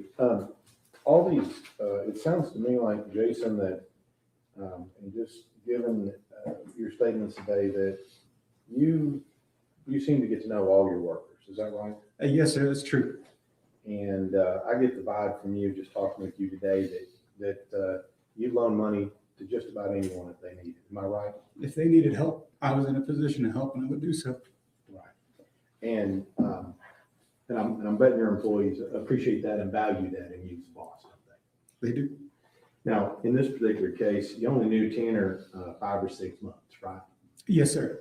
And during that time, with all the other drivers that are going on, there are, how many other drivers do you have at that time? At that time, I had close to 20 delivery routes. Each route has a driver, I'm assuming. Yes, sir. And then you probably have a couple of extra to help out. I do. And in that particular situation, the routes for all the drivers can change at different times, can't they? It happens sometimes, yes. It's not preferred, obviously, but it does happen. It does happen. And those drivers, they understand that, but that's part of working for you and getting paid, is that sometimes they might have to go on a little different route. Yes, sir. And also when they go on these different routes, you talked about peak season. Even during peak season, do you make accommodations to provide help or assistance? In other words, would you yourself actually go out and help one of your drivers deliver packages? Yes, I was on the road just as much as the drivers would be. So even during peak season, drivers during that time, those that are behind, would you have the other ones who are maybe ahead go help them? Yes, sir. During peak season, the holiday Christmas season, we would set up buddy plans. So you would have a route, and the route closest to it would be their buddy. So sometimes I would have to ask the buddy to go help out another route, and otherwise I would be on the road myself. Right. And during this time, this 5 or 6 months that you had Tanner to work with you, he was able to do all of that, wasn't he? He was, sir. He was able to manage the GPS and manage his route, wasn't he? He was. And was able to communicate with you when he needed help or additional help delivering packages? He would have been able to communicate. I don't remember an instance where I would specifically have to go and help him, except for the one day when he had to leave early and go take care of a personal issue. Right. But you didn't have any problem with him doing all the things that you needed him to do during that time that he worked for you? I did not. That's a witness. Redirect. No, Your Honor. May this witness be finally excused. Any objection? Not for me, Your Honor. None, Your Honor. Thank you, sir. Thank you, Your Honor. Okay, your lunch is here, and we'll see you at 1:15.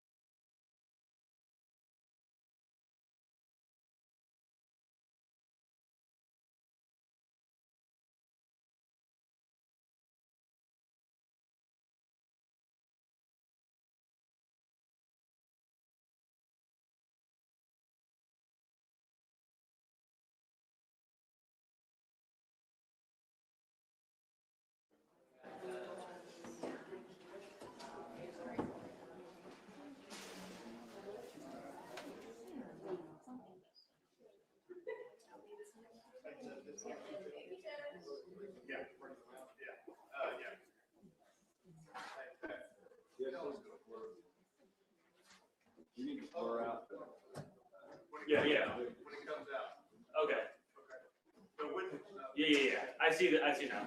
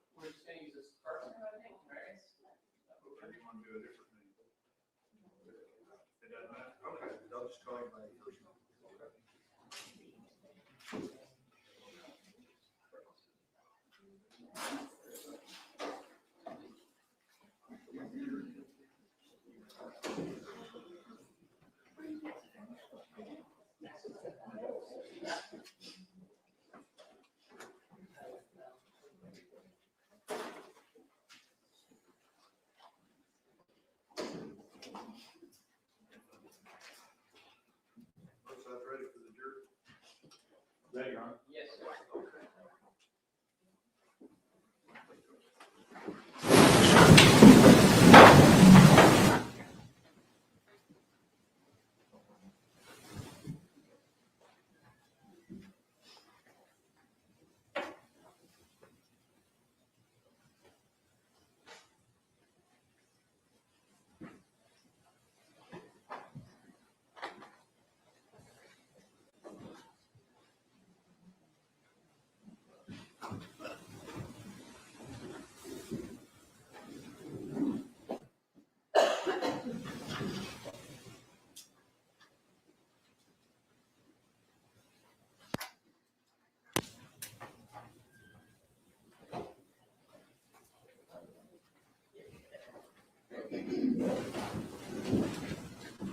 Everyone may be seated.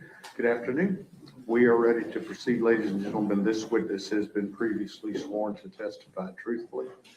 Mr. Goble. Yes, sir.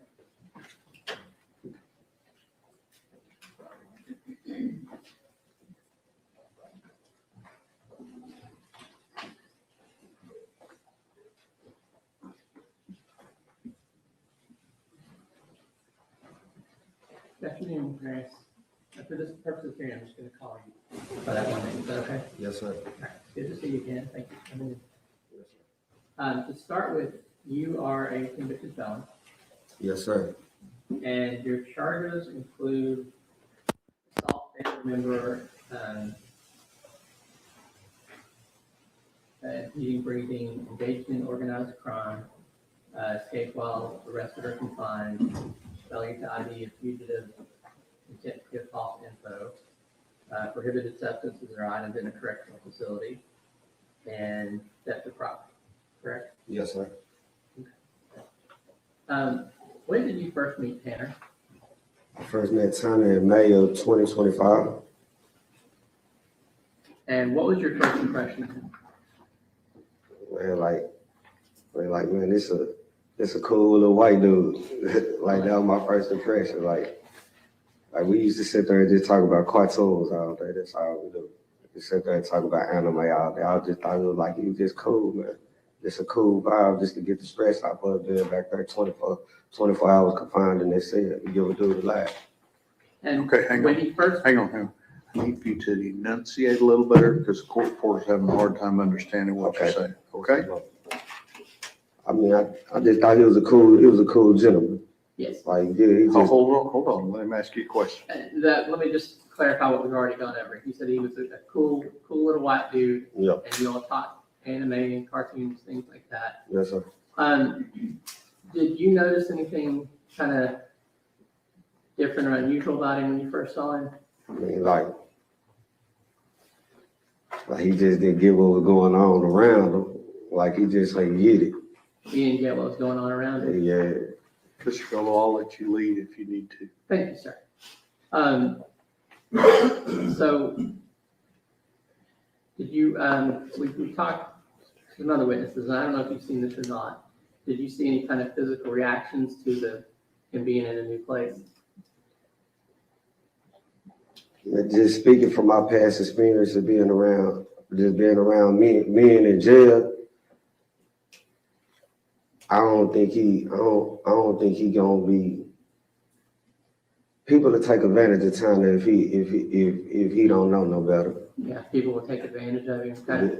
And let's go ahead and talk about that a little bit. You spent already a big chunk of time in prison, right? Yes, I spent 13 years flat in prison, day for day. 13 years flat. Yes, sir. And you've got, you signed already for another how many years? 7 years. When Tanner found out that you were about to head out, how did he react? Like, bro, really was like you could see it in his face. He was like, bro, you gonna leave me? Like, he's like, you know, like how your puppy look? Yeah.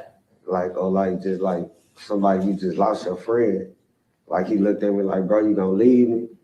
And like, we had a long talk that day, and I was just like, really like what I call gaming him up, really just talking to him like, hey, bro, just be secluded in yourself. Don't worry about what's going on around you, man. Just stay. What does gaming him up mean? Which is like I be talking in my slang. So like gaming him up, really just talking to him, give him some knowledge. There's some news he can use, but news he can use like, hey man, just stay doing what you're doing. Stay getting on your tablet, man. Stay zoning stuff out.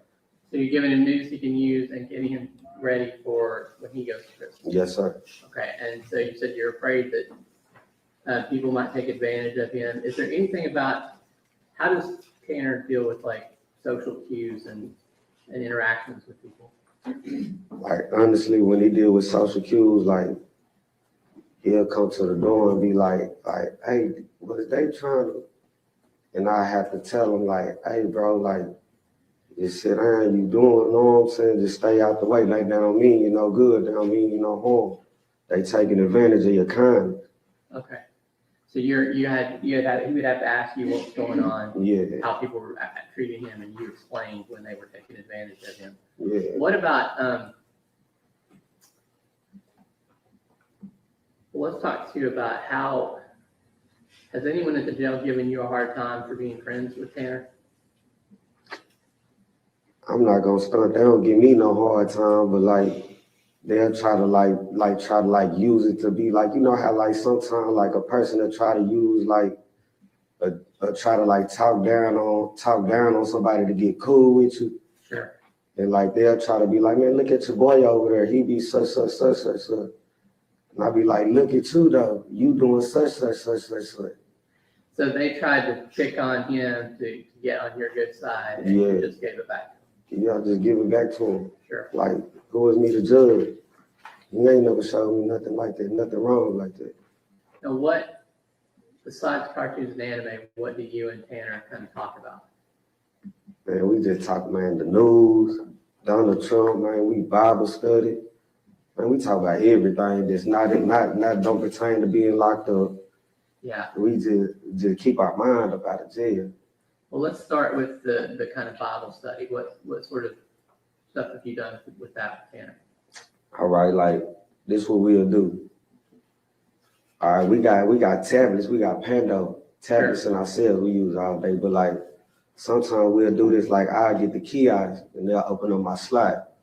We'll get our Bible. I'll be like, man, Tanner, I call him Thorn. Yeah. I'll be like, Thorn, man, he'll call me, look at our chicken. hey man, let's do Bible study. We'll get on the run. I got my Bible in the slide. We'll just sit up there like we was reading in the book of Acts. We in the book of Acts chapter 14 right now. Yeah. We done read through Luke.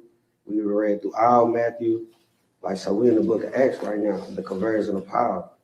So like, 1 second here. So your nickname for him is Thorn, his nickname for you is Chicken, yes, sir. and you're in 2 different cells, Yeah, but you'll be able to open the slot and sit down and go through the Bible together, and you've worked through Luke, and yeah, you're in Acts chapter 14, the conversion of Paul. yes, sir. Go ahead. And so like we just sit there and break it down, just interpret it, and then like we'll go back and like, man, and just really apply it to our own life. Mhm. And just like Paul, man, like if he able to change and God didn't condemn him, like it's the same thing for us. Right. So you're taking those lessons and applying it to each of your life. Yes, Has sir. that been beneficial for you? Man, it's been beneficial to me. I know it's been beneficial to my friend, because at the same time, like, y'all don't see what I see throwing in their cell 24 hours a day. Like early in the morning, he ringing his hand. Early in the morning, where I gotta tell him, hey, bro, pick your head up. Hey, it's gonna be all right. Pick your head up. Hey, how you doing today? Hey, bro, you good? Hey, man, come back, come talk to me, man. So, like I said, in the morning you wake up, you see him already wringing his hands. Is that kind of a sign that he's anxious? Yeah, because like he don't see me like, he don't see me. I see him, though, like I get up and use the restroom. It probably be like 3 o'clock in the morning. He already up, pacing his flow. At 3 a.m. he's already up pacing. Pacing his flow. Okay, I gotta come to the door. Look out, Thorn. Man, sit down, so what? Hey, man, come to the door, man. What's up with the news? Talking about change his mind. Yeah. You know what I'm saying? What's up? You want to talk about it? Nah. All right, then. Hey, bro, what's up, man? You remember this such episode? Hey, you remember we were little watching Pokemon, man? Yeah. You know what I'm saying? Just change. So you redirect him back to episodes of Pokemon, things like that. You get him calm back down. Calm it down, just to try and get his mind off his situation. And we talked, I know you and I have talked a little bit before, but to the jury about when he comes back from court, is that another time when you need to kind of pick him up or distract him? Man, but every day I come back from court, every day he come back from court. I look out for how today was. Thumbs up or thumbs down. He do me like that. I know not to question him no more. Yeah. I'm finna go watch Naruto. Yeah. I know he's finna go watch cartoons and zone it out, get his stress up, lose itself. Okay. So when he comes back and he's like that non-responsive, he's got to take time and I try to already, get away. And you mentioned earlier, like the tablets and Pando. Pando is an app on the little computer tablet that Yes, you all use, right? That's how you all get information now.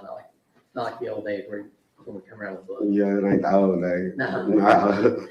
All right. So let me see.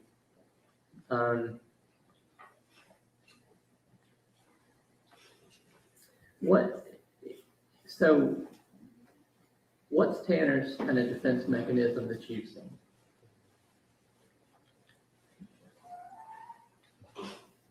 Man, time to go for it, man.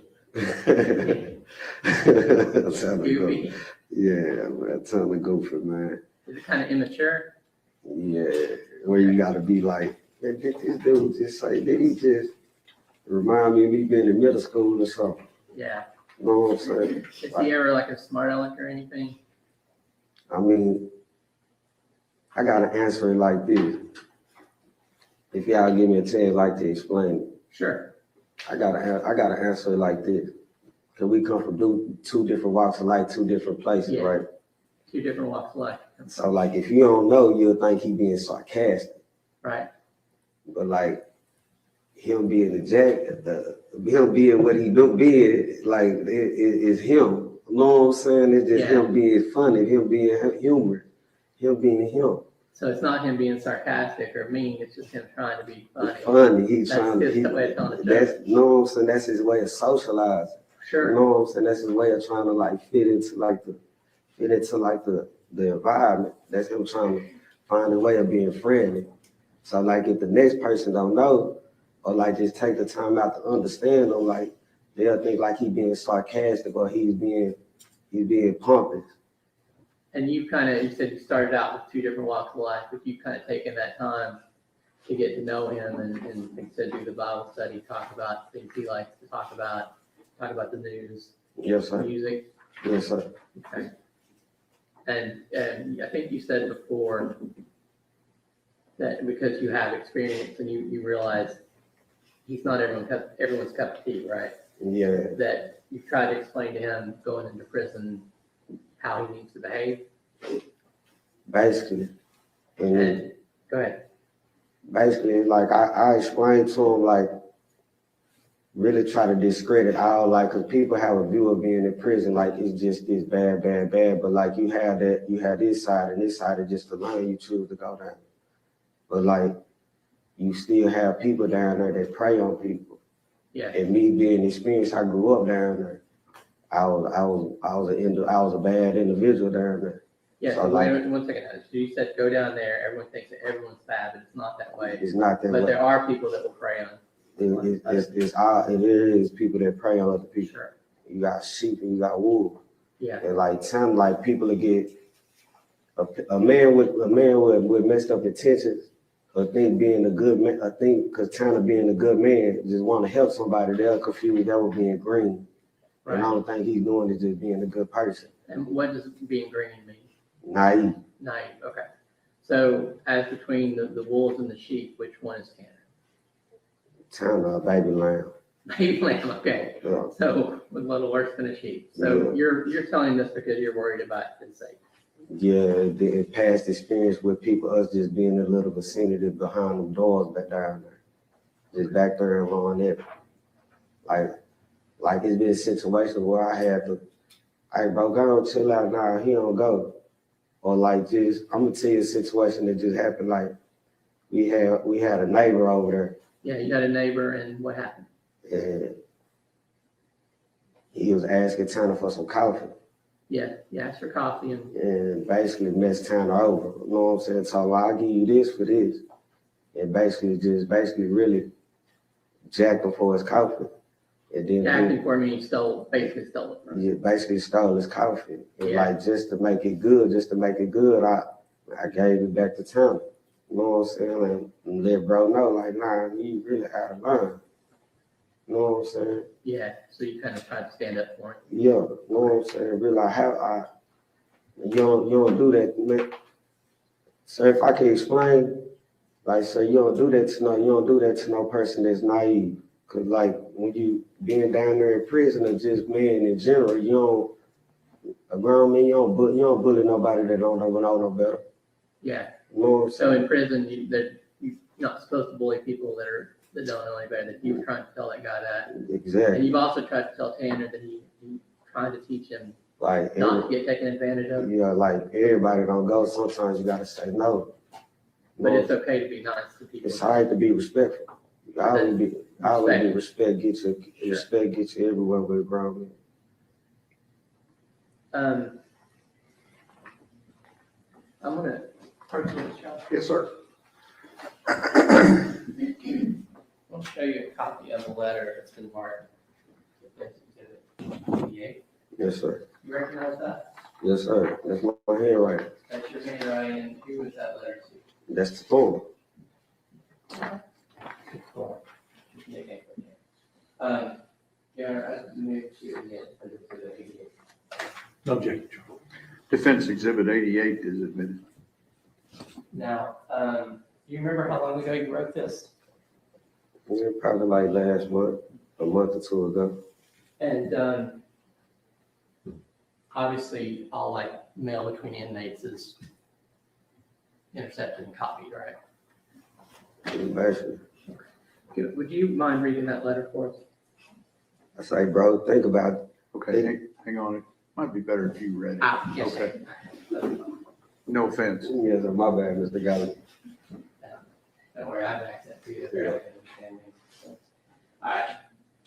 Yeah, it was Pedro. Absolutely. Bro, think about Jesus, his character, heart, posture. I just want you to know you're loved, forgiven. Bro, I'm serious when I say you taught me so much, bro. You're a light, and you shine bright in this darkness. Fam, you actually make me grow the fuck up, Thorne. I have a messed up view of life that gets the best of me at times. But you know what? When I come to the door, seeing you, I have to self-check myself. I have to appreciate the gratitude, the faith, the foundation, the peace you show. I can't stress when I see that you wake up and fight so hard for sanity that for sure I know I wouldn't have the way you believe and not doubt God is amazing. Bro, stay solid.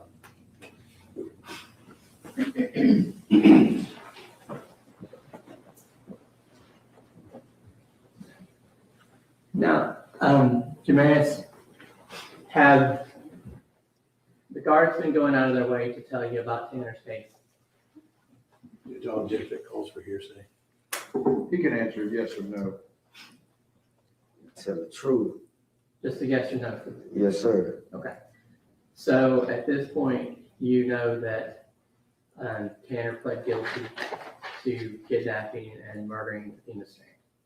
I know he pleaded guilty, but I just didn't know the extent of his charge Until now or until? until did the proceedings and stuff start. Oh, yeah, yes. So you, once it started, you knew what it was. Until then, you didn't. Yes, sir. Is Tanner still your friend? Of course. Are you still trying to help prepare him? Man, I talk to Tanner every day about like, hey, dog, when I catch change, man, stay in your lane. Just stay in your little box, man. Don't let nobody interfere, change anything you got going. You was not what they say you is. I keep that on in mind daily. And in the time that you two have been together over there, Tanner hasn't had any disciplinary issues? No, sir. I'll pass it in, Sean. Cross-examination. Briefly, Your Honor, thank you. So let me ask, so this situation that you guys are in, are y'all in some type of different confinement where you have to talk through the little holes? All right. What Can is I that? use this for example? Yeah. All right, look, say this. This my Put it cell. on the rail so the jury can see it. This my cell. This Tanner cell, and this the room. We have to talk through steel door. Okay, To big steel door. okay, I can see Tanner through a window this time. okay, We got a beam slot that go like this big. right. We in there 24 hours a day. That's where y'all are currently. Yes, sir. And how long have you and Tanner been across from each other? May gonna make a year. Okay, so for a year? Yes, sir. And let me just ask you, sir, it would appear that you've had a bit of a rough life. Do you agree with me with that? Yes, sir. Maybe by some of it, your upbringing, Yes, sir. maybe some of it, your family? My family, all right, but yes, sir. Rough family life. Yes, sir. Probably some bad choices on your part, would you agree? Yes, sir. But I'm looking at your criminal history here. I don't see where you've ever killed anybody. No, sir. I don't see where you've ever abused a child or beat a child to death, have you? No, sir. So when you're in this cell with Tanner, what did he tell you that he did to this little girl? He never told me nothing what he did to a little girl. Okay. You didn't ask, y'all didn't talk about that? No, sir. Do you have any idea what he did? I mean, like some of the people around me told me. But that don't change my view. I don't let people dictate my view. Okay.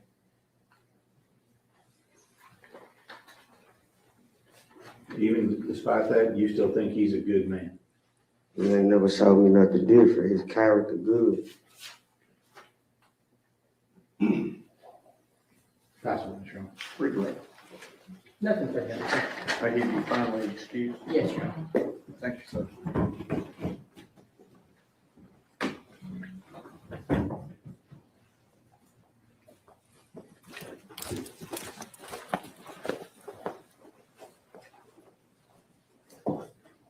Who do you have next? Dr. Davis, Sean. Dr. Davies. Come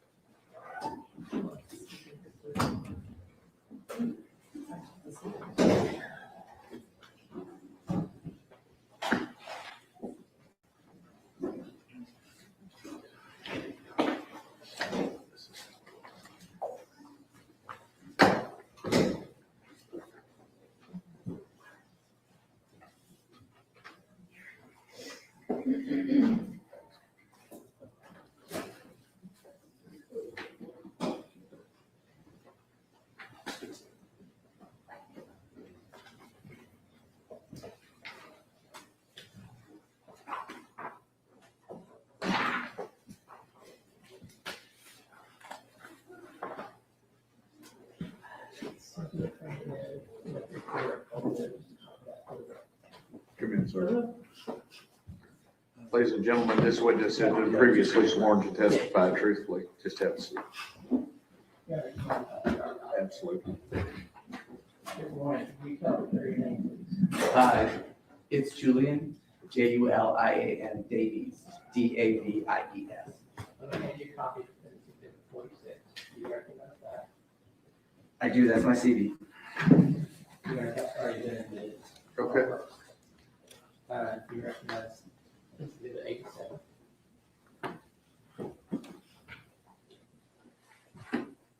Yes, that's my report. Yeah, I move to admit Exhibit 87. Any objection? No, Your Honor. Okay, defense 87 is admitted. Sure. And could you look at Exhibit 85? Sure, and that's the PowerPoint. Senator, that's the defense exhibit. Hard copy under the Washington, and I think that could back to the record. Any objection to 85 for purposes of the record? No, Your Honor. 85 is admitted for purposes of the record.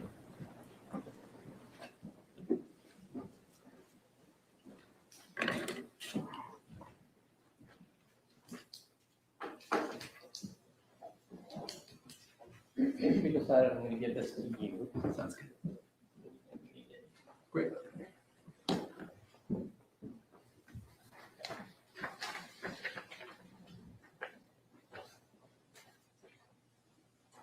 So let's go ahead and start with what your profession is. Sure, I'm a clinical professor of pediatrics, medical doctor. And pediatrician.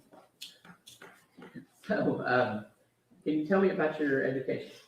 Sure, my undergrad was at Yale. My med school was at the University of California, San Francisco School of Medicine. And then I did my pediatrics residency at Seattle Children's and the University of Washington in Seattle, where I now practice. And what professional accreditations, licenses, or certificates have you been granted? I have medical licenses in the state of Washington, which is where I usually work, as well as licenses in California, Florida, and Georgia. And for the purposes of this evaluation, the Texas Medical Board gave me a visiting physician temporary permit. And do you currently hold any faculty positions?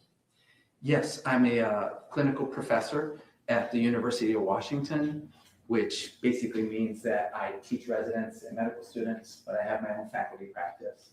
And it's a general pediatric practice with some specialties. I see a lot of kids with histories of adoption or foster care. And then I think most relevant to today is that I'm the pediatrician on a team at the kind of the original fetal alcohol spectrum disorders diagnostic clinic.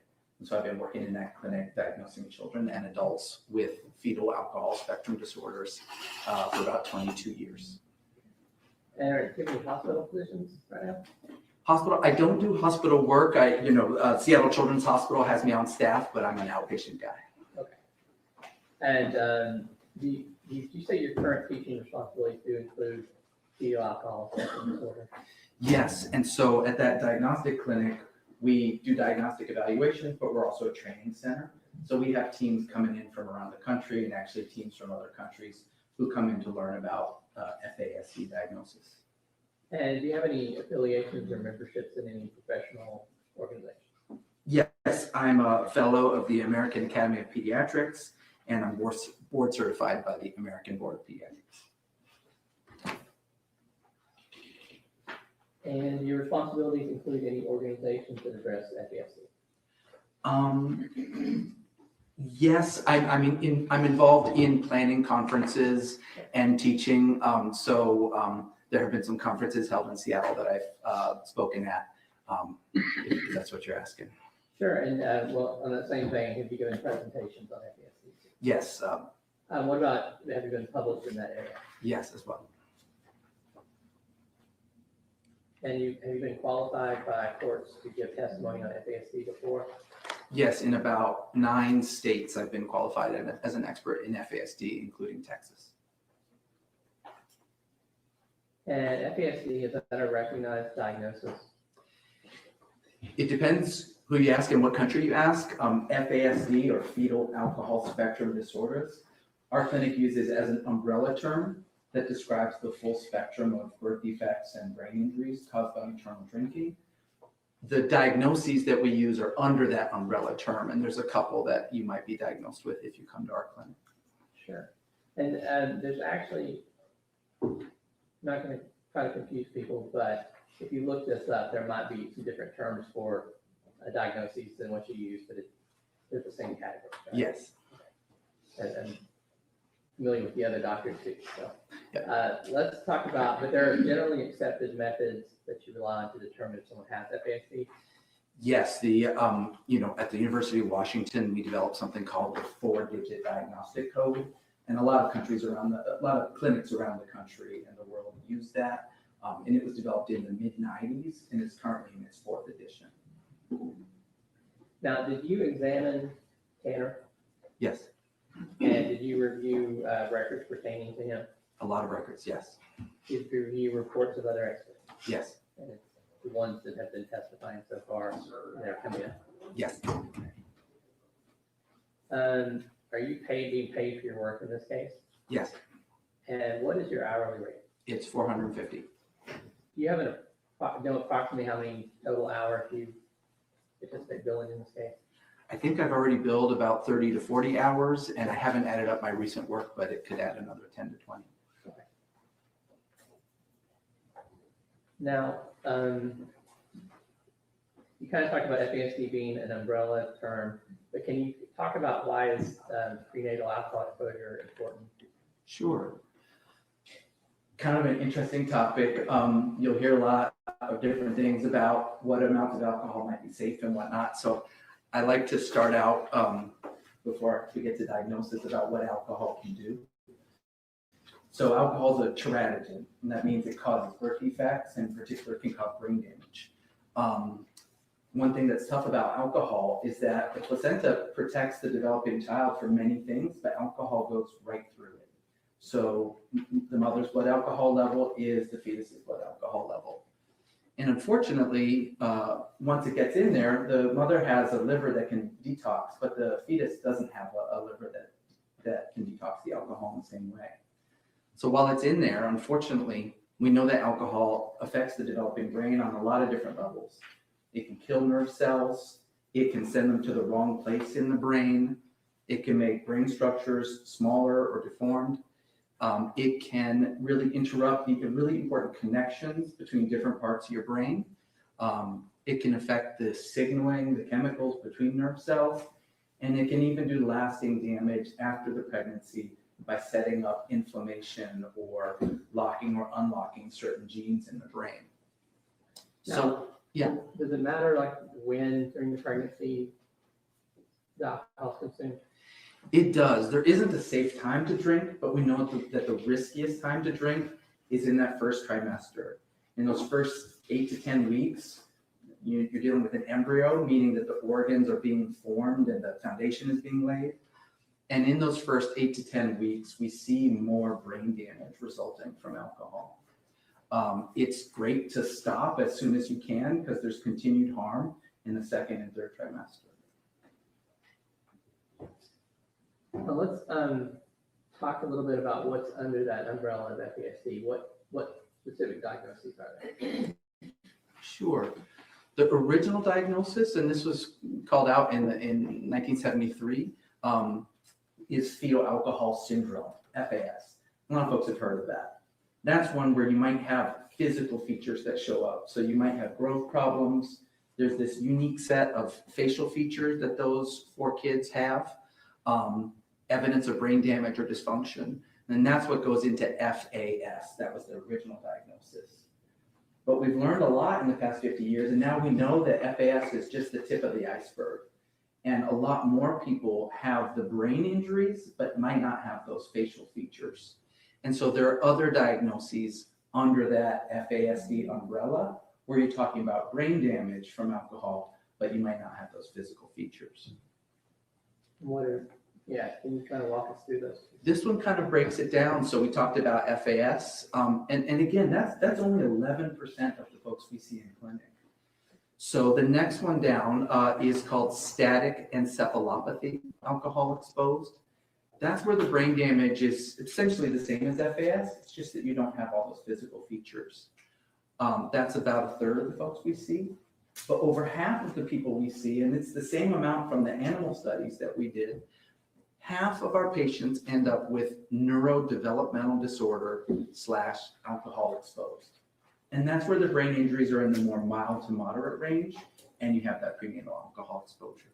And just so the people who are really detail oriented aren't asking, you've kind of done a ampersand showing a couple of the names for these, correct? Right, so if you hear those from other experts, it's because there's different diagnostic systems that kind of alphabet soup, people have their preferred terminology. So if you've heard about ARND, alcohol-related neurodevelopmental disorder, or you might have a psychologist that's using the DSM book, and in there they say neurodevelopmental disorder associated with prenatal alcohol exposure, or NDPAE. Tell me about the diagnostic criteria. What are you looking for when you evaluate someone for FAS? So essentially, you're looking for those columns. You're looking for evidence of prenatal alcohol. You're looking to see if there's any growth impairments. You're looking for those facial features, and you're looking at the brain. And with the brain, you're looking at brain structure, and you're looking at brain function. And are there other considerations? Very much. You know, those are the things that make up an FASD diagnosis. But we also really like to do what's called differential diagnosis. And that's where you're thinking about, okay, but what are the other risk factors, maybe in the family history or other things that went on during pregnancy or problems at birth or things that happened in that person's life that could have led to similar problems. Now, when you're looking at those other things, is it possible to have what they call, like, I guess it's comorbidity, or have more than one thing, or is this does this exclude other diagnoses? No, in fact, we expect other diagnoses, and the research at our clinic suggests that if you come see us for an FASD diagnosis, you're 3 to 7 times more likely to have other major risk factors that could be impacting your brain. And so sometimes we say that FASD is like a adversity magnet, or the hits keep coming, which is that unfortunately we see high rates of other comorbid, meaning co-occurring diagnoses. So it's really common to have more than just an FASD diagnosis. What type of professionals are involved in diagnosing FASD? Is that an individual or a group, or how does that work? It can be done as a solo provider sort of thing, but it's better when you have other professionals in the mix. And so at our clinic at the University of Washington, there's me, but there's also a psychologist, and sometimes a speech language pathologist or OT, occupational therapist, sometimes a social worker. So it's best done as a team approach, which in the sort of legal setting usually means that there's other experts like psychologists and speech language pathologists or brain radiology specialists. And so I take what they find and use it to come up with my medical diagnosis. And your diagnosis, like you said, medical, from the medical perspective. Correct. Let's talk, if you're ready, about prenatal alcohol exposure in Tanner's case. Sure. What's your evidence that he experienced significant prenatal alcohol exposure? Right. So his mother, Melissa, in a sworn affidavit, said that she was 19 when she became pregnant with Mr. Horner. And she was about 8 to 9 weeks along before she knew she was pregnant. Before she learned she was pregnant, she would drink to intoxication on numerous occasions. And she would drink Jack Daniels and Coca-Cola all night. She then said that once she found out she was pregnant, that she stopped drinking alcohol, but she continued to smoke cigarettes and also use some cannabis to manage morning sickness. And what does that mean for Tanner specifically? That unfortunately is a high risk prenatal alcohol exposure for the reasons we were talking about. Those first 8 to 9 weeks are when those crucial foundations of your brain architecture are getting formed, when those nerve cells are most vulnerable to alcohol.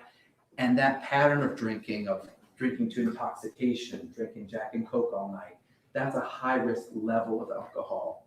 And so it's this pattern of drinking that the studies show is most likely to cause fetal alcohol impacts. And if you look at the studies for this pattern of drinking, about 40% or more of kids born from a pregnancy like this may have some of those FASD impacts. Well, can we, let's go back to our diagnostic criteria. You said you got prenatal alcohol exposure. What about growth deficiency? How does that relate to FASD first? Yeah. So growth is interesting. We see growth problems in about 1 out of 3 folks in clinic. If you see growth deficiency, that person's brain is 2 to 3 times more likely to be impacted by alcohol. So it's meaningful if you see it, but most of our patients don't have growth problems. Now, what about Tanner? Did he show any growth impairment? From all the records I reviewed, he did not have growth problems at birth or since. So he did not meet the growth criteria. And you talked about the original diagnosis, the FAS, with physical facial features. How did they help you diagnose FAS? For the facial features? Yes. Yeah. The facial features are interesting. If you have them, and you have to have all 3 of these pretty subtle facial features, it's pretty much only alcohol that does that. But we know from studies that there's really maybe just 1 or 2 days early in pregnancy where those facial features get created. So most of the folks that come see us in clinic, they don't have those facial features. Less than 10% of them do. So basically, it can matter specifically what day you drink on. Pretty much, it's day 19 or 20 of a human pregnancy. And you said, did you already say how common are those facial features among patients you see? 9% have the full face of fetal alcohol syndrome. And Tanner does not have those. He does not. The other criteria we talked about was, I guess the next one. What evidence of brain damage do you look for in an FASD evaluation? That's where, again, we're looking for, is there any structural evidence of brain damage? And that alone could get you to an FASD diagnosis. But we also really want to look at how the brain is functioning, right? And so when we're looking at the kind of scoring how impacted the brain is, we're looking at structural stuff and we're looking at functional things. Now, we've talked to other experts about diagnoses being based on deficits. So is your diagnosis based on what's wrong with the brain and not necessarily what it does well? Yes, it's the same here. In fact, we really expect an uneven pattern in FASD where you can have some deep impairments or deficits, but also some skills that are more normal. And how do you determine structural evidence of brain damage? That's where in clinic, the easy way is to take a head circumference. If you have kids, you might remember us doing that when they're young. That tells you how well the brain's growing. That was not present in the records I have for Mr. Horner. Sometimes we have the benefit of neurodiagnostic imaging, and I think you've already heard about that, but like an MRI or a quantitative EEG or a PET scan, these are ways that help us look at the brain structure and function. Okay, so you said you don't have in his medical history a small head, and there wasn't any like epilepsy or things like that, right? There wasn't at least any medically confirmed epilepsy. I think there were some seizure-like movements at one time after maybe a head injury, but there wasn't enough to say he has epilepsy for me. Now, the jury has already heard from Dr. Lewine and Dr. Bigler. You're familiar with both of them, correct? Yeah. And familiar with the reports that Lewine testified about. Yes. So did the brain imaging show any abnormalities that matter to your diagnosis? Yes, what you already heard about is that there are some areas in both his gray matter and white matter that are abnormal. And those are in areas that we see in the fetal alcohol spectrum literature. They're also described in other conditions like autism, ADHD, head injuries, and so on. So they're not unique to FASD, but they are potentially caused by maternal drinking. And so we saw that on the MRI. The quantitative EEG was looking at the brain electrical activity and how coherent it is and how well different parts of the brain are talking to each other. And there were some EEG abnormalities that are also potentially consistent with what we see with FASD. So those abnormalities are there, and it usually is one of those conditions you just named. You're actually leading, Your Honor. Don't lead your witness. So the brain abnormalities are real. Yes. And you're giving the jury, would you give the jury that list of things it could be? Sure. You know, again, on the imaging, there are multiple possible causes, right? So FASD or maternal drinking is one possible cause. But if you look at the literature for autism and ADHD and severe mood disorders and head injury, you can see some of those same areas of the brain being potentially affected. And that is why you do further work to do your evaluation? Yes. Okay. So did you also look at the PET scan performed on Taylor? Yes. Did that reveal anything useful to your diagnosis?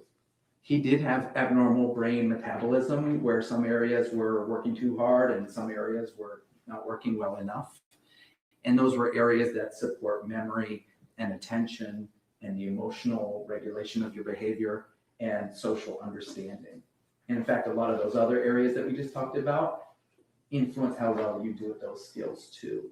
So what I found striking about the neurodiagnostic evidence was it lined up quite neatly with the things that have been challenging for Mr. Horner in his life and on the sort of functional testing that he's had. Let's move on to that. And what functional evidence of brain damage do you look for in an FASD evaluation? Sure.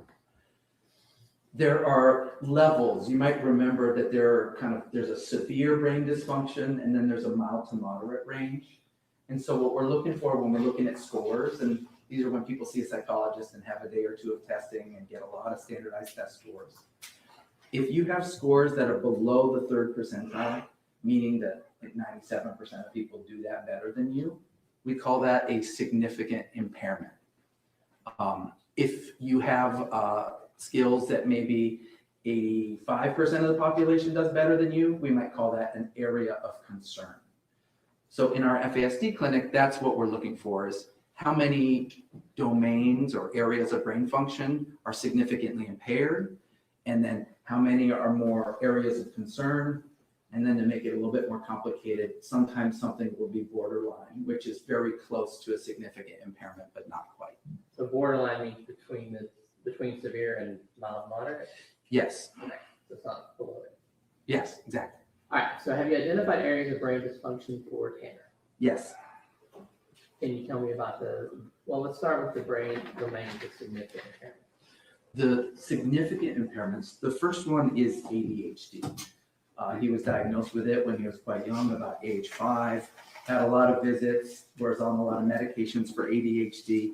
To me, that's a well-established diagnosis for Mr. Horner. And it sticks out to us because we see a ton of ADHD in our clinic. We know that half of kids born to moms who drink heavily end up with ADHD, but it's usually ADHD plus. ADHD is the first stop on the diagnostic train that sometimes leads folks to come see us.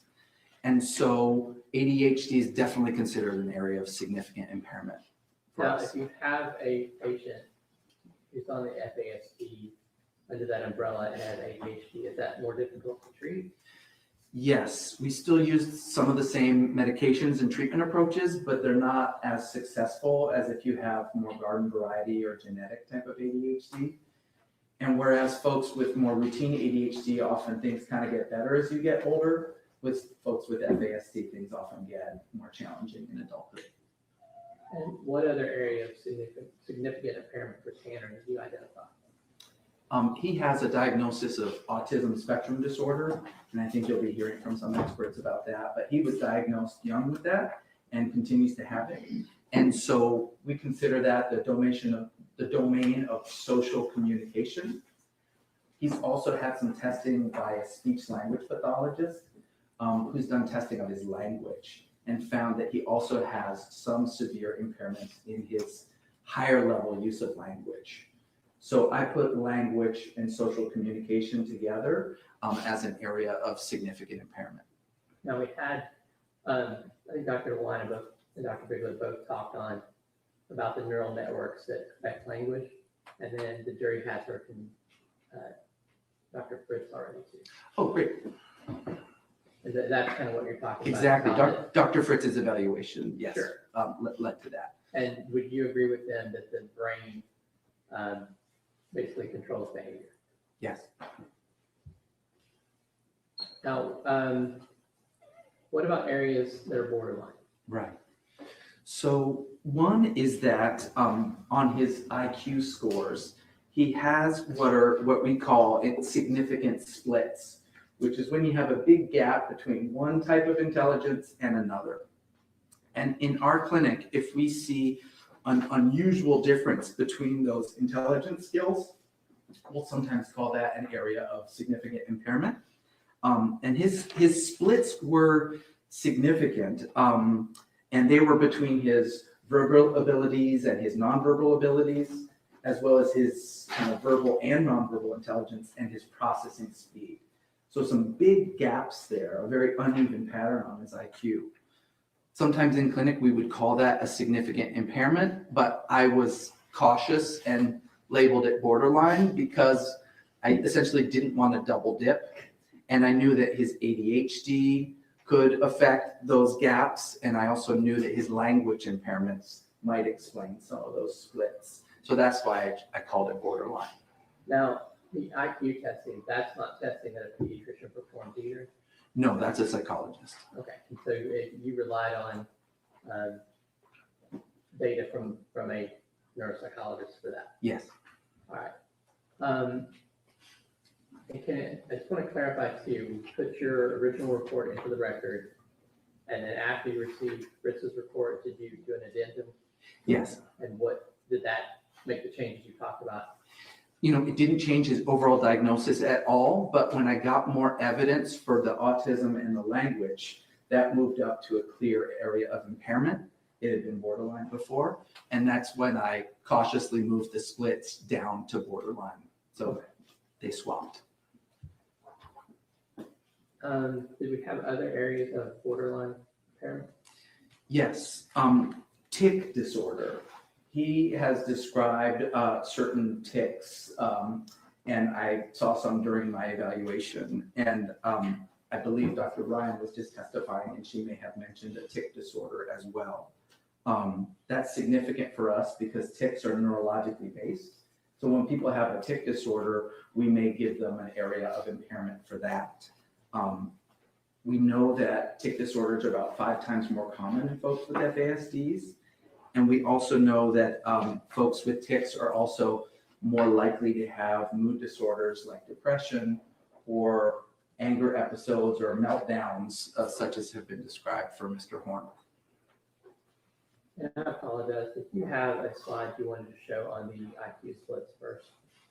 It's hard to see here. Is this what you're thinking about? That's what I'm thinking of. Yeah. And can you tell us who prepared that slide? So the neuropsychological testing was done by Dr. Kaufman, and the graphing was done by a colleague, Dr. Connor, who does a lot of FASD psychology work. And this, I'm not asking you to go to detail, it's hard to read, like you Yeah. said, but basically, what does the green line represent there? Sure. The green line is average for the general population. And then what's the red line representing? That represents more than one standard deviation below the mean. That gets you into the area of concern range. That's at about 80, when you're in the 16th percentile or below. And when you answered before that these kind of vary, is that what you're seeing here? This is what we call in clinic a very spiky profile. He has some unusual differences in his IQ, which you can see there on the left. And you can see that some areas of brain functioning, he's got some normal things, right next to some areas that are, in the area of concern or significant impairment range. And some things that aren't on this are his diagnosis of ADHD. And also Dr. Connor didn't yet have Dr. Fritz's report. So you'd be seeing some lower scores for language there if it were on there. Now, what other, do we have any other borderline areas of concern? The IQ splits and the tic disorder are the borderline domain. And in the other domain, what do we have? So for areas of concern, and again, that's generally if you're in the bottom 16% of ability. There were some of his executive skills that were lower. He definitely had some learning and memory scores that fell into that area of concern range, particularly short-term memory and facial memory. He had some visual perceptual skills that were in that area of concern range, and his fine motor abilities were also in the area of concern range. And overall, is Tanner's profile consistent with FASD? Yes, all the things that we've been talking about, we see all the time in clinic, including that uneven spiky profile. And which diagnosis specifically are we talking about for Tanner? Sure. He has those two areas of significant impairment and two borderline, which means he's very close to the threshold that would get you to that severe brain dysfunction where we require 3 areas of significant impairment.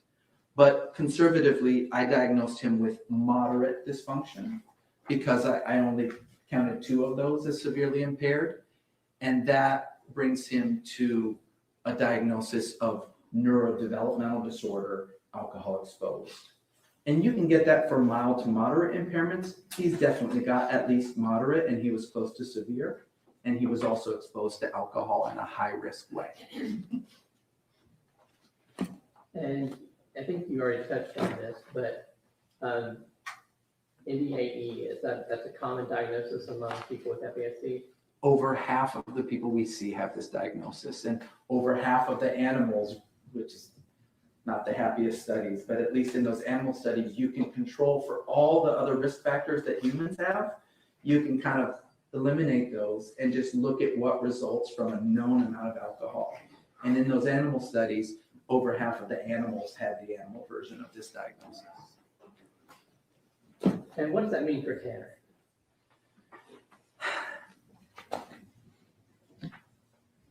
Neurodevelopmental disorder, alcohol exposed, is a tough diagnosis to have. You don't have the physical features that might flag the attention of a pediatrician early on, right? So he wasn't tiny at birth. He doesn't have those facial features. So folks who don't have those facial features have later diagnosis. You might also be thinking, well, moderate, that sounds pretty good. He's going to do fine. But when we followed folks with this moderate brain dysfunction over time, we actually find that they're less likely to get appropriate diagnoses. They don't get often the supports they need, especially when they're trying to transition to adulthood and leave the nest and so on. And yet they're people that need those supports. And we've kind of looked at, we generate a lot of recommendations from clinic. And when we look at folks with this diagnosis, they get the same amount of recommendations as folks with more severe brain dysfunction. You also, might think that mild to moderate, that brain's probably okay. But when we do similar imaging studies, like Mr. Horner's had, we see that over 40% of people with this moderate diagnosis do have evidence of brain damage. So it is brain damage, and it does need help. And unfortunately, that help often comes later, if at all, because it gets missed. Now, we talked about part of your process is a differential diagnosis. Can you explain that again and kind of let's walk through that in this case? Sure. Get that a slide for that.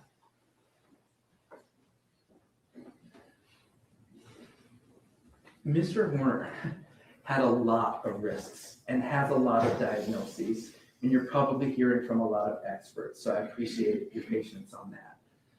As I said, folks that come to see us in FASD clinic have 3 to 7 times the number of these risks that folks in the general population do.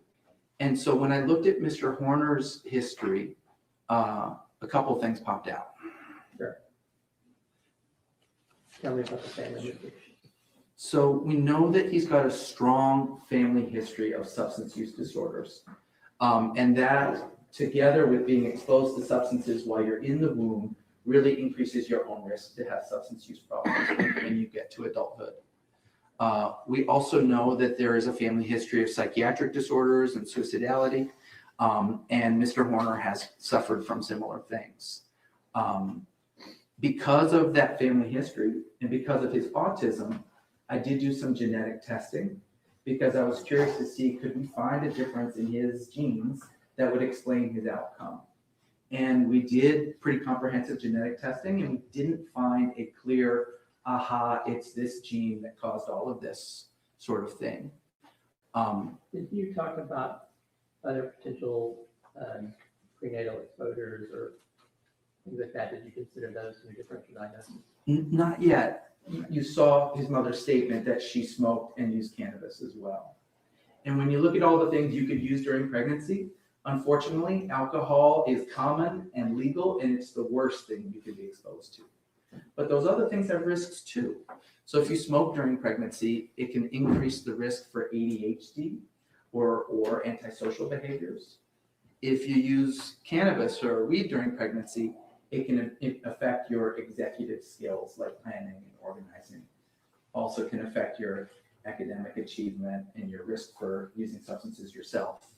But they are present, but not generally as dangerous as alcohol is here.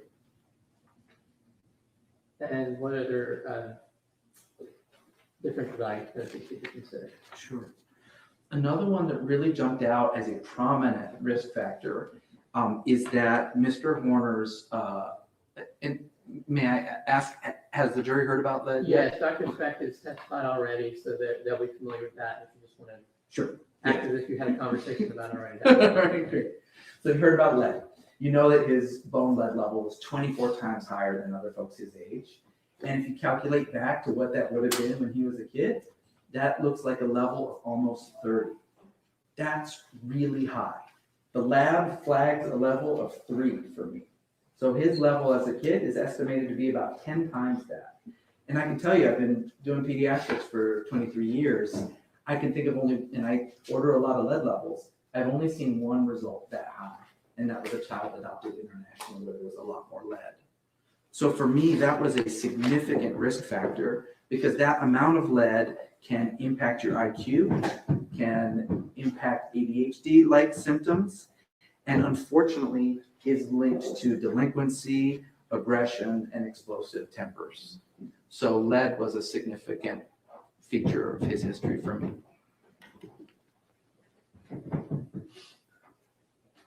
I want to talk about the differential diagnosis of childhood trauma. Why does that matter? Dr. Finger mentioned trauma actually affecting the structure of the brain itself, this neural network. Can you tell me about that, please?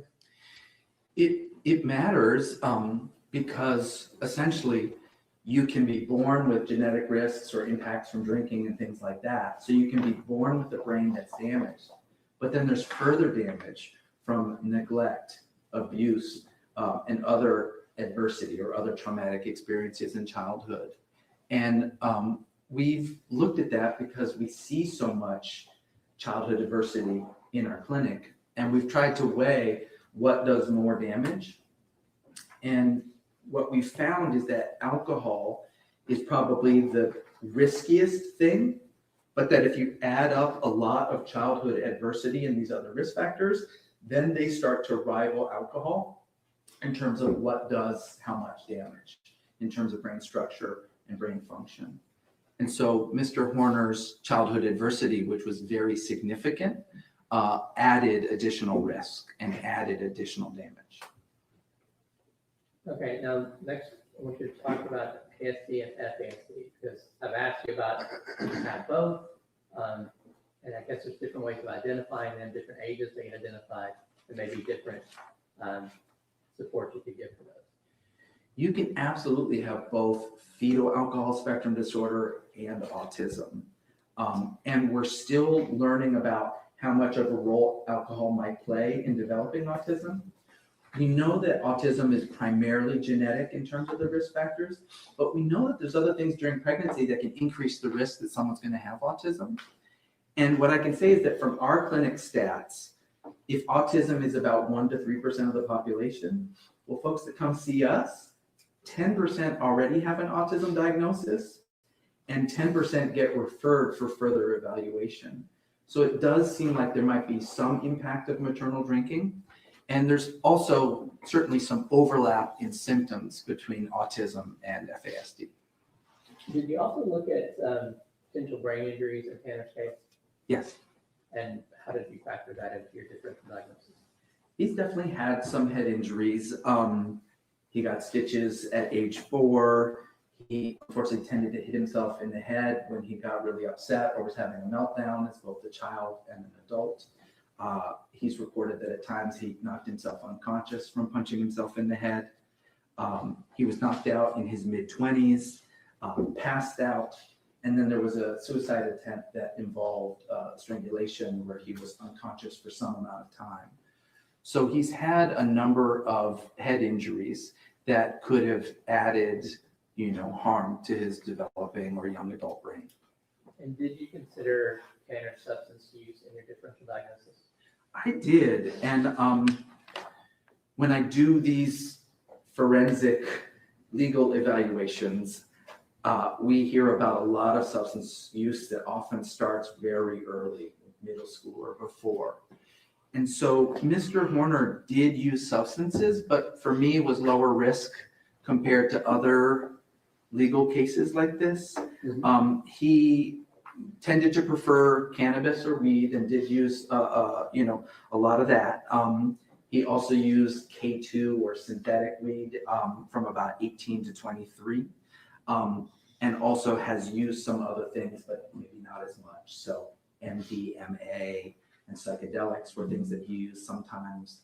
And more recently, before the instant offense, there was use of cocaine as well. Did you have a chance to review mental health records for Tanner? Yes. And how did that factor into your differential diagnosis? There was a lot there. There's depression, there's anxiety, concerns for bipolar, self-harm, suicidality, suicide attempts.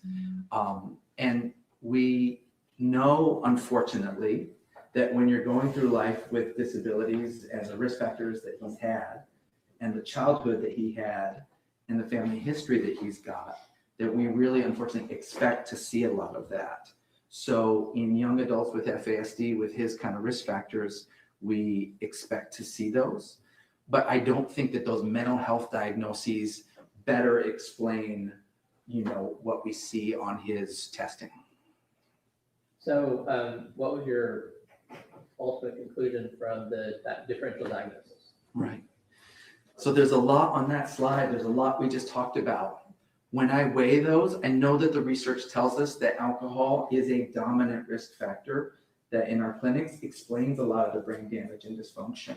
So we'll usually put that near the top of the list of culprits. But in Mr. Horner's case, we've got that really high lead level. We've also got autism. We've got a lot of childhood trauma. And so in terms of weighting those, this is one of those situations where you can't scientifically say 100%, I know what this risk factor did, right? I can tell you with my clinical and research experience that I do think that the high risk drinking caused at least some of what we're seeing. And in particular, I point at ADHD as a common result of maternal drinking. I point at those language difficulties and those IQ splits. I point at some of those behavioral and mental health challenges, but that's not me saying alcohol is the only thing that did those. I think we've got a mix of risk factors here, and I think his FASD diagnosis is part of a broader picture where his brain has had a lot of hits from before he was born to now. And I know we brought you in here to help give us a why and how Athena's brain works. But ultimately, those abnormalities are there, they're structural, there's functional issues, and all that's present, and you are just trying to tell us kind of a root cause of it. Yes. That approach, Sean? Yes.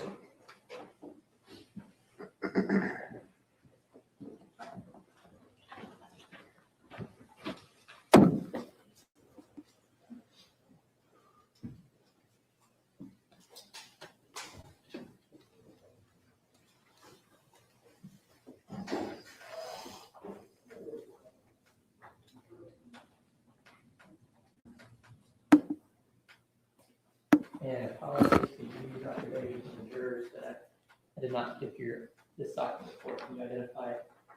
This is the exhibit 8. Yes, that's the addendum. And you're, I would move to admit this. Let me check. No objection. Defense Exhibit 89 is admitted.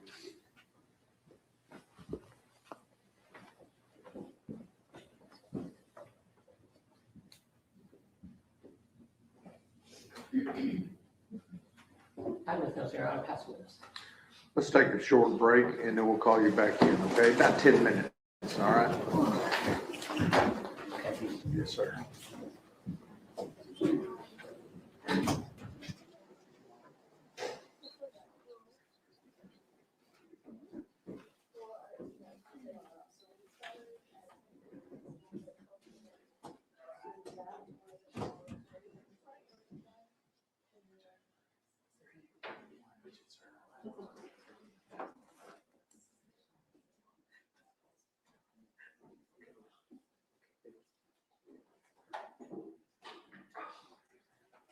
All right, 10 till 3, everybody, 10 till 3.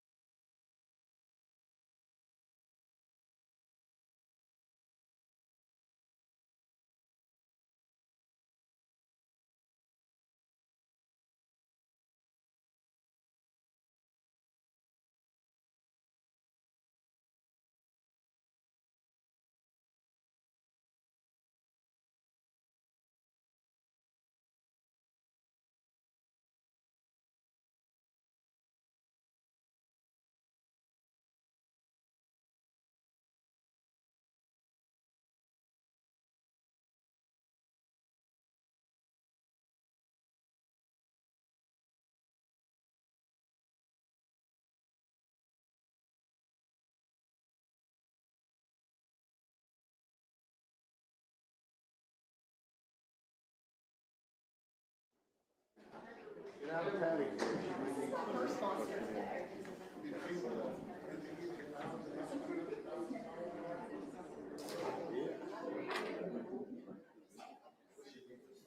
know, yeah. Well, I got two up here. I got two up here. Huh? Over there? Uh-huh, I told her to. But there's something. Yeah.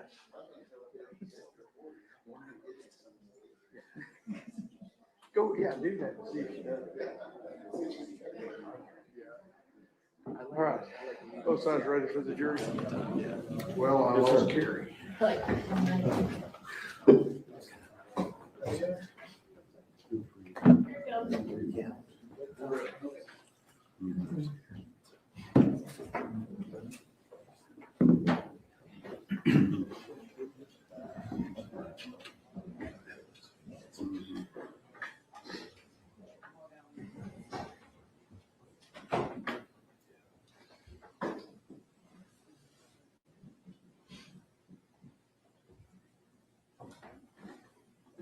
Yeah, okay.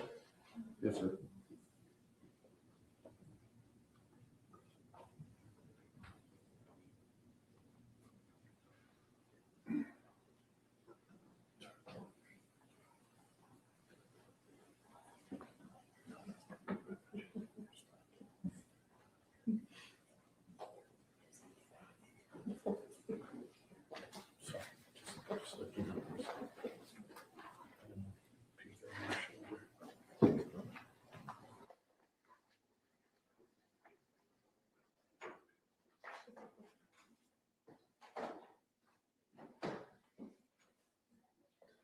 Y'all want to sit down if you see him coming?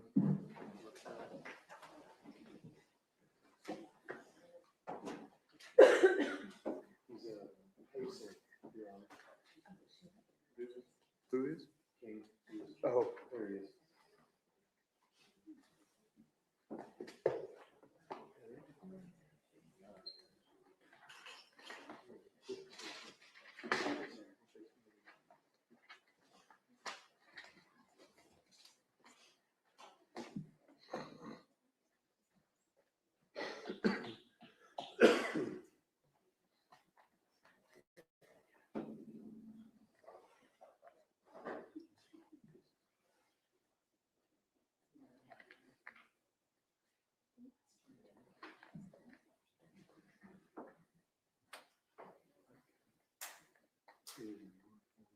I do have it on flash drive, but it's on my big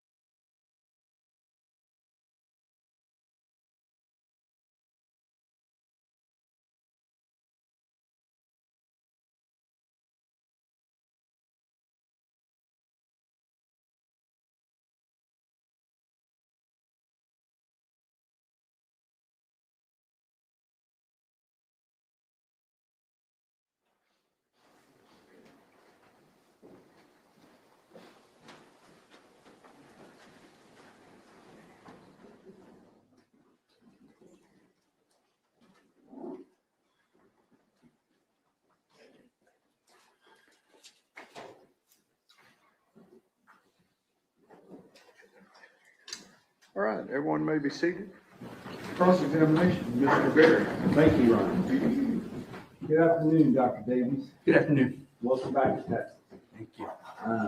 You've been down here a couple times, correct? Yes.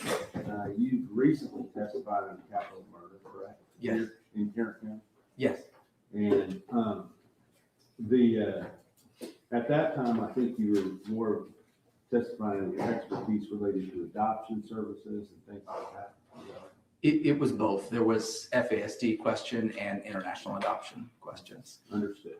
So I want to talk to you about kind of what you know about this case and where you know it from, all right? Now, you as an expert in this case are excluded from the rule of witnesses, correct? I believe so. I haven't seen any other testimony. You have not watched 1 minute of the testimony on live stream? No. You haven't seen any of the other experts testify? Correct. You haven't heard the prior sexual assault victims of Tanner Horner testify? No. You haven't seen any of the evidence in this case other than just what you're here right now? I mean, I've reviewed a lot of records, but I haven't seen the testimony about them. Understood. So I want to talk about the records that you did review. There's a list in your report of the records that you did review, correct? Yes. And I think if you look at that report, it would be the last couple of pages of that report. Yes, sir. I want to ask you about a couple of things on that list of records that you reviewed. There's a lot of hospital records, correct? Yes. There's a lot of records from other experts that may or may not have already testified in this case. Is that right? Yes. There are some different genetic sequencing reports, things like that. Yes. There is, it looks like TEA records. Does that sound correct? I just, looking at page 35 of your report, it talks about PRU 822 attendance. And then the next one is discipline. The next one is graduated. And I think the next one says special ed. Is that right? Yes. So you've reviewed those education records. Yes. What's available? Yes. Is that where you got all of your information from the actual records themselves? Making your conclusions in your report? I would say that the records reviewed here and then the additional records in the addendum, plus I recently received Dr. Ryan's report, plus my interview and examination with Mr. Horner. That's where I got my information. Well, in those records that you reviewed, did you also receive something that was called a social history? Yes. Did that lay out a whole bunch of facts related to Tanner Horner and his background? It was a summary of his family background and his childhood, yes. When he produced that summary? That was his legal team. I think that summary was written by Patricia Rist. Okay, so you were relying on facts provided to you about the defendant's background that were given to you directly from the legal team with no notations as to where they came from or where this information was gathered from or anything like that, correct? I think that the point of that document was to summarize the really extensive documents in this case. And so I would say that for most of the things I might have gotten from the social history chronology, there were also primary sources or other records that I relied upon as well. Understood, but in your notations, you cite to this numerous times, this social history that was provided to you by the defense in this case, correct? Yes. And so if there were things left out of that social history that were relevant in this case, you would not have known about those things. Is that correct? Well, I might have known about them from interviewing the client or the thousands of pages I reviewed of other documents. But if it wasn't contained in those documents and it wasn't provided to you by the defense, you wouldn't know about it. Is that right? Most likely, yes. And so let's talk about your interview of the defendant in this case. Kind of tell us, how you set that up, what were the logistics how that took place? Sure. So this was in a contact visit room at the jail. The visit was semi-private. I think they monitor with the CCTV, but I don't think that other folks were listening. I was introduced to the client briefly by one of his attorneys, but then it was just me and Mr. Horner. And we spent about 2 hours and 45 minutes together that included my medical interview as well as my physical exam and taking some photographs. Okay, so you did a medical interview. The medical interview, you're just going over medical history, is that right? Medical history, what he recalls of his childhood, you know, looking to see how his memories match up with the rest of the record, asking about what he recalled of his school experiences, his mental health, his substance use, that sort of thing. Were you ever given any records as to what actually occurred in this case? Yes. Okay, can you tell us what records you had regarding what actually occurred in this case? They are in the back of my addendum, and there was a lot of material, I believe, from your office that I reviewed as well. Tell us what kind of material you're talking about. That was the video and audio from the truck, as well as some breakdowns of that. And I think there were some timeline summaries from your office as well. On those items, did you watch all of those? Yes. Okay. And did you watch, what you were provided, did that include only the day of the abduction, murder of Athena Strand, or did it include all 5 days of videos that were available for you to be able to review? I know that there was material from before and after the offense. I don't know if I have all of it that your office has, but I know there was material from before and after. So for instance, were you aware that the defendant had covered up the video showing what the van could see forward, looking forward, prior to the day of the abduction, kidnapping, sexual assault, and murder of Athena Strand? I recall sometimes where he covered the camera. My impression it was because he wanted to smoke or do something around the vehicle, but I'm not sure if I recall what you just said. Well, I guess where did you get the idea? Objection, Your Honor, relevance. This doesn't have anything to do with this diagnosis. Where you headed? I'm trying to figure out what he's reviewed and what he knows about this case. Okay, just asking. All right, so you've reviewed the days before, so you're aware of what took place in those days. It may be incomplete, but I did see some stills and video from before. Okay.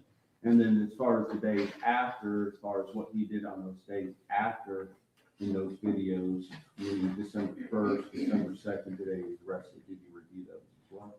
I don't know that I reviewed everything that you have. I recall a little bit of material from after the event. Okay. And I just want to lay the groundwork because I want to talk about how his NDAE and the comorbid other things, that risk factors that I think you listed out may have been on display or not during the facts of this case. All right. Sure. Does that make sense? Yes. All right. So let's just talk about, first of all, your diagnosis, because ultimately you made a diagnosis that boils down to one sentence. And then the other things are related to more of the comorbid or the, what do you call it? The differential diagnosis. Is that right? I mean, the diagnosis is generally pretty short. So if we boil it down to the diagnosis, it's 4 words, but I did write a pretty long report. I understand. But a lot of that was talking about other things other than fetal alcohol syndrome or fetal alcohol spectrum disorder, correct? Yes, I tried to be comprehensive and look at the other risk factors. Understood. And then, so let's talk about your diagnosis. I believe that the bottom line diagnosis, which is contained right there on page number 1 of your report, was that, in my opinion, to a reasonable degree of medical certainty that Mr. Horner has neurodevelopmental disorder, alcohol exposure. Is that right? Yes. All right. Now, that is not fetal alcohol syndrome, correct? Correct. So to a reasonable degree of medical certainty, you can testify to this jury right now that Tanner Horner, the defendant in this case, the person who has been pled guilty to killing Athena Strand, did not have fetal alcohol syndrome. Is that correct? Correct. All right. Secondly, there's another level before you get down to the level of NDAE, and you call that static encephalopathy. Is that right? Yes. SEAE. Yes. And Tanner Horner does not have SEAE, correct? No, as I testified, he came close to it, but I judged him to have the more moderate brain impairment. And to a reasonable degree of medical certainty, you can testify to this jury right now under oath that Tanner Horner did not have severe brain damage, correct? Or severe brain impact. Yes. Okay. So let's get down to the actual diagnosis. Now, of the 3 diagnoses that you're talking about, although it is the most common, it is in fact the least serious as far as brain impacts go among the different things that are listed under the umbrella of fetal alcohol spectrum disorder. Is that right? If I can quibble with you, it does involve a lower level of confirmed brain dysfunction. But as I was testifying on direct, people who have this diagnosis may fare worse in life because they go through life with that invisible disability. Do you think, based upon the records, that Tanner Horner's disability was invisible? He had a lot of intervention, don't you agree? He received interventions for autism and ADHD. I think the FASD part was missed. Okay. And Go ahead. may I finish? And I noted that he received interventions at school and sometimes in mental health, but I don't feel that he had the level of support and structure he needed at home, which is maybe the most important of those 3. And I understand that at least after the 6th grade, would you agree that he had a fairly stable home life compared to people that have this same sort of dysfunction? Would you agree? I think things got a lot better for him in 6th grade when he was essentially permanently with his grandmother and Bill. But I know that his mother was coming in and out of his life and that there was a fair bit of chaos with that was difficult for him. Which you would agree that he had stability compared to a lot of people that you see that have these types of disabilities. Would you agree? Yes, from 6th grade on, things did get better. So knowing that, let's just go into the idea of the different the areas of significant impact. Now, you talked several times about ADHD, and what does that stand for? Attention Deficit Hyperactivity Disorder. And do you have some experience with that? A lot. Okay. Personal and professional? You name it. Yes, I have a lot of children in my practice with ADHD, and I'm pretty familiar with it at home as well. Okay. And understanding that, that can be a significant impairment, but it also is not debilitating for most people. Would you agree? It depends. As I was saying earlier, if you have ADHD because of heavy drinking in the first trimester, it tends to be harder to manage. The meds don't work as well on average, and it can be more difficult into adulthood. Okay. So that's an area, but it's an area that there is lots of treatments and therapies and other things that are available. Would you agree that Tanner Horner availed himself to many treatments and therapies along the way to deal with his ADHD? He tried a number of medications, yes. Not just medications, but at school and at home, and had intervention of multiple different people to help him through that diagnosis. Would you agree? I wouldn't say that at home he got a lot of support for his neurodevelopmental differences. I got the impression that his grandparents maybe didn't understand or believe in that as much as Some other folks do. And where are you getting this from? The records. What records? Are saying that his parents didn't believe it, that he had ADHD or that he needed help. I recall that Mr. Horner told me that Bill, his grandmother's partner, husband, didn't really understand autism and thought he just needed to be different. And I think he also told me that his grandmother didn't really understand neurodiversity or autism. So this is coming from Tanner Horner, the person that you were examining, that you're getting these facts from? Yes, and if I may be recalling incorrectly, but I believe that Dr. Ryan had some interviews with family members that had similar information. Okay.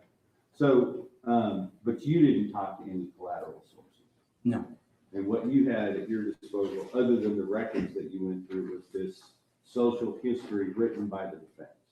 I had lots of things, and that was one of many records. Okay.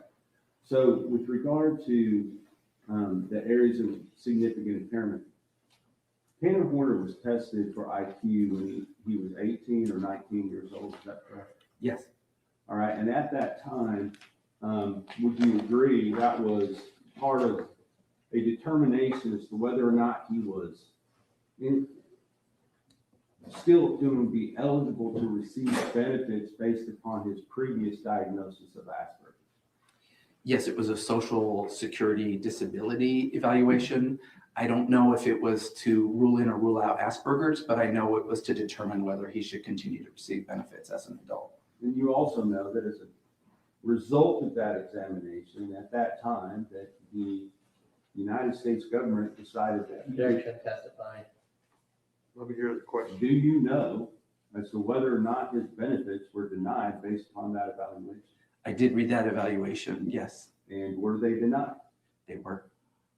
So he had been receiving benefits up until a certain period of time, and then after the evaluation that was done when he was 18 years old, the benefits were no longer available to Mr. Horner, correct? Yes, and I have to say that was a very Objection, inadequate. non-responsive.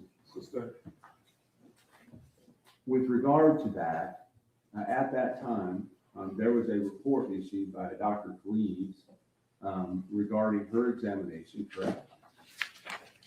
Yes. And you had that as part of your, part of what you had available to make your determinations, correct? I did. And in that report, would you agree with me? Do you have that with you? Not on me. I have, no. Well, I'll just ask you if you have any quibble with what I'm saying. I'm gonna ask you to tell me, all right? That as part of that, he had a full-scale IQ of 102. Is that right? I do have that data, so I'm just going to double check.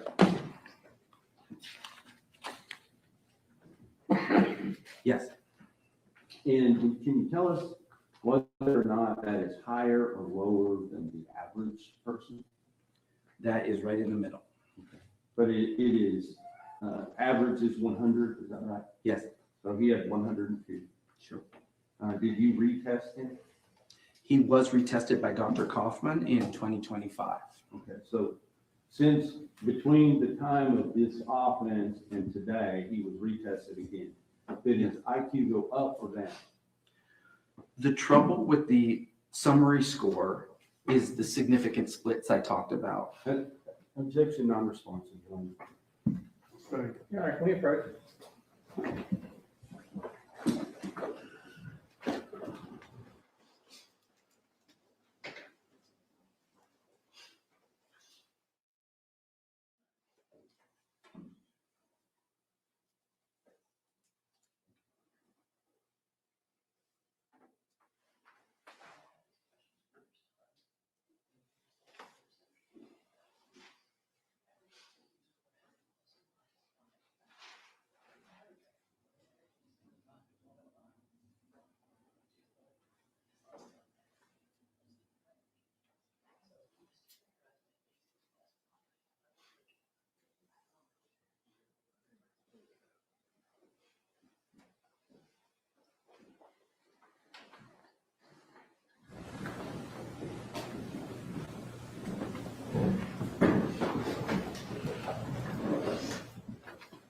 Dr. Davies, would you agree that when he was 18 years old, as part of this testing procedure, that he had a verbal comprehensive index of 107?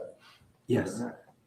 And now we've talked all about the fact that Tanner Horner can't understand what anybody's saying to him or what the nonverbal cues or anything else. Is that verbal comprehension index indicate that to you? No. Okay. Is that higher or lower than average? 107 is just above, right above average if you include the standard error of measurement, which is about 5. Okay. And on that same test, he had a perceptual reasoning index of 113. Is that right? Yes. Is that higher or lower than average? Higher. Now, I realize that he had some other indexes that were lower, working memory index of 97. Is that right? Yes. Is that still within the normal range of plus or minus from 100? Yes. Okay. And then the only one that he had that was lower than the normal range was the processing speed index. Is that right? Yes, that was 81, which was a very large split between that and his verbal and nonverbal intelligence scores. And you're saying that the fact that he had verbal comprehension index of 107, perceptual reasoning index of 113, but only processing speed of 81 is an area of significant concern for you? Yes, because those are unusual splits seen in, if we see a split that's seen in less than 3% of the population, and if it's a split that is commonly seen in fetal alcohol impacted patients, we do consider that a significant finding. Okay, so significant to you in that you are taking that into consideration as to whether or not he's been impacted by fetal alcohol. Is that right? Significant in that way, and just statistically significant. These are unusual splits. I understand they're unusual splits, but what I'm saying, you're not saying it's significant as to his behavior per se, just as to whether or not he's been affected by fetal alcohol. I think that if you have significant splits and they are part of an FASD diagnosis, then yes, that diagnosis is significant to your behavior. Let's talk about Dr. Kaufman's report, because I don't have that in front of me. What kind of verbal comprehension did he have with Dr. Kaufman's? Well, first of all, what was his full scale IQ with Dr. Kaufman? A full scale IQ is listed. What is it? It's 103. Okay. I understand that's within the standard deviation of normal now. Is that right? Yes. All right. So he had normal IQ, still 1 point higher than what he tested before. Is that right? I would have to say not really. Okay. Well, what was his verbal comprehension index on Dr. Kaufman's? 98. Okay. So it dropped from 107 to 98. Is that right? Yes. Okay. Does that indicate anything to you? Not a lot. They were different. There was the 4th edition and the 5th edition, and you can see some score variation like that. Is that sometimes also accountable to something called malingering? It could be, but I didn't have any indication of malingering on the malingering test that Dr. Kaufman did. Well, I'm asking you as a medical doctor, is the fact that a person's IQ is tested, and then later after they've committed some type of horrible crime, it tests almost 10 points lower. Can that be evidence of malingering to you? I'll leave that as it could be. Okay. What about his perceptual reasoning index? That one, sorry, he had a visual, in this edition, it's called the visual spatial index. Mm-hmm. And there it was 122. Okay, so that went way up. Is that right? Which would argue against malingering, yes. Okay. So, I understand what you're saying. It argues against malingering, but it's drastically different from the other one. Yes, on a different edition of the IQ test. Okay. So, what were the other indexes on Dr. Kaufman's report?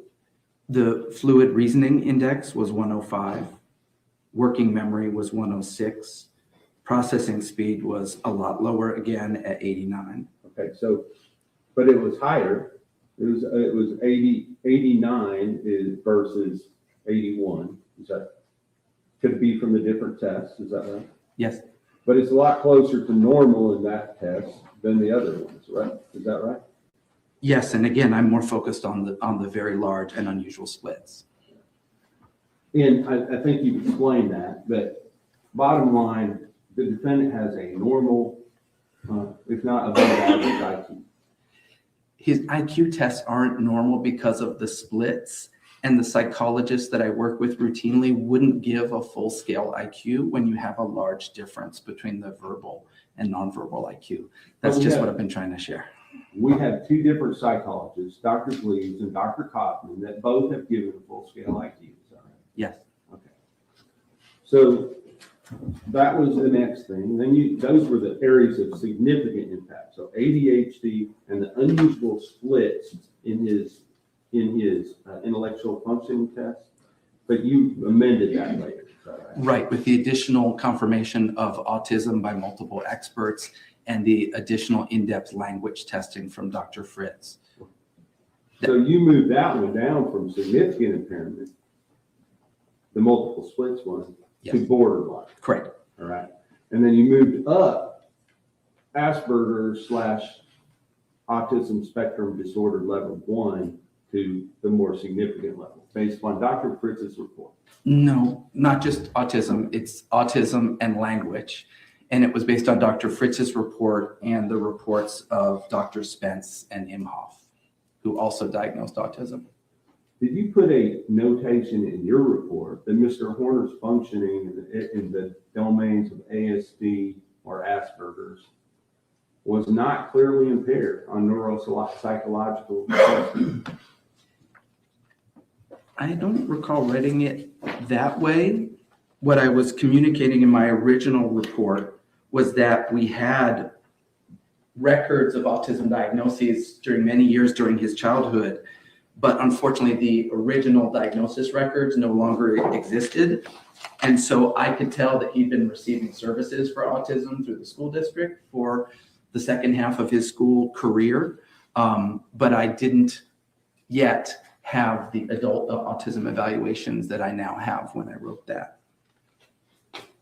So based upon those other experts' reports that were later provided to you, then you moved that one from borderline to significant for you. Yes, with the confirmation of autism and the additional language impairments. And so with regard to some of what you said, areas of concern, you listed motor tasks. And there were two things that you listed, correct? Yes, finger tapping and grip strength scores. You understand that this defendant pled guilty to strangling a 7-year-old girl successfully. Is there some type of grip strength issue there? We've all heard the video, and I'm sorry to say this, but it took a long time. So I don't think that the video really makes the point that you're trying to make. No, I'm not trying to make a point other than the fact that he had to use his grip strength in the commission of this crime. Would you agree? To some degree, yes. Now, he also said finger tapping. What kind of instruments does this guy play? Drums. Does it make sense someone would be tapping their fingers if they're a drummer? I think that the finger tapping task that the neuropsychologists use is different from what drummers do. You think it is, or you know it is? Well, it's more about rapid finger tapping, and I think that drumming skills are more about rhythm and using more of your arm, is my impression of that test. So we already talked about NDAE being the least serious as far as brain damage, I guess I would say. It's in the moderate impairments, yes. Now, let's talk about the other, quickly, talk about the other neurodevelopment risk factors for the defendant. You said there was a parental history of addiction, use of other substances by Melissa Horner during gestation, which you don't have an opinion as to how that might have affected him, but you're saying it might have affected him. Is that right? I think I talked about how it might have affected him on direct. Well, you didn't have any clear delineation as to how that plays into all this. You just said that it was a factor. Is that A right? potential factor, but not generally as risky as alcohol. And childhood adversities, and then the diagnosis of autism. Now, you said autism in your report, and I just want to make sure, just like we have this umbrella term of FASD, and you have 3 different things. It could be fetal alcohol syndrome, which is very, very serious, correct? Yes. And then you have the other one, SEAE, right? Yes. And that one involves severe brain damage, correct? Yes. And then you have this latest one, NDAE, and that's just either mild or moderate, and you're saying it's moderate in this case. Yes. All right. But it's the least serious of the 3 as far as brain damage. As far as measurable neurofunction, yes. Okay. So does, you talked about head injuries and then substance abuse. There's a number of different substances that Mr. Horner, the defendant in this case, told you about: alcohol, marijuana, K2, MDMA, LSD, mushrooms, cocaine. Is that right? Yes. Now, other than alcohol, are all of these commonly used illegal recreational drugs? I wouldn't say commonly, but they're certainly used. Do you consider the regular use of illegal drugs to be criminal activity? Yes. Is supplying illegal drugs to other individuals criminal activity? I'm not. For legal conclusions, I'm very. Well, in evaluating people as a physician for pathology in their personality, you have to know whether somebody is a good candidate for probation or parole, correct? I don't get in. This witness is a pediatrician. All right, so in using, with regard to, I'm going to just get to the part about the possible brain injuries that may have occurred as a result of fetal alcohol syndrome disorder. Is that right? I mean, is that what you call it, fetal alcohol? Fetal alcohol spectrum disorder. Because he does not have fetal alcohol syndrome. Correct. Right, okay. So the first thing you said was lower IQ. We've already dealt with that. He does not have a lower IQ, correct? No, he has significant splits on his IQ. Understood. So let's talk about ADHD. Does ADHD cause people to commit the act of murder? That's an unusual outcome for ADHD. Are you saying there's any causative effect to the murder of Athena Strand, in this case by Tanner Horner? From ADHD? Yes. I can't use ADHD to explain what he did, but it's possible that impulsivity may have played a role. And that would have to be based on the evidence in the case, correct? Whether it was impulsive or not impulsive. Judge, objection, legal conclusion. I'll let him answer. Yes, my consultative question was not what happened in that van. What it is, does he have a fetal alcohol spectrum disorder? And are people with ADHD able to have productive and fruitful and non-violent lives? They are able to, yes. You also talked about language and social difficulties. You've watched the videos.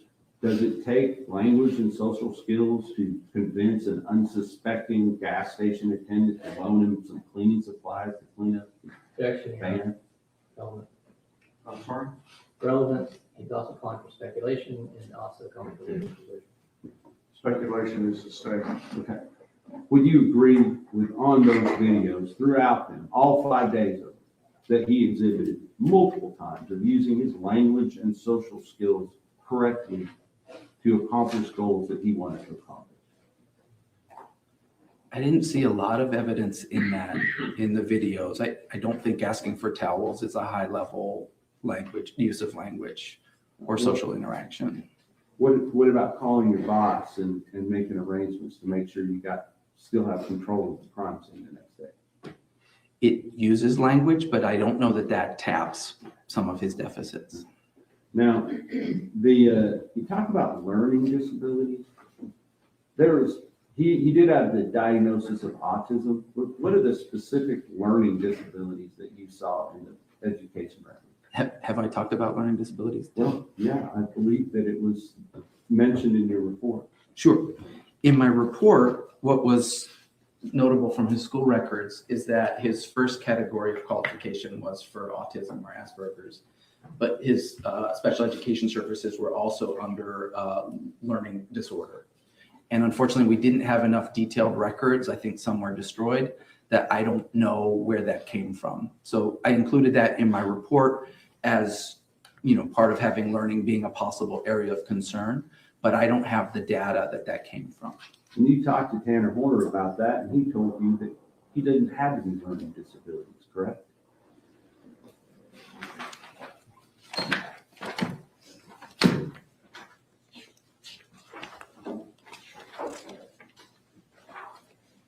I'm sorry, I just don't recall what he said, so I want to make sure I'm right. To be under the development, mental, and academic history. Sure. Yes, he didn't recall learning disabilities, but Spanish was harder for him. That's what he said. And in parentheses, he said probably because he was sleeping in the first period, correct? Yes. What about, we talked about visual spatial deficits? That it was an area of concern, yes. Okay. But on the visual spatial test that Dr. Cochran gave him, you said that he was unusually high. Oh, so that you're talking about visual problem solving or visual intelligence, and the visual spatial domain that we're talking about, I believe, is copying a complex figure, which is considered differently from intelligence when we're looking at brain domains. And the ability to copy a complex figure is something that the neuropsychologists consider a visual spatial function rather than an intelligence function. With regard to, what do you mean when you say novel problem solving? That if you're presented with a new type of problem that you haven't practiced or done before, that your frontal lobes or executive skills get involved to kind of figure out, okay, what's this about? What's my strategy? Is my strategy working? Checking your work, that sort of thing. So it's less of a rote answer and more executive skills required. And you said that was an area of concern for you. I said that his executive skills were an area of concern because some scores were average or above, but some were in the 3rd to 16th percentile. Well, I believe I went down and wrote the ones down that you said that were a concern. Sure. And novel problem solving is one of them, is that right?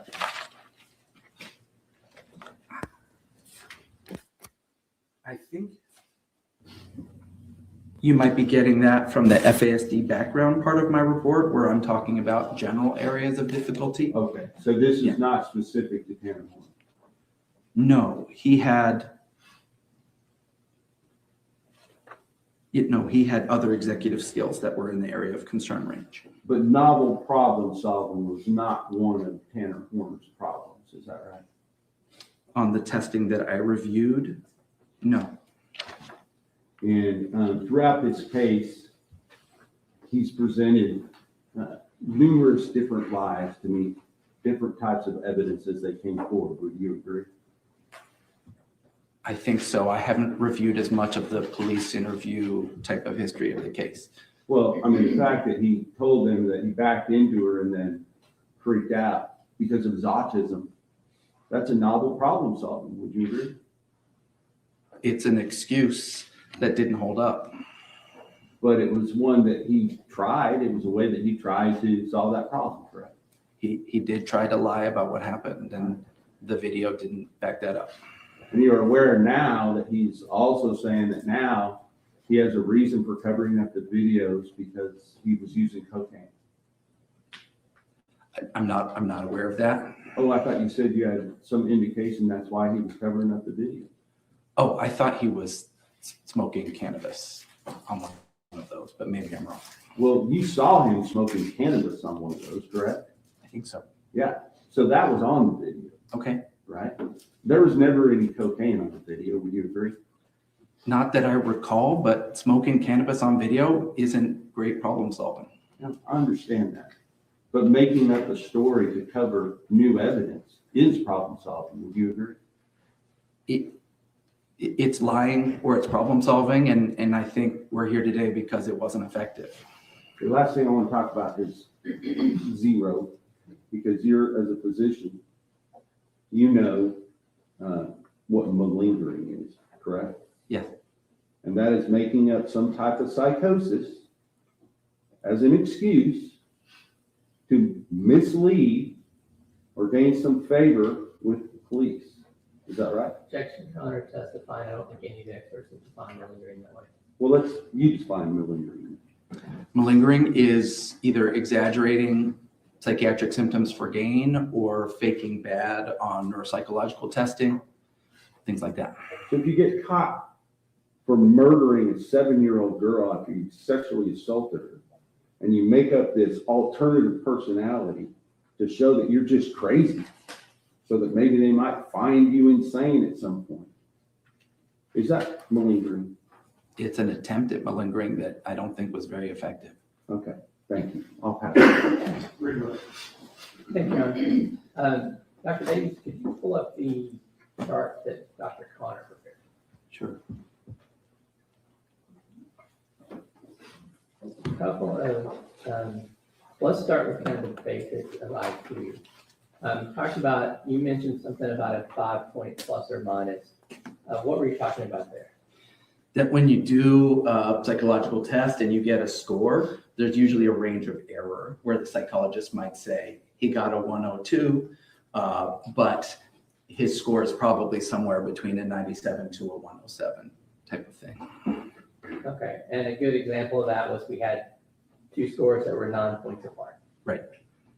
So the average IQ for someone from the United States would be 100 plus or minus. Right. So it's up to 105 and down to 99. And it depends on the test, how big that range of error is, but something like that, yes. And you mentioned that, but everyone might not understand. There's a newer version of that IQ test. Yes. When you said something about 4 and 5, just Right. make sure what that was. So the Wessler Adult Intelligence Scale, in 2009, it was the 4th edition, and in 2025, it was the 5th edition. And so there's new questions. They've organized the results differently. So I expect that when someone takes a new edition of a test, that they're not going to get the exact same score that they got the last time. Now, we didn't read through them, but Mr. Berry had you reading through. Matt, or Sean. Yes, sir. These little words down here that I'm sure you can't see from the other side of the room, were these the things that Mr. Berry was asking you to read the scores? Yes, those tiny bits of text are the individual tests that relate to the score that's plotted above. And so on the far left is the IQ, and those were the IQ subtest scores. Okay. So you get your IQ over here, and then each one of these is one of these dots, right? Right. And you said this green line is, Average. and this is, 1 standard deviation below the mean, which means the bottom 16th percentile of people who take that test. so for example, here, when you're reading off these scores, you've got a score that's here, well below this red line, and then a score that's way up here. Yes. Is that what you're saying is unusual? That's a pretty big variability, and it's a hallmark pattern that we see in FASD. But there's no reason to think if he takes this test twice, would his IQ fall within that standard deviation? The overall IQ. I'm not sure I understand your question. Sorry. I'm sorry, maybe a bad question. We're seeing that he has deficits. If Yeah. this is accurate, the next time he takes this test, he'll probably have a deficit in that area too. Yes, unless it's the same test and he's practiced it, so he's getting better. But in general, we expect these to show up over I time. was ignoring the practice effect, but yes, there's a practice effect, and Yeah. we just tell the jury what that is. So practice effect is, you're not allowed to give someone a test within a certain time interval from when they've just taken it because they've practiced it, and we expect that you're going to do better.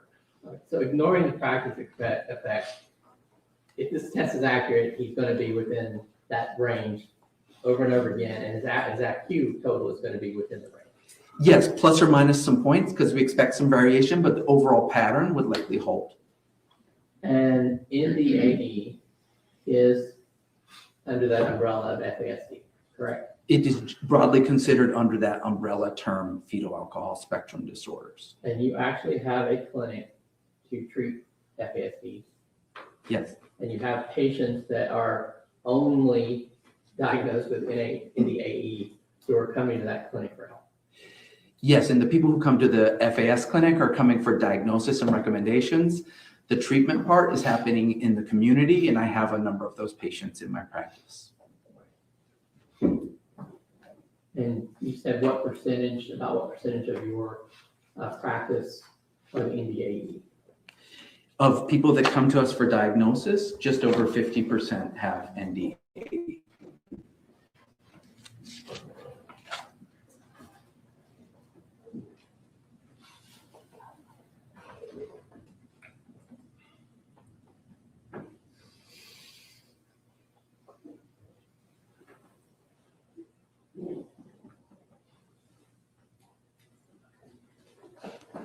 Now, as part of your work on this case, were you asked to render an opinion on insanity or any other defense?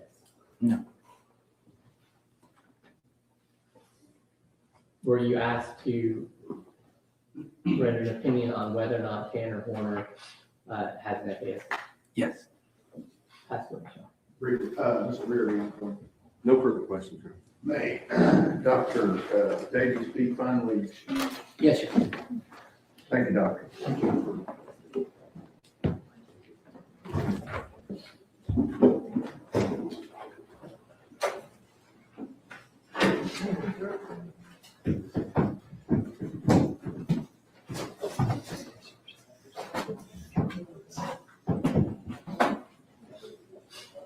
Dr. Young?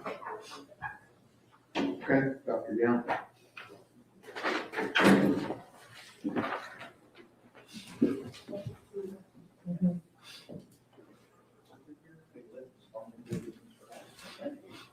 Come on in. Thanks.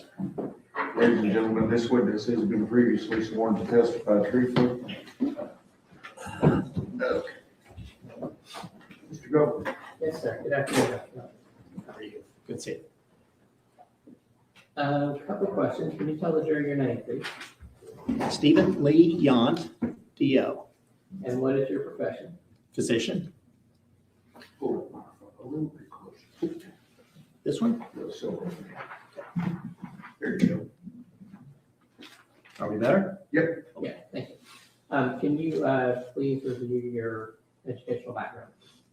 Yes, I graduated at Texas College of Osteopathic Medicine in 1983. Did an internship at Riverside General Hospital in Wichita, Kansas. And am board certified in family practice.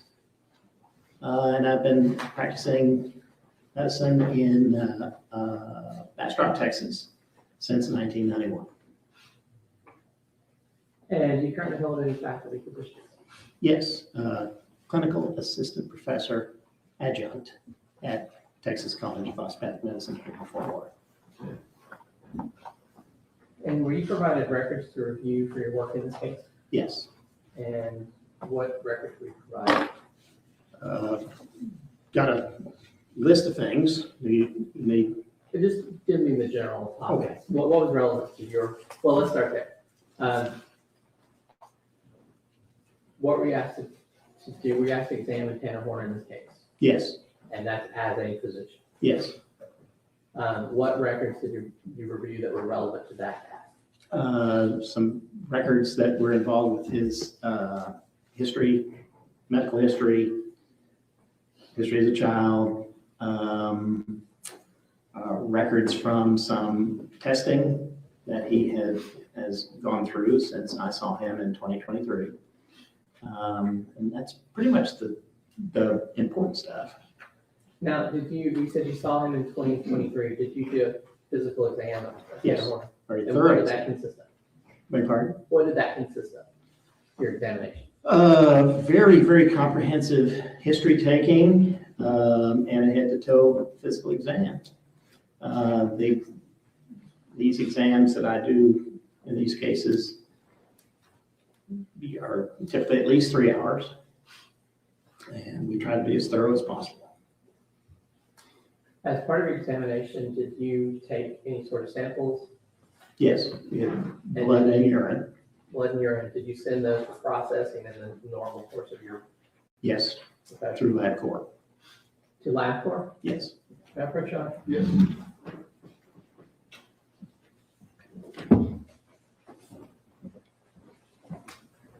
Let's take a look at that. This is the defense exhibit 86. Okay. Can you identify that? Yes, this is the date. Yeah, this is the labs that we drew on that initial exam. Yeah, I move to admit the defense exhibit 86. Can you get there? Oh, sure. I have another copy. I got you.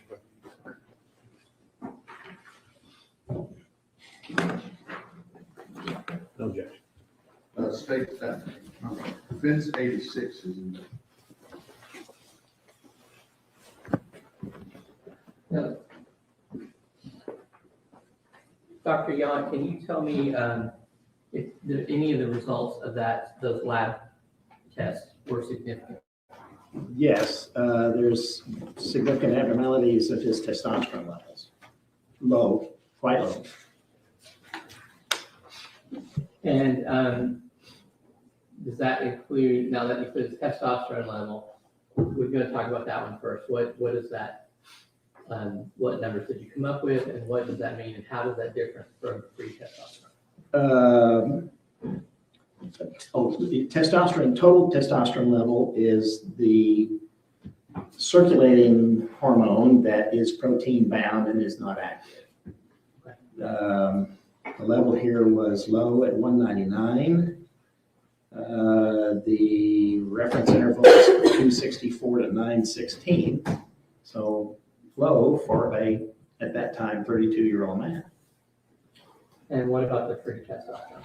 Free testosterone is a little bit of a nuance. It is unbound from protein, and it is much more the active form of the hormone. And this level is quite low. The reference interval is 8.7 to 25.1, so roughly 9 to 25, and the level is 3.7. And how can low testosterone affect the patient?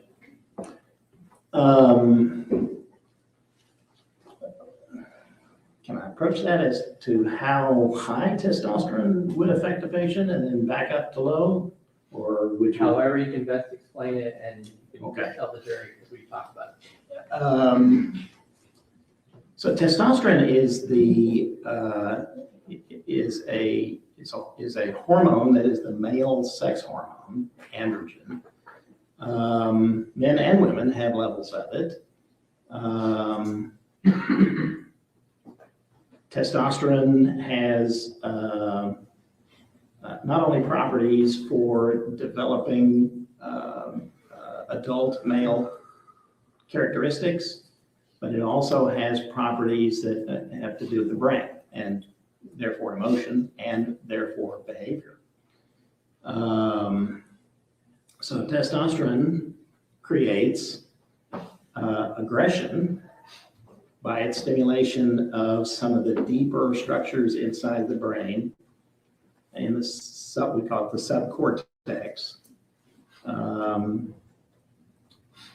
And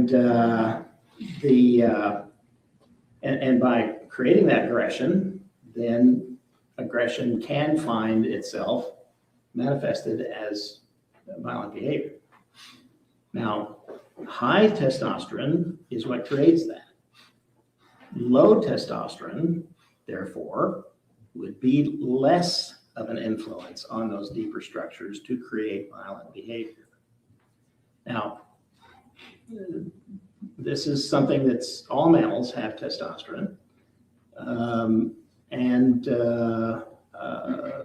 But we are humans. We share the biological effects of testosterone upon our brains with the lower animals. We all understand that if you dramatically reduce the testosterone to a bull and make him a steer, he's a lot less likely to hurt you. We all understand that if you take a stallion and you reduce the testosterone levels in that stallion and make him a gelding, he's much less likely to hurt you. If you neuter a dog and reduce those testosterone levels, he's much less likely to bite you. However, the steer still might hurt you, and the gelding might still hurt you, and the dog might still bite you if he is stimulated, fearful enough, panicked enough, whatever, or in pain enough. This can still happen. So, Dr. Young, yes. basically saying about the effects of testosterone on humans, it doesn't take away our brain. True. Our ability to think and reason. Very true. Now, you are familiar with the charges in this case. Yes. And you understand that Tanner pled guilty to kidnapping and murdering Athena Strand.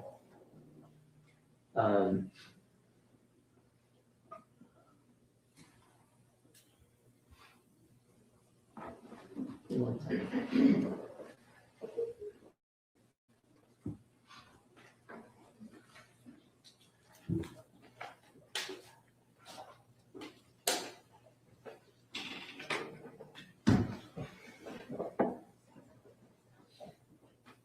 I'm going to go ahead and pass it. Thank you, Doctor. Cross-examination. Yes, quickly, Your Honor. Dr. Young, thank you for coming again. I think last time we saw you on Zoom, didn't we? Okay, well, you may have saw me, but I couldn't see you. But I remember your voice. It's that whole technology thing. Amen. I just want to clarify a couple of things. From that lab test that you had from me, when did you do the draw on Mr. Horner? It was the day that we did the exam on him. Forgive me, I walked in here without my glasses. I want to say that was September of 23.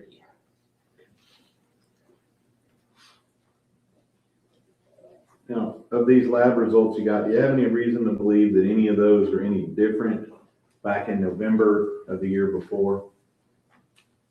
I'm sorry, say again? Do you have any reason to believe that there are any significant differences if we had tested the defendant back in November of 22? Okay. Right? Do you have any reason to believe that those would not be exactly the same? I'm not aware that he was tested in November 22.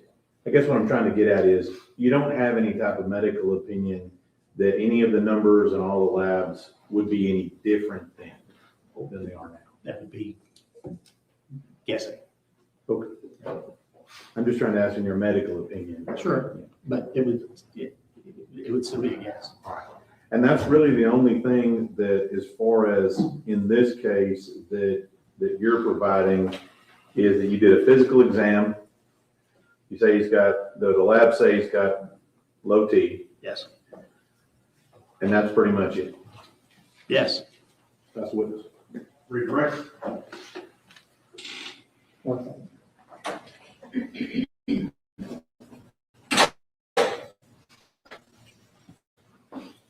That's all, Your Honor. Thank you. May he be excused finally? Yes, sir. Thank you, Doctor. All right. Thanks, sir.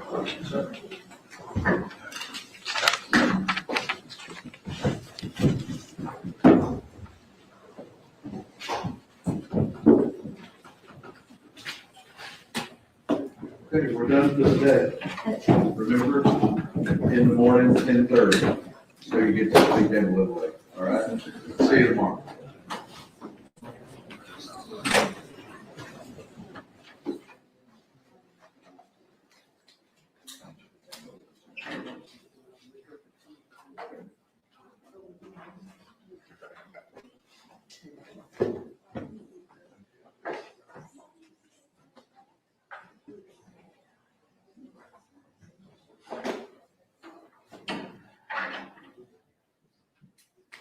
thank you, everyone.